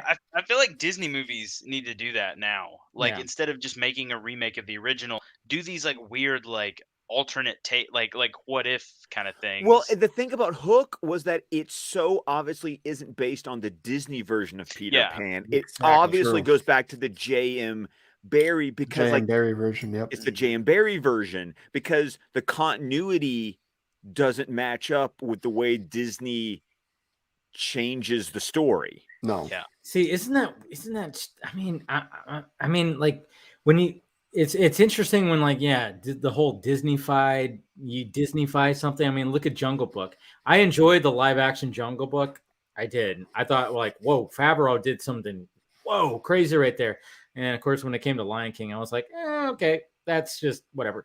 But then all of a sudden you had Circus, right? He did the Jungle Book. He did Mowgli. Mowgli that was on Netflix. Yeah. And I was like, whoa, this is a darker version. And that's what I enjoyed about it. I was like, wow. Because his movie's closer to Kipling's book. Yes. Yeah. Dealing with the colonialism. I respected that more because it was like, this is more towards what it should be, and he did a great job with that. The Favreau version is really just a live action version of the cartoon. But he nailed. To Aaron's point, that's the problem. Is like my biggest complaint has been if you're just going to do a live action remake of the cartoon, I'm sorry, I am of a generation that I have the cartoon, and Ray knows the story of when Ray. Remember the story about when I told you that my in-laws took the boys.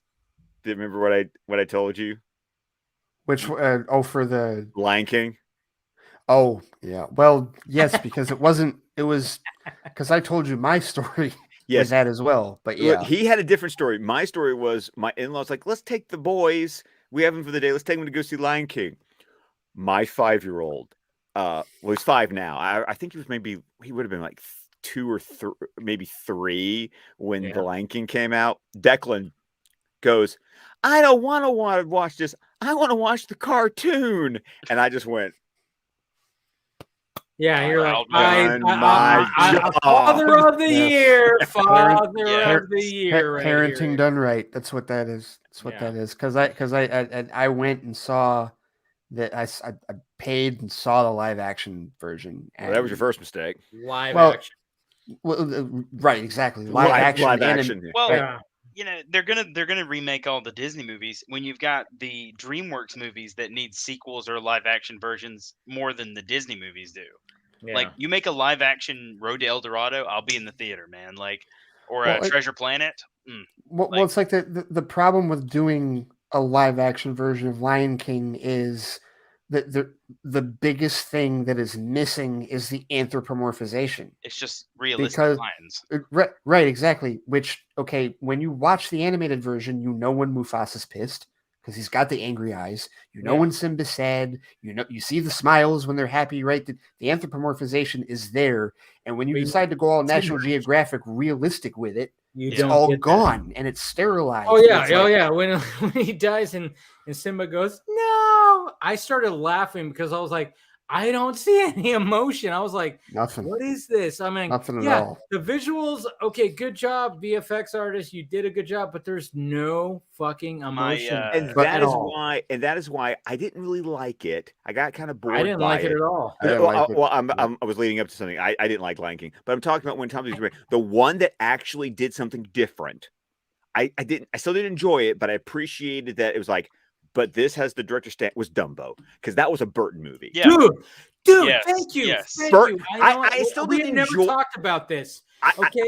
I still didn't really enjoy it that much, but that was a Burton movie. Dude, and I could at least go look at it and go, you did something different. The trailer, I haven't seen it. Thank you, Scott. Thank you, Scott. I've been screaming about that. Like when sorry, Darren, I don't mean to cut you off, but no, like, because that was the year of when it came out. There was like 3 live actions that came out, right? Yeah, because that was like Aladdin and something else. Dumbo and I forgot. Well, we could look it up or whatever. But I remember going, am I weird to say that Dumbo was the best one that came out, because that actually was unique and I actually felt the director's stamp on it? I'm like, that was Burton all the way. Well, yeah, dude, I got choked up in that movie. There was many times where I was like, I am feeling for this. I am feeling for Dumbo in this movie. Burton did a great job. And he had his people. I mean, you have Keaton, you got DeVito, you got Eva Green.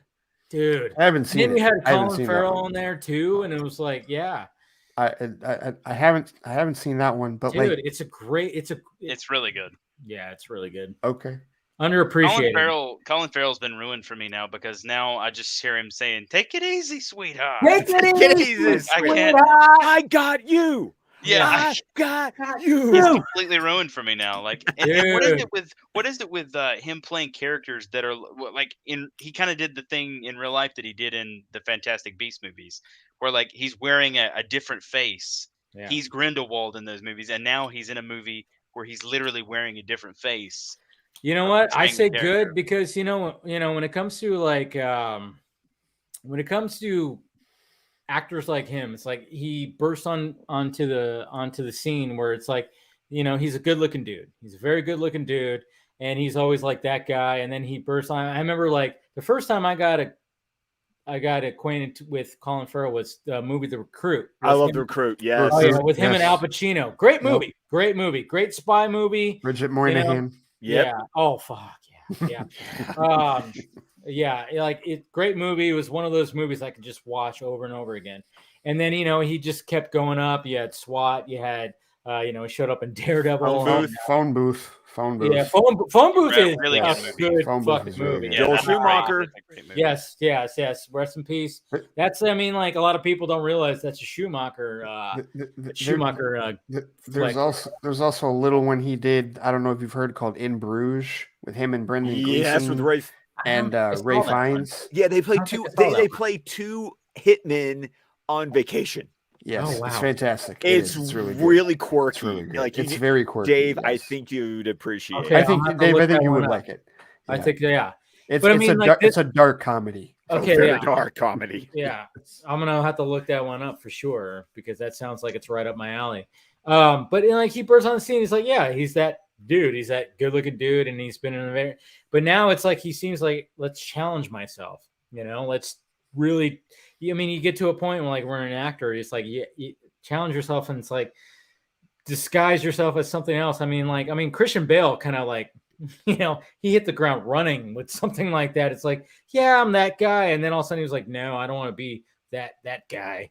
And then he's done so many things where it's like, I'm going to transform myself. Tom Hardy, a little bit like that too, where like you have these actors that are like, yeah, they're good-looking dudes, but it's like, they don't want to be that on screen all the time. Yeah. There's some actors that, yeah, I want to be that guy.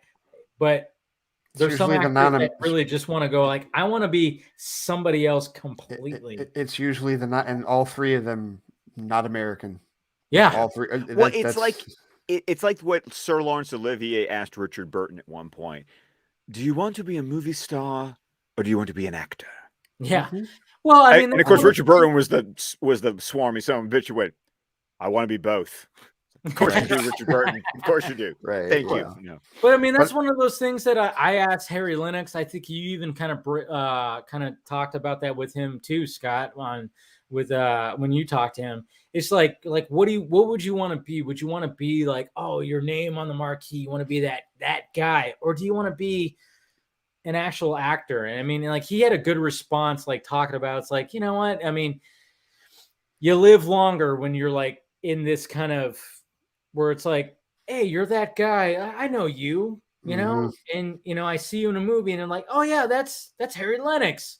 You know, I mean, we know, but you know, because sometimes when you're like, I forgot exactly what he said. Shit. I know, because that was a fantastic panel. Yeah. But like, I totally buy that with him, because like there are people who know him as Locke from the Matrix sequels. There are people who know him from the Blacklist. From the Blacklist, yeah. Right. Yeah. And now there are people who know him as Swanwick / Martian Manhunter. Like, that's 3 different roles that people can just, and he's been in way more than that. He was in an episode of House. He was in Mo Money way back in the day that's the first thing I ever saw him in, with Damon Wayans and Stacey Dash way back in like 91. That's the first thing I ever saw him in. But he's right, because like he's in so many things. Like, it's better being that guy in a lot of ways. Because guess what happens when you're that guy? That means you've been working. Mm-hmm. Well, look at Steve Buscemi. I mean, he's never been a star, but Steve Buscemi shows up and you go, oh yeah, it's Steve Buscemi. And he's such a good dude too. Like, he's such his a Halloween solid costume guy. was hilarious. Oh, dude, the fact that he leaned into his meme with the whole skateboard and be like, well, you know, it's like, somebody that's what you do. Somebody that I think is like both what what you guys were saying was like a movie star and an actor is somebody like Daniel Day-Lewis. Yeah, who I think he's such an actor. He's an actor's actor, but he's also like, you know who the heck Daniel Day-Lewis is, right? Even though he's not in like 3 movies. He's in like 5 movies or something. But you're like, oh, Daniel Day-Lewis, like, you know. But you look at the movies you know him from, and it's like, you're like, Last of the Mohicans. They're like prestige films. There Will Be Blood. Gangs of New York. There Will Be Blood is such a good movie. Oh God, that is. I've never been more nervous watching a film, watching Daniel Day-Lewis in the milkshake scene. That's like the only. I think that might be the only PTA movie I haven't seen. Such a good movie. Because Ask Dave about it sometime, because it's like Dave's like favorite movie. Well, it's like Paul. Like, I went through this Paul Thomas Anderson phase years ago. Like, and it was like Magnolia, which is like 3 hours, and Punch Drunk Love with Adam Sandler. Yeah. What's that? Boogie Nights, right? Boogie Nights was one of his. Yeah. Yeah, but like I don't know. But Daniel Day-Lewis, dude, I'm sorry, Bill the Butcher.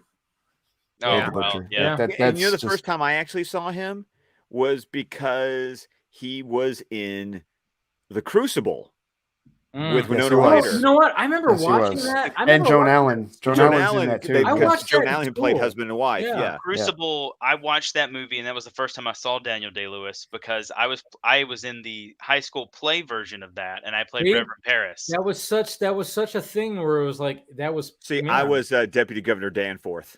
Nice. Well, I was playing the Paul Schofield role. Reverend Hale. Reverend Hale. Come on. I didn't play shit. I just watched the movie. Dave, that means we have to put on a performance of Crucible. You have That's to be what we got to do. It's because they knew I would be overly dramatic with his you praise God. Because I got to do the more subdued part with Reverend Paris, because he's more, and then Reverend Hale comes in and he's like rock star. He's like, oh yeah, he's like five. Right. Let's get this, and then my character's kind of subdued. And I was like, I'm glad I got that part, because that definitely suits me more than bombastic. Well, it was really funny because we did The Crucible my sophomore year of high school. And that was the first time I grew this. Oh. In high school? Grow a beard. I grew. Yeah, it was my sophomore. Well, Dave, I've been shaving since the 5th grade. And you think I'm joking, but I know. I don't think you're joking. I'm just laughing because I didn't start shaving until probably senior year. Yeah, maybe after.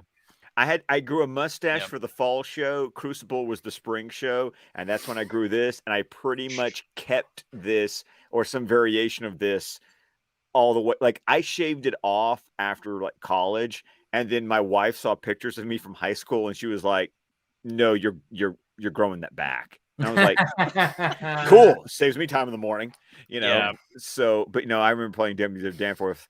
A funny story that I had for that was I loved doing that show. I love the Crucible. I love Arthur Miller because Daniel Day-Lewis was even like his son-in-law for a little bit of time. That's how he got the role of John Proctor in the movie because Miller even adapted the screenplay himself. And then the next year, my junior year, we were rehearsing our musical, and a high school across town was doing the Crucible, and their Danforth came down. So on the Friday before the performance, the next Thursday came down with 102 fever and passed out at school. So the director called every high school in town that had done the Crucible in the last 2 or 3 years, like, "Has your Danforth graduated? Has your Danforth graduated?" So I get so I'm a junior in high school, spring of junior year. I get a phone call on Sunday afternoon from my high school theater teacher going, "Okay, I got a call from this other school. Can you do 3 rehearsals, relearn all of your lines from a year ago, and do 3 performances this upcoming weekend?" And I did it. Nice. So I went to school from 7:30 to 3, rehearsed for our musical from 3 to 6, Jesus. Drove across town, did their rehearsals from like 7 to 10, and had 3 rehearsals to relearn. And you gotta understand, Danforth is like the second act. Like Proctor's there the whole time, but once Danforth shows up and he's the judge at the trials, it's like that boy don't stop talking. I will never complain about rehearsals now after hearing that story. I'll be honest with you. It's like I'm done. No, the guy that we had, the guy that we had playing him, actually, we had the desk set up that he would sit at as the judge, and he in the middle of the performance, he hit the desk so hard, it was like a balsa wood desk, it just completely broke in half. Oh no! And the audience was like, "Wow, oh my god, the performance was absolutely incredible." And my teacher's just like, "Oh my god, they thought it was like part of it. It's just a cheap desk. We just built a cheap but the audience loved it, so we were like, sweet." That sounds like a real life version of DiCaprio in Django Unchained. Oh, with the glass, and his hands, right, yeah. He smeared it on cut up his hand, right, or something. And then he put it on. I can't remember the actress's name. Oh, Kerry Washington. Yeah, Kerry Washington. He like put his actual blood. And I don't know if it was. I don't remember if that was actually like if they. I know he did that. I don't know that was his blood. I feel like that would be a biological hazard if he. Right, I would say, yeah, there. Yeah, but I thought the way that maybe it was just clever editing, probably. No, that's what I think. What happened was it was an accident when he did it, and then they stopped, but then decided to roll with it later. Well, yeah, I could see Tarantino. I can see Tarantino doing that. Yeah. Well, I know. You know what we should do? Because the camera doesn't cut for like a few, like 30 or 40 seconds after he does it. So like up until he puts it on her face, I think it's actually him standing there because Tarantino was talking about, he was like motioning to Leo like, "Are you okay?" And then Leo was just going through with the scene, and he was like, "Okay, I guess we're filming this." So like, well, it's like watching Mission Impossible Fallout, and you can watch Cruise break his ankle every time I see that. Every time I watch that scene, I just go. And like I saw because he was on Graham Norton when they were on Graham Norton, it was like him and Ferguson and Cavill that were promoting it, and so he brought the video with him of the ankle breaking.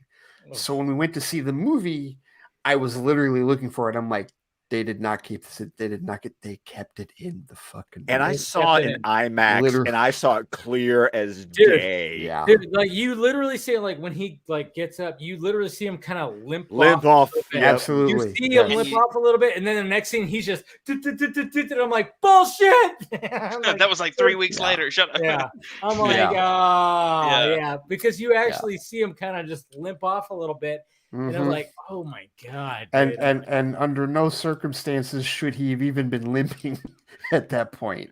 No, he should have just like stayed collapsed down. Yeah, No, but it is insane that they kept that in the movie. Yeah, it was like McQuarrie was like, now we got to show that he fucking did that because it's clear that he like limps out of that scene, and then the next scene he's just full speed running, and I'm like, it's just kind of like throws you off a little bit, but you respect it because you kind of go like, oh wait, they kept that in the fucking movie. They kept the once again, it goes back to the sort of this aura that Cruise has now, like, you crazy son of a bitch. Oh, dude. But yet you respect, like my dad will not watch a Tom Cruise movie because he thinks that he's just cuckoo for Cocoa Puffs. I'm like, Dad, he is cuckoo for Cocoa Puffs. But damn, does he make entertaining movies? Yes. And so there's just for me, there is an entertainment value of a Cruise movie going, you crazy son of a bitch. You actually did that. The Top Gun Maverick trailer. Yes. Every time I see it, I'm like, how many of these fuckers did he actually fly? No, he flew all of them. All of them. But the whole like the other cast did it too. I mean, it's just that's the thing is like, you know, when we talked about how like when it came to Top Gun, and when I was a kid, I was like, I didn't grab to it until I was a little bit older. In the dogfighting stuff like that, we got to realize that this time it's not just like they're in a fucking simulator. This is actual shit. They're actually going to be in flight this time. Yeah, they're like full on in flight. And I don't know. And you can tell too, just where the camera's at, and like the angle of the cockpit is like, oh no, you mounted shit in the cockpit. You assholes are flying. I mean, that's GoPro in the plane, and we're like, go. Fly. Pretty much. And I think that's why they were like, we can't. I mean, this is Paramount, right? Yeah, it's Paramount. Yeah. And I think at for the moment, that's why they kept delaying. It's like we can't.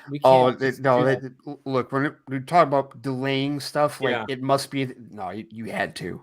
Yeah, it's like you could not be in the movie theaters. It does. And listen, man, I'm Mr. Streaming. I know. I'm Mr. Streaming, but that's one where I'm like, oh no, you gotta put that shit. That's an experience that I can't. I mean, that's the experience that you see on that fucking dome. Yeah. Did you see my video of the dome? I went to go see Dune on Wednesday. I saw that thing you posted, and I was like, Jesus I'm Christ. So jealous of that because my IMAX is that pathetic little tiny IMAX screen.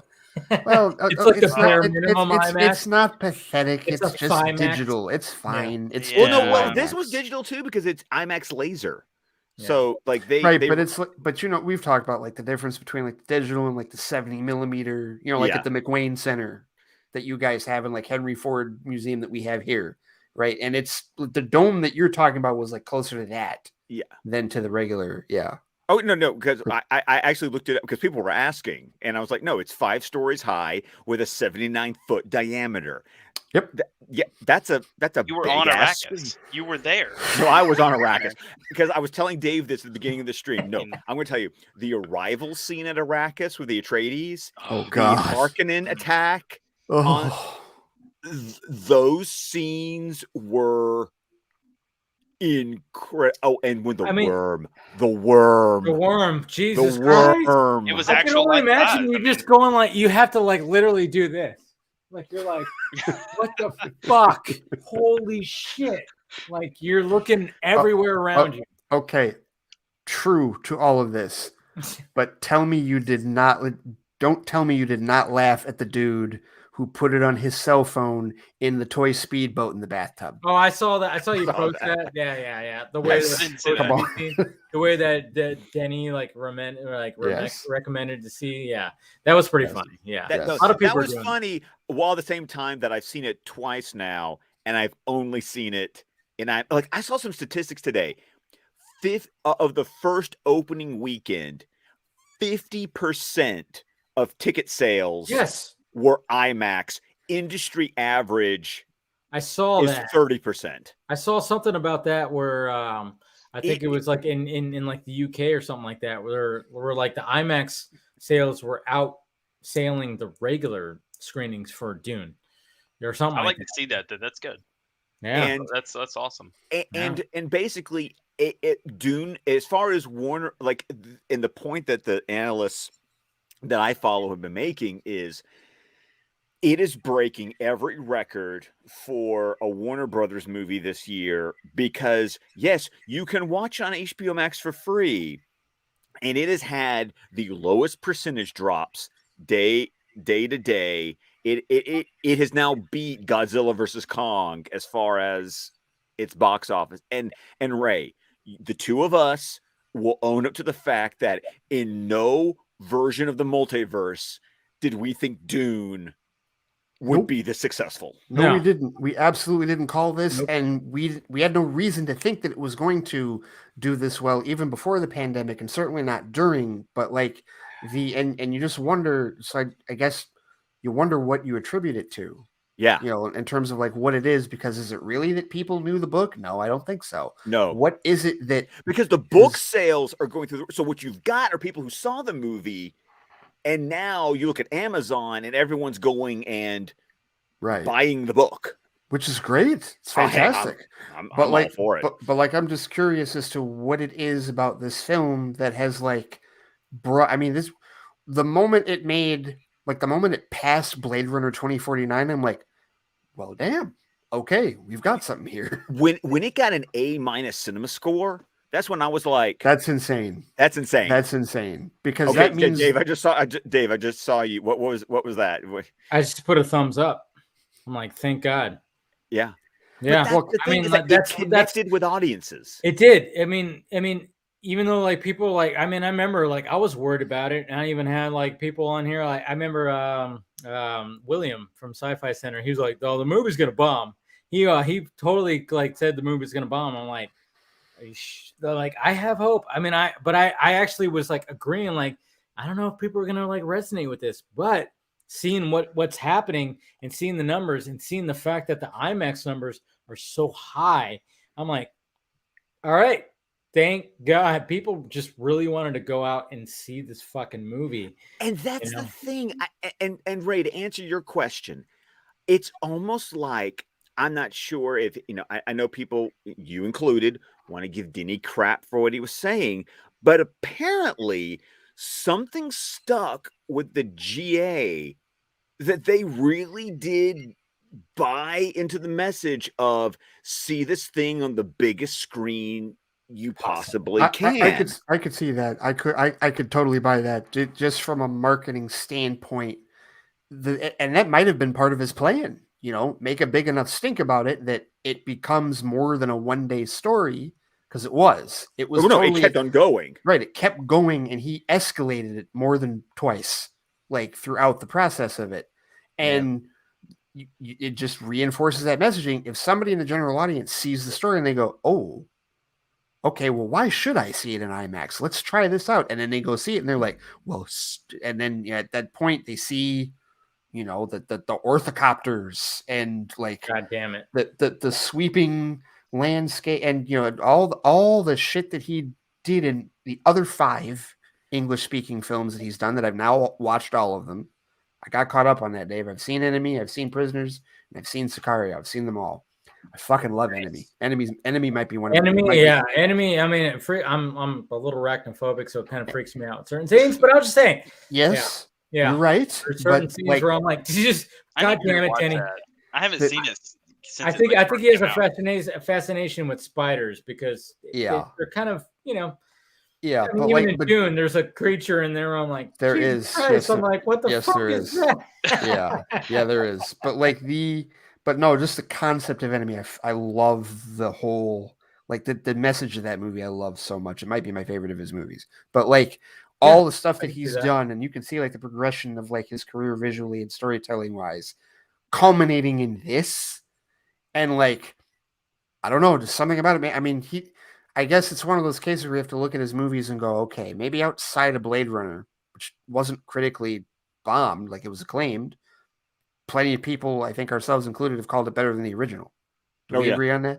Yes, right. I agree on that. I told you that and you didn't believe me. Yeah, I didn't. And then I said, fuck, you're right. But it is. It is. But I think there might be something about his storytelling that does connect with the general audience, especially like when I think of Arrival, or Sicario. That's still my favorite of his. My parents saw Sicario way before I did, and my mother was like, "Oh, Sicario!" And she'd been telling me about that for the last couple of years about how great Sicario was. And I know people dug Prisoners, for as crazy as that fucking movie is. He didn't do the sequel. He didn't do the sequel to Sicario, did he? No, he didn't. No, same screenwriter. The screenwriter wrote the sequel, but a different director. Okay, yeah, I didn't think he did. No. So I think there just might be something with his storytelling that really connects with the general audience, and just there's a vibe that speaks to them. I think with Dune, a lot of people, most people I talk to haven't read the book. I read the book years ago, but they don't even know, they didn't know what the book was about or anything. But I think people are just ready for like a different sci-fi franchise, honestly. Yeah. And I think that's why Rebel Moon's going to do really good. So basically, not Star Wars, not comic books. Yeah, exactly. It's a new franchise. It's based on an existing IP, and there's not a lot of big blockbuster sci-fi right now. There's really not, like, other than Star Wars, and Star Wars has started slowly moving more towards Disney Plus. I think it's a good move. Which is a good thing. It's a good move. Yeah, it's great. Yeah, but there's not that many sci-fi movies, true sci-fi, that you can go see in a theater right now. Yeah, no, and going back to the messaging, people, once again, I want to push all of the opinions and the grandstanding from everyone's side away and just go, you have to appreciate that this movie is an experience when you watch it on a big ass screen. Like it rewards with a loud ass speaker, because sound is critical. Yes. It rewards a big ass screen with a loud ass speaker. Like, and I think that after being cooped up and seeing movies that played, just fine on your TV, and I'm not saying that Dune doesn't, but you literally do see more. Oh yeah, on the bigger the screen you get, you are literally getting more picture. Yeah, and I think that was communicated. However it got communicated effectively, and I think the message actually came across. No, you actually do want to get your ass out to the theater to see this movie, and that's what I wondered too. Is like, how is it that when the format of Dune is so when you go and see it on that big screen and it's in that IMAX format, and then you watch it on your TV, and I did like Saturday that same weekend. I was like, I'm gonna put it on, and it just kind of went, why? Because with Zack Snyder's Justice League, the whole thing is completely just that. Why couldn't they do that with this movie? I always wonder kind of about that. Like, well, yeah, I don't know, because it's weird, because I have like my monitor that I have on my computer it's actually an ultra wide 29-inch, and it filled the frame, like it filled the whole thing. It was like, well, that's expansive, good. And I was wearing these when I was watching it, so it was like, because I'm like, especially knowing that Hans did the music, I'm like, whatever we're gonna get is gonna be gonna need gold. Yeah. Yes, I'm gonna need it. Well, I actually ran into a person or two on Twitter that didn't dig the score and thought that it wasn't one of his best. And I was like, I can't relate. Can't either. It's all subjective. When Paul's Dream started playing in the theater, I was like, oh my god, I transcended. I was like, yep. Yeah, so I don't know, Dave. I'm not sure, like, because I get what you're saying, but I don't know, like, because for me it was just like. Yeah, but if you like when I was streaming into my TV and HBO Max, it's like, it's just in the normal like 16:9, right. And I'm just kind of like, well, why is it that happens? But then like when it came to Zack Snyder's Justice League, it's like, he literally had the whole format was the 4:3, and I'm like, Yeah. I'm just kind of like wondering what's the logistics of trying to like achieve something like that, to have. Well, it's kind of like, when it's like when you watch the Nolan movies, especially like the Dark Knight movies. Like if you get the Blu-rays, like Dark Knight. Dark Knight's a good example. Dark Knight's a great example. The IMAX scenes take up your entire screen. Yes. The non-IMAX scenes, you get bars. Yeah. Yes, and it's swatched. Now, if you watch it digitally, it doesn't change. It's only if you have the physical copy does it shift. And when I'm watching it, and when I was watching Dune on either IMAX screen, there are the scenes that's like bars, and then there's the scene that's, no, I'm getting the whole ass screen. Yeah, yeah. I mean, I know there's like scenes like that because I saw that like some of the scenes that you did get the bars, but of course the big huge scenes were just full on, just and it's just gorgeous. But I just I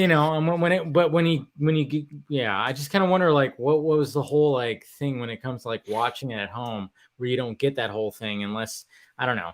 I just wonder what the whole logistics of that whole thing when it comes to home video, and do you get bars on the side or bars on the top? Which, like, what determines each one? Like, especially when you have specific scenes that are shot specifically in IMAX, you would think they would just go, all right, we're gonna make this, we're gonna put the bars right here, but then we'll of course put the bars right here when they're shot close-ups and coverage shots, whatever the hell. No, for home video, I just don't, because when I put it on, I'm like, God damn, we're missing some good coverage right here. Like with this shot right here, this wide shot. So we're not vertical too. Like it is so vertical. Such a vertical movie. Yeah. It's such a vertical movie. And I mean, it's funny too because I mean, even like the corridor crew who talked about Zack Snyder's Justice League, they talked about how the 4:3 aspect ratio just made every character look like they were much bigger and grander than normal movies. There's something about that 4:3 aspect ratio, and I think that's what Zack Snyder. That's why he's like, come on, you got to respect this because yes, even when I watch Zack Snyder, I mean, I haven't seen that on an IMAX screen. Hopefully, maybe one day we can. But when I watch it on here, it's like, yeah, when I watch Justice League, his Justice League, these characters look larger than life than when I watch Avengers Infinity War or something like that. They're even Endgame. Endgame. Well, I went for Infinity War because I like it better. What was crazy? Fair enough. I got you. With them putting it in the full aspect ratio or whatever, it was like I had a friend that posted that they were watching it and they took some shots of their TV, and I was like, are you watching the 2017 Justice League or are you watching Zack's Justice League? And they were like, no, it's the new one on HBO Max. And they had just like went on their TV and done. And they adjusted it. They made it fill the whole screen. And I was like, oh, jeez, God. Yep. I'm like, the way Zack shot this movie and the way this particular cut of it is framed, you're literally going to miss stuff. But that's the difference between people who I watch movies for the artistry that like I have trained, and this kind of goes back to a conversation that Ray and I've had about like the way Ava DuVernay learned about movie making. Was I learned about movie making through special features and commentaries, which is how she learned. I didn't go to film school. Everything that I know about how the sausage is made is because back in my day, we got good shit as special features when you bought a DVD or a Blu-ray. Yep. And I would actually spend the time, like me rewatching a movie would be, I'd watch the movie, then I'd watch the movie with however many, because sometimes you got 3 or 4 commentaries. There were, and it could be because you'd be like the director and maybe a couple principal actors, but then you'd also have some of the editors involved, and then maybe a producer thrown in there as well. The Matrix, the trilogy, they had like, I think each movie had 3 different commentary tracks. One was like Carrie-Anne Moss and I think John Gaeta, who was like the visual effects artist, and then another producer. And then there was another one with like Cornel West and the Philosophers. And then there was another one that was just Don Davis talking about the score. And I was like, that's That's awesome. That's how I was with the Lord of the Rings box set that came out. The appendices. The appendices. And that's actually, we were talking about Leonardo DiCaprio hurting his hand, and that's how I found out about Viggo Mortensen when he kicks the Uruk-hai helmet. He actually broke his toe when he's yelling out when he thinks that they got the hobbits, and he kicks it and he screams, and it's in the movie, and he falls to his knees, and he actually broke his toe doing that. He was wearing really soft shoes because it wasn't a stunt day. And it just went right there and broke his toe. And that's stuff like that I would have never known if it wasn't for special features. Like, and I just love that kind of stuff. It's just so interesting. And now, like, you get a physical disc, and I like it because you get, I don't care what people say, you get a better quality movie. Yeah. You get better picture, you get better sound on a disc. I will be the first to be the heretic who has yet to watch my 4K of Zack Snyder's Justice League, just because I'm going to be honest, if I'm going to watch that sucker, I need 4 hours because I don't want 4 hours. I need 4 hours, and I don't want to stop because I've been told that some of the issues I had with maybe some VFX shots streaming on HBO Max, I've been told the quality of the 4K alleviates, like it actually looks like the problems go away, right? But yet you look at special features like, well, there's nothing on here. It's like, and I'm sick and tired of that. Used to be I was like, that used to be my reward for buying physical was they messed that up so much because you're literally missing special features from a guy like Zach, who is the most excited person about talking about the making of this movie. He will talk for literal hours about how he did certain things. And you literally didn't get him to even record a commentary. Right. Oh, and that's why I love, at least when they did the BVS remaster, it was like, I got a brand new commentary track for the entire movie. Yeah. And you better believe the first time I watched that remaster, I didn't watch it for the movie. I watched it for the commentary track. Well, and I feel like, unfortunately, commentary tracks just got lost in the digital and streaming shuffle. Like there's no need for them because that's why, there's, nowadays, what would you do? Like if you wanted commentary, well, you just watch a featurette or you just look at a YouTube video or see an interview, or maybe he'll do a streaming event, right? Like that's what they would do now, right? Like what he did with Man of Steel. That's what Zach did. Yeah. So like that's how they would do it now, as opposed to spending money on a commentary track to put on a physical disc that, they're not even certain. Like they want maximum bang, right? Yeah. So put it on the internet. Or what they've been doing now is that they need exclusives. So like you don't get the commentary, like Shazam, you don't get the commentary track on the disc. It's exclusive if you buy the iTunes version. Right. Exactly. Right. Well, exactly. Yes. Yeah. That's why I'm glad for stuff like you having Zach on your show, Dave, is because like he's been on here and like he's always so chill and he's just like talking about all the stuff that he did with the movies and like stuff that he put into it. And I'm glad that something like that exists, like him being on the show, because otherwise I wouldn't have heard like half of that stuff. Yeah. Half of the little tidbits that I know about the movies. Yeah. I mean, if he wasn't on people's shows and stuff, he wouldn't have a way to like tell anybody unless he started a YouTube well, but that's actually something that I've noticed though, is that you notice now that he's like in with Netflix now, how like now he's in Forbes, he's in he's in that, he's like the only shit I'm seeing now is from the random tweeters on Twitter. It's like he's getting on the big he's getting on the big podcasts. He's getting on the big YouTube channels. He's getting interviewed by the major publications. It's reminding you of the days before the dark times, before the dark times. No, but I mean, it's like Netflix is willing to go. Yeah, go. I mean, how awesome would it be though? How awesome would it be though? It's like when it comes to commentary tracks, it's like you want to. To listen to Quentin Tarantino talk about Once Upon a Time in Hollywood with a producer or whatever the hell, or with anybody, like we want more. How much would people flock to that? I mean, even with Zach, and like, how much would you want to hear Zach and Deborah just talking about certain things? I mean, or even them going back or even them going to back. Like, can you imagine like Zach and Christopher Nolan talking about Man of Steel? Because Christopher Nolan was a producer. He wasn't just executive. He was a producer. He was on set. He actually was like recommended Zach. Can you imagine those two talking about that movie? I would want a Zack Snyder, Chris Terrio.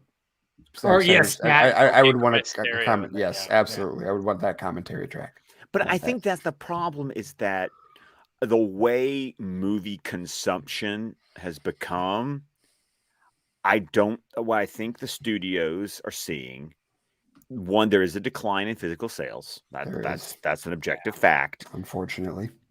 And I believe we've gotten it because of just shifting consumerism. We have people who just want to watch and move on. There are anecdotally fewer of us who actually want to take a movie and basically what it is, it's study the movie. It's like what I tell my students, like, just because you read the chapter one time doesn't mean you get everything out of it that you're gonna get out of it. Yeah. I mean, It does require you, I know this is going to shock you, rereading something 2 or 3 times. It's like, I can teach the same book for 9 years and I can still find something different in it after the 9th year of reading the same book. Like it happens. And it's movies. Like movies are a form of literature. And some of us treat it as there's an onion there for me to constantly be peeling. And I just feel like in total, there are fewer of us who look at our literature and our media and consume it in that fashion. There's too much of, I've watched it, check the box, move on. Well, totally. And it's more about people like, oh, I like watching movies, rather than I just love movies. Like, I love everything that goes into the movies and things that have to do with the movies, rather than just, nowadays most people they go on Netflix, they find something they want to watch, they pop it on, and that's it. Like, they don't think about it beyond, like what you were saying, they don't think about it beyond, oh, that was cool. Like, their brains and I'm not judging that. I'm just saying that is a shift, and that then explains why these things that we like, there is less of. It's the difference between like the art form and content, because like that's how people, and that's like the mindset, that's the behavior that people largely exhibit now, is content consumption as opposed to art form enjoyment. Well, and I don't know about like when you guys were kids, but like, I had like a certain back in my day. I can't even do that here. Everybody's older than me, but I had enjoy that. I didn't have internet when I was a kid, so like I had just a bunch of VHS tapes and DVDs and stuff, and that was all I had. Like so. I would put on Lord of the Rings, and I was done with Lord of the Rings. I was like, well, what else am I going to do? I'm going to watch all this stuff that's with it. And I feel like now it's like with we have such quick access to everything, and kids now have such easy access that there's no shortage of like, you can just, oh, I'm done with this movie or this show, I can just immediately start watching something else. Mm-hmm. Whereas like I got so much time as a kid when I watched a movie to like sit with it and think about it. Yeah, you know what else too, Aaron? On that score, same thing. Like this happened today when I saw Eternals, and Dave, you'll understand this because you've seen it. One of the criticisms that has come through with Eternals is there is definitely still the idea of they're still just pushing you to the next thing. Like there's still an element of like, and that's how that franchise is constructed. There is a consistent, all right, you've seen this, get ready for the next thing that's happening, right? And so, like in traditional MCU fashion, mid-credit scene, post-credit scene. Yeah. What did I do when I got in my car because of something that happened in the post-credit scene? I pulled out my phone and I Googled it. Yeah, to find out what it was. Yeah, there was. I was like, what was that? And I was like, oh, it was. It was like, yeah. I found out what it was. I was like, all right, that's cool, because the mid-credit scene, annoyed the shit out of me because of my yeah. I mean, I won't say we won't say what it was. I mean, some people already know what it is, but I'm just like, Jesus Christ! Like when I saw the reaction, I went, "Oh, you got to be kidding me! You guys aren't even here for that, right? But you're here for something else." No, but what I was gonna say is like going back to commentary tracks is like I remember one of my favorite commentary tracks was for Not Another Teen Movie.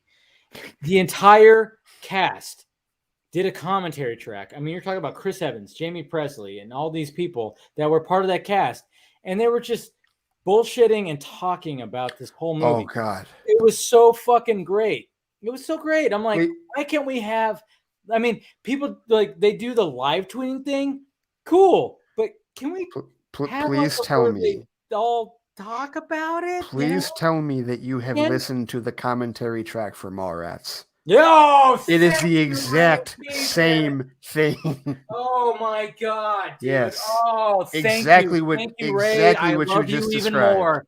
Yes, Dude, I have exactly listened to that, and it's fantastic. It's you out have fucking Kevin Smith, you have Ben Affleck, you have Jason Mewes, and they fucking make fun of Jeremy London so much. So oh my God, because Jeremy London's not there, but Jason Lee, Ben Affleck, Kevin Smith, Jason Mewes are there, and they just fucking like tear into Jeremy London, but it's hilarious. They talk about how he crosses his arms so much in the movie and stuff. It's hilarious. Thank you for bringing that up because also a great commentary track. Yes, and it was similar for like I think Dogma was another one where they got like not everybody, like I don't think Rock or like some Hayek were there, but it was the core group. It was the core group of those guys. Yeah. Yes, totally. No, but see, that's the shit that people want to hear is like just bullshitting and like talking shit and just talking about the movie and stuff like that. It's just.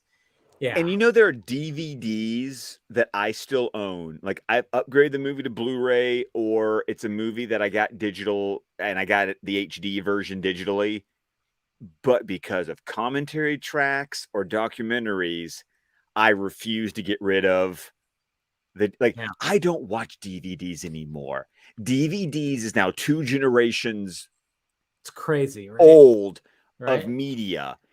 But there are some DVDs that because I don't want to, because no one has replicated the special features on that, I'm holding on to it.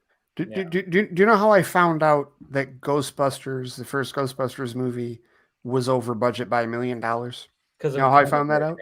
Because of commentary track. Right? Ivan Reitman, Joe Medjuck, and Harold Ramis. Yes. Yes, the commentary track. They told the whole story. I found out how Isaac Asimov was pissed at them for blocking New York traffic. I found out how William Atherton got off of a bus and got called dickless by an entire bus full of people, like randomly after the movie. Like these are all stories that they told. Yes, like, in the middle.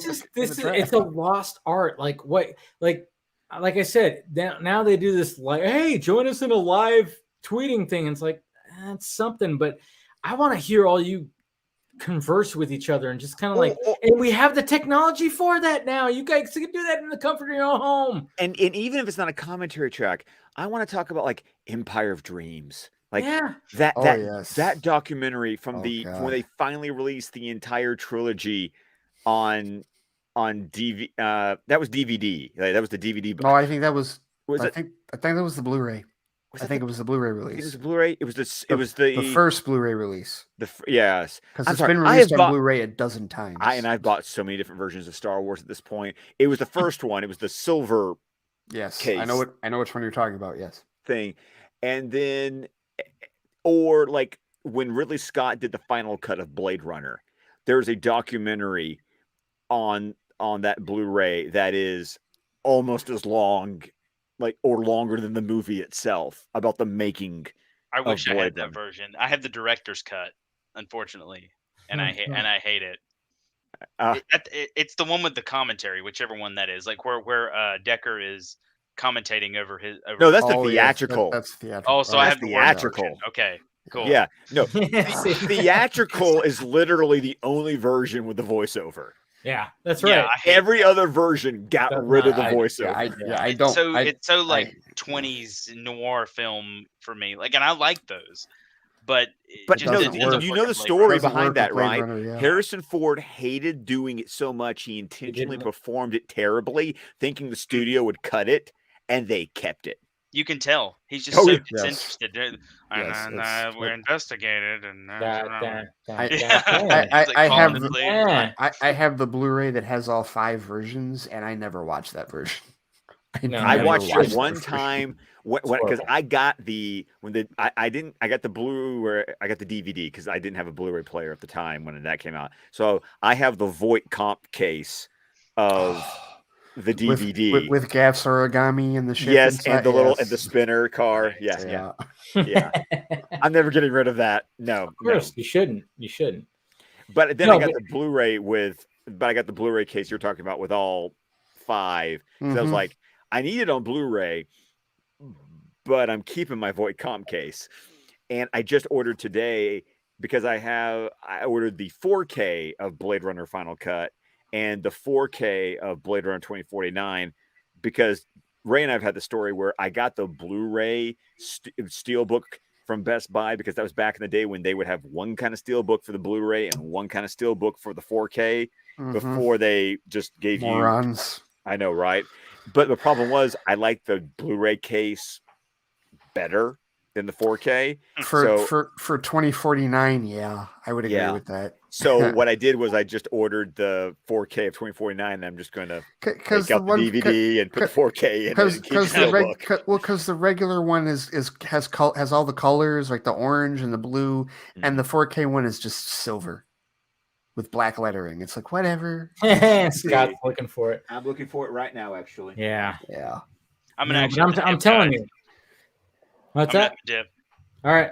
Yeah, I gotta hit the we'll probably end it soon, but yeah, thank you, Aaron, man, for joining. Yeah, no problem. Thanks for having me on. Yeah. Good to see you guys. Good to actually be in a stream with you guys. Hey, same with you. Nice to meet you in person too. Person, like over person. In person. Hey, this is about as person as we get these days. Yeah, I mean, true. Let's be honest. We all live in I'm still waiting. I'm still waiting for the day that we do actually like physically occupy the same space. I'm hoping for a con or something, man. That would be sick. It'll happen. It'll happen one of these days. Yeah. Don't worry. I think I owe everybody a drink. So yeah. According to me, back in March, I owe everybody a hug. So hey, there it is. All right, go ahead and plug yourself, Aaron. All right, Aaron Bailey Art on Twitter and Art of Aaron Bailey on Instagram, and just check out I just do some cool pieces and stuff every once in a while. I also do photography. That's mostly on my Instagram, so go check that out. All right, thanks, Aaron. Thanks. See you guys. Take it easy. Yeah. No, but the commentary track is a very lost art. It very much is. I don't think he. Oh, there it is. I was like, did you realize how to get out of this thing? Yeah. No, but I just kind of wonder about that. But then at the same time, I'm like, maybe studios don't want that anymore because, hey, they're gonna reveal how we interfered with this movie. Nowadays. They probably didn't want him. That's probably the primary. That's what I'm thinking. Have one for Zack Snyder's Justice League, dude. I mean, 4 hours of him talking about how commentaries. Especially I remember going. Sorry, I didn't mean to cut you off, but I remember listening to the Blade Trinity commentary, and it was Ryan Reynolds, Jessica Biel, and David Goyer. No Wesley Snipes, and Ryan Reynolds talked about how much Wesley Snipes did not like him, and he was like, "Yeah, he just was like, and you just kind of wonder, like, when it comes to commentary tracks back then, when that was the thing, when maybe the actors or the director would reveal too much, and maybe that's why we don't hear about those. That's why anymore. we wanted. And that was I know, but we wanted to listen to. I know that's the thing. The audience craved it, but they were like, "This makes us look bad." And maybe Wesley Snipes like, "Did you hear that shit? What the fuck?" or something like that. That's I'm kind of wondering if that was ever the case of. Probably. And what's weird is there's so many possibilities, and the fact is that we don't get the thing that we like.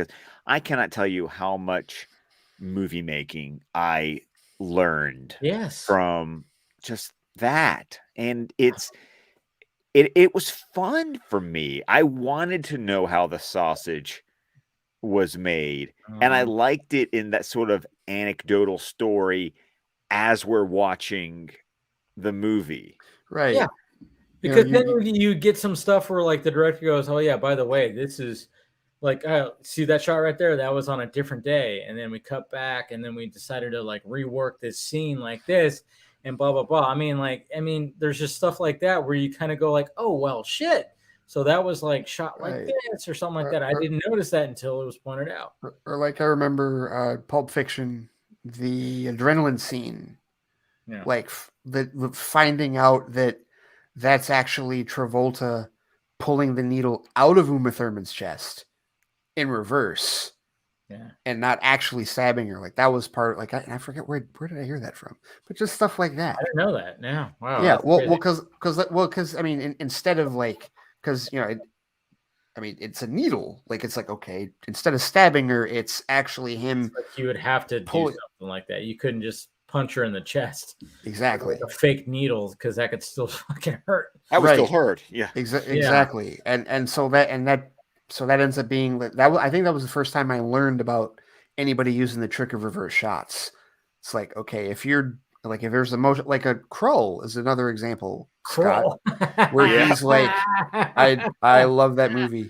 I love that movie, Dave. I haven't seen that. I got to revisit that. I used to watch that so much as a kid. I love that movie. But the glaive, because of how like dangerously sharp it was, like the shots where he's like bringing it back in his hand, total reverse shots. You can tell when you go back and look at it, you're like, no, he's not catching it, he's throwing it, and they've just reversed the shot. So stuff like that. Bring back commentary tracks, god damn it. I think that's a good way to end the stream tonight. This was hashtag great stream, release the commentary track. Yeah, hashtag. I know. We got to start a new thing here, but I mean, I'm just saying. I mean, they do these live Twitter things. It's like I know, and I'm just not into that at all. I'm not at all. No. I mean, that's why, like, when we did like live watches, like when we did the last live watch that we did with the group was for Justice League. That was so much fun just to fucking just drill into it. But I mean, that's totally different from a commentary track, obviously, because we were just fans that were just like, fuck this movie. It's a riff track. That was a riff track. Yeah, that was just like, hey, we're retiring this movie and blah, blah, blah. But I'm just saying, like I said, one of the best ones was Not Another Teen Movie. They had a majority of the cast, and they were all just watching the movie and just talking about it and shitting on each other and talking about how they crafted certain scenes. It was just really great just to see that. And I think even the Super Trooper guys, Broken Lizard, they used to do that with their stuff, but they would divide it. Like Jay, who was the director, he was like, I think with the producer, and they kind of did their own track, and then the rest of the guys did their own thing, and then there was like stuff like that. And it was actually better because when it was director and producer, it's like they talked about the more technical stuff, which was cool. But then it was cool to hear like the actors, and they just were like, "Oh yeah, remember that scene? Remember that day when you were fucking, you were doing this and you did that day, and we had to like achieve this scene because you like, you made me laugh. That was a fucking outtake we used in the scene, stuff like that. I love that. I just love that kind of stuff. But anyways, great stream tonight, guys. I'm feeling good. That's for damn sure. We talked a lot about Army of Thieves and our theories. Well, we didn't really talk about. Well, we talked a little bit about theories. I think the thing is that I don't have theories. It's like I don't do fan casting, and I'm not really big, and I'm not big on theories because it's like I'm too busy exploring what's actually in the movie. Yes. Okay. Totally. I'm with him on that because, like, I mean, dude, the think tank has been in full force since Army of the Dead was released, and the cork boards have just gotten. It is a good thing, but the cork boards have just gotten bigger in the last week with Army of Thieves, and it's just like everyone is Charlie Day from Always Sunny at this point, and I'm like, great. On the one hand, I'm like, great. I'm glad you guys are this enthusiastic about it. This is awesome. I'm not there with you because I just want to. I'm like I said, just want to, like Scott just said, I want to enjoy what is there and not worry so much about what is happening, because that's when Last Jedi occurs. And I don't want that. And I don't want that to occur. You mean the gray Jedi going to show up, Ray? Are the gray Jedi going to show up? Yeah, that has to be the movie that I was the most wrong on by far. But it wasn't just me. I know I wasn't the only one that was that wrong. The difference is I wasn't pissed, and I'm still not pissed. But so many other. But yeah, I just at that point it's like, nope, screw it, no more speculation. Just let it happen. Just enjoy it. Hopefully. So here it is. It is. All right, let's go around the horn and plug ourselves. We'll, of course, start with you, Ray. Love it. 2 more weeks. 2 more weeks, dude. I have my ticket. I have my ticket. Fuck I cannot wait. You know we're talking about that shit. Oh, yeah. My God. But yeah, at the Flightcast on Twitter, theflightcast.com is where you can find my show and my blog. Tomorrow will be my full review, spoiler-free, of Eternals. I'm 26 for 26 with MCU movies in the theater now. I've seen them all in the theater. For all the people who think I hate going to the theater, I don't. And then Scott did thank you for graciously plugging my Patreon earlier, patreon.com/theflightcast, with my Flight Report episodes. Okay, I get to tell you this because Brent's not watching anymore, I'm pretty sure. I read Back in Black, Brand New, One More Day, and Brand New Day. Oh my God, I can't wait to hear this. Yes, review is coming for all of those. Yes, for sure. Oh, Brent hates those so much. For sure. So there's that. And then, like I said earlier, my Denis Villeneuve reviews of Sicario and Enemy and Prisoners are up there as well. Plus a ton of other bonus content too. And you mentioned Monday Morning Sports Ball, which I'm now doing every Monday, which is my sports show to talk about the week that was. I was really doing it because I needed to vent about Michigan State. That weekend did not go well for me whatsoever. So yeah, but I'm going to continue doing that because I do enjoy talking sports. And Brent and I will be doing our normal review of Eternals on Fans Without Borders for Squadcast Media. We'll be recording Sunday. It'll come out Monday. Speaking of sports, man, geez, I had a downer this week. I'm sure you saw it, Ray. Buster Posey retiring. Oh, yeah. You know what? That was bad. Yeah, I Heart of the Giants catcher. Oh my God! Look, dude, you had him for how long? Only 12 years, but still 13. Well, now 12 because he opted out last year. 12 years of seriously one of the top 5 catchers in Major League Baseball. Yeah. Like you can't, I mean, you know what? Power to him. I'm like, I get it because he got injured a lot. He wasn't built like a catcher, so I get it. He always reminded me of Mauer. Remember Mauer over at with Minnesota years ago? Joe Mauer. Yeah, I think I know what you're talking about. Yeah. He Posey always reminded me a little of him. Yeah, but I thought Posey was better. But Posey was he was a great catcher. But he just got injured way too much, and I think it just got to him. I mean, he's only 34, and I'm like, God damn, and he's retiring already. It's like, but you know what? Power to him. He's got twin girls now, and I get it. I get it. The Giants will be fine. You want 100? It's going to be a big hole. It's going to be a big hole that they're going to have to fill. But hopefully the rest of the lineup can do it. But man, that was I when I read that, I was like, and then I watched the conference too, and I was just like, I would be more worried if the Giants were in the American League. You're in the National League. I feel like you can. I feel like you have a better shot at filling that void. It is a tough pill to swallow. And quite honestly, the sports news this week has been so crazy, especially in the last 24 hours with this Aaron Rodgers and OBJ stuff. So it's like that. So it's like I totally forgot about that. Yeah, but you're right. So yeah, I hear you. Devastating, but what can you do? All right, and then finally, Scott. Well, of course, you can find me on Twitter at ScottDC27. You can find my podcast, DC Squadcast, where a podcast can be found, where this week we will be discussing the Darwin Cook classic, The New Frontier. And we are on Facebook, Vero, YouTube. The entire network of shows at squadcastmedia.com. Saturdays with this guy talking about Batman the Animated Series. Time to be determined. Tomorrow, Well, we will be discussing Appointment in Crime Alley. I do want to remind you that you can find both Ray and myself tomorrow night at the Geekverse podcast on the 24-hour charity stream, where we will be on opposing teams. He's a wolf.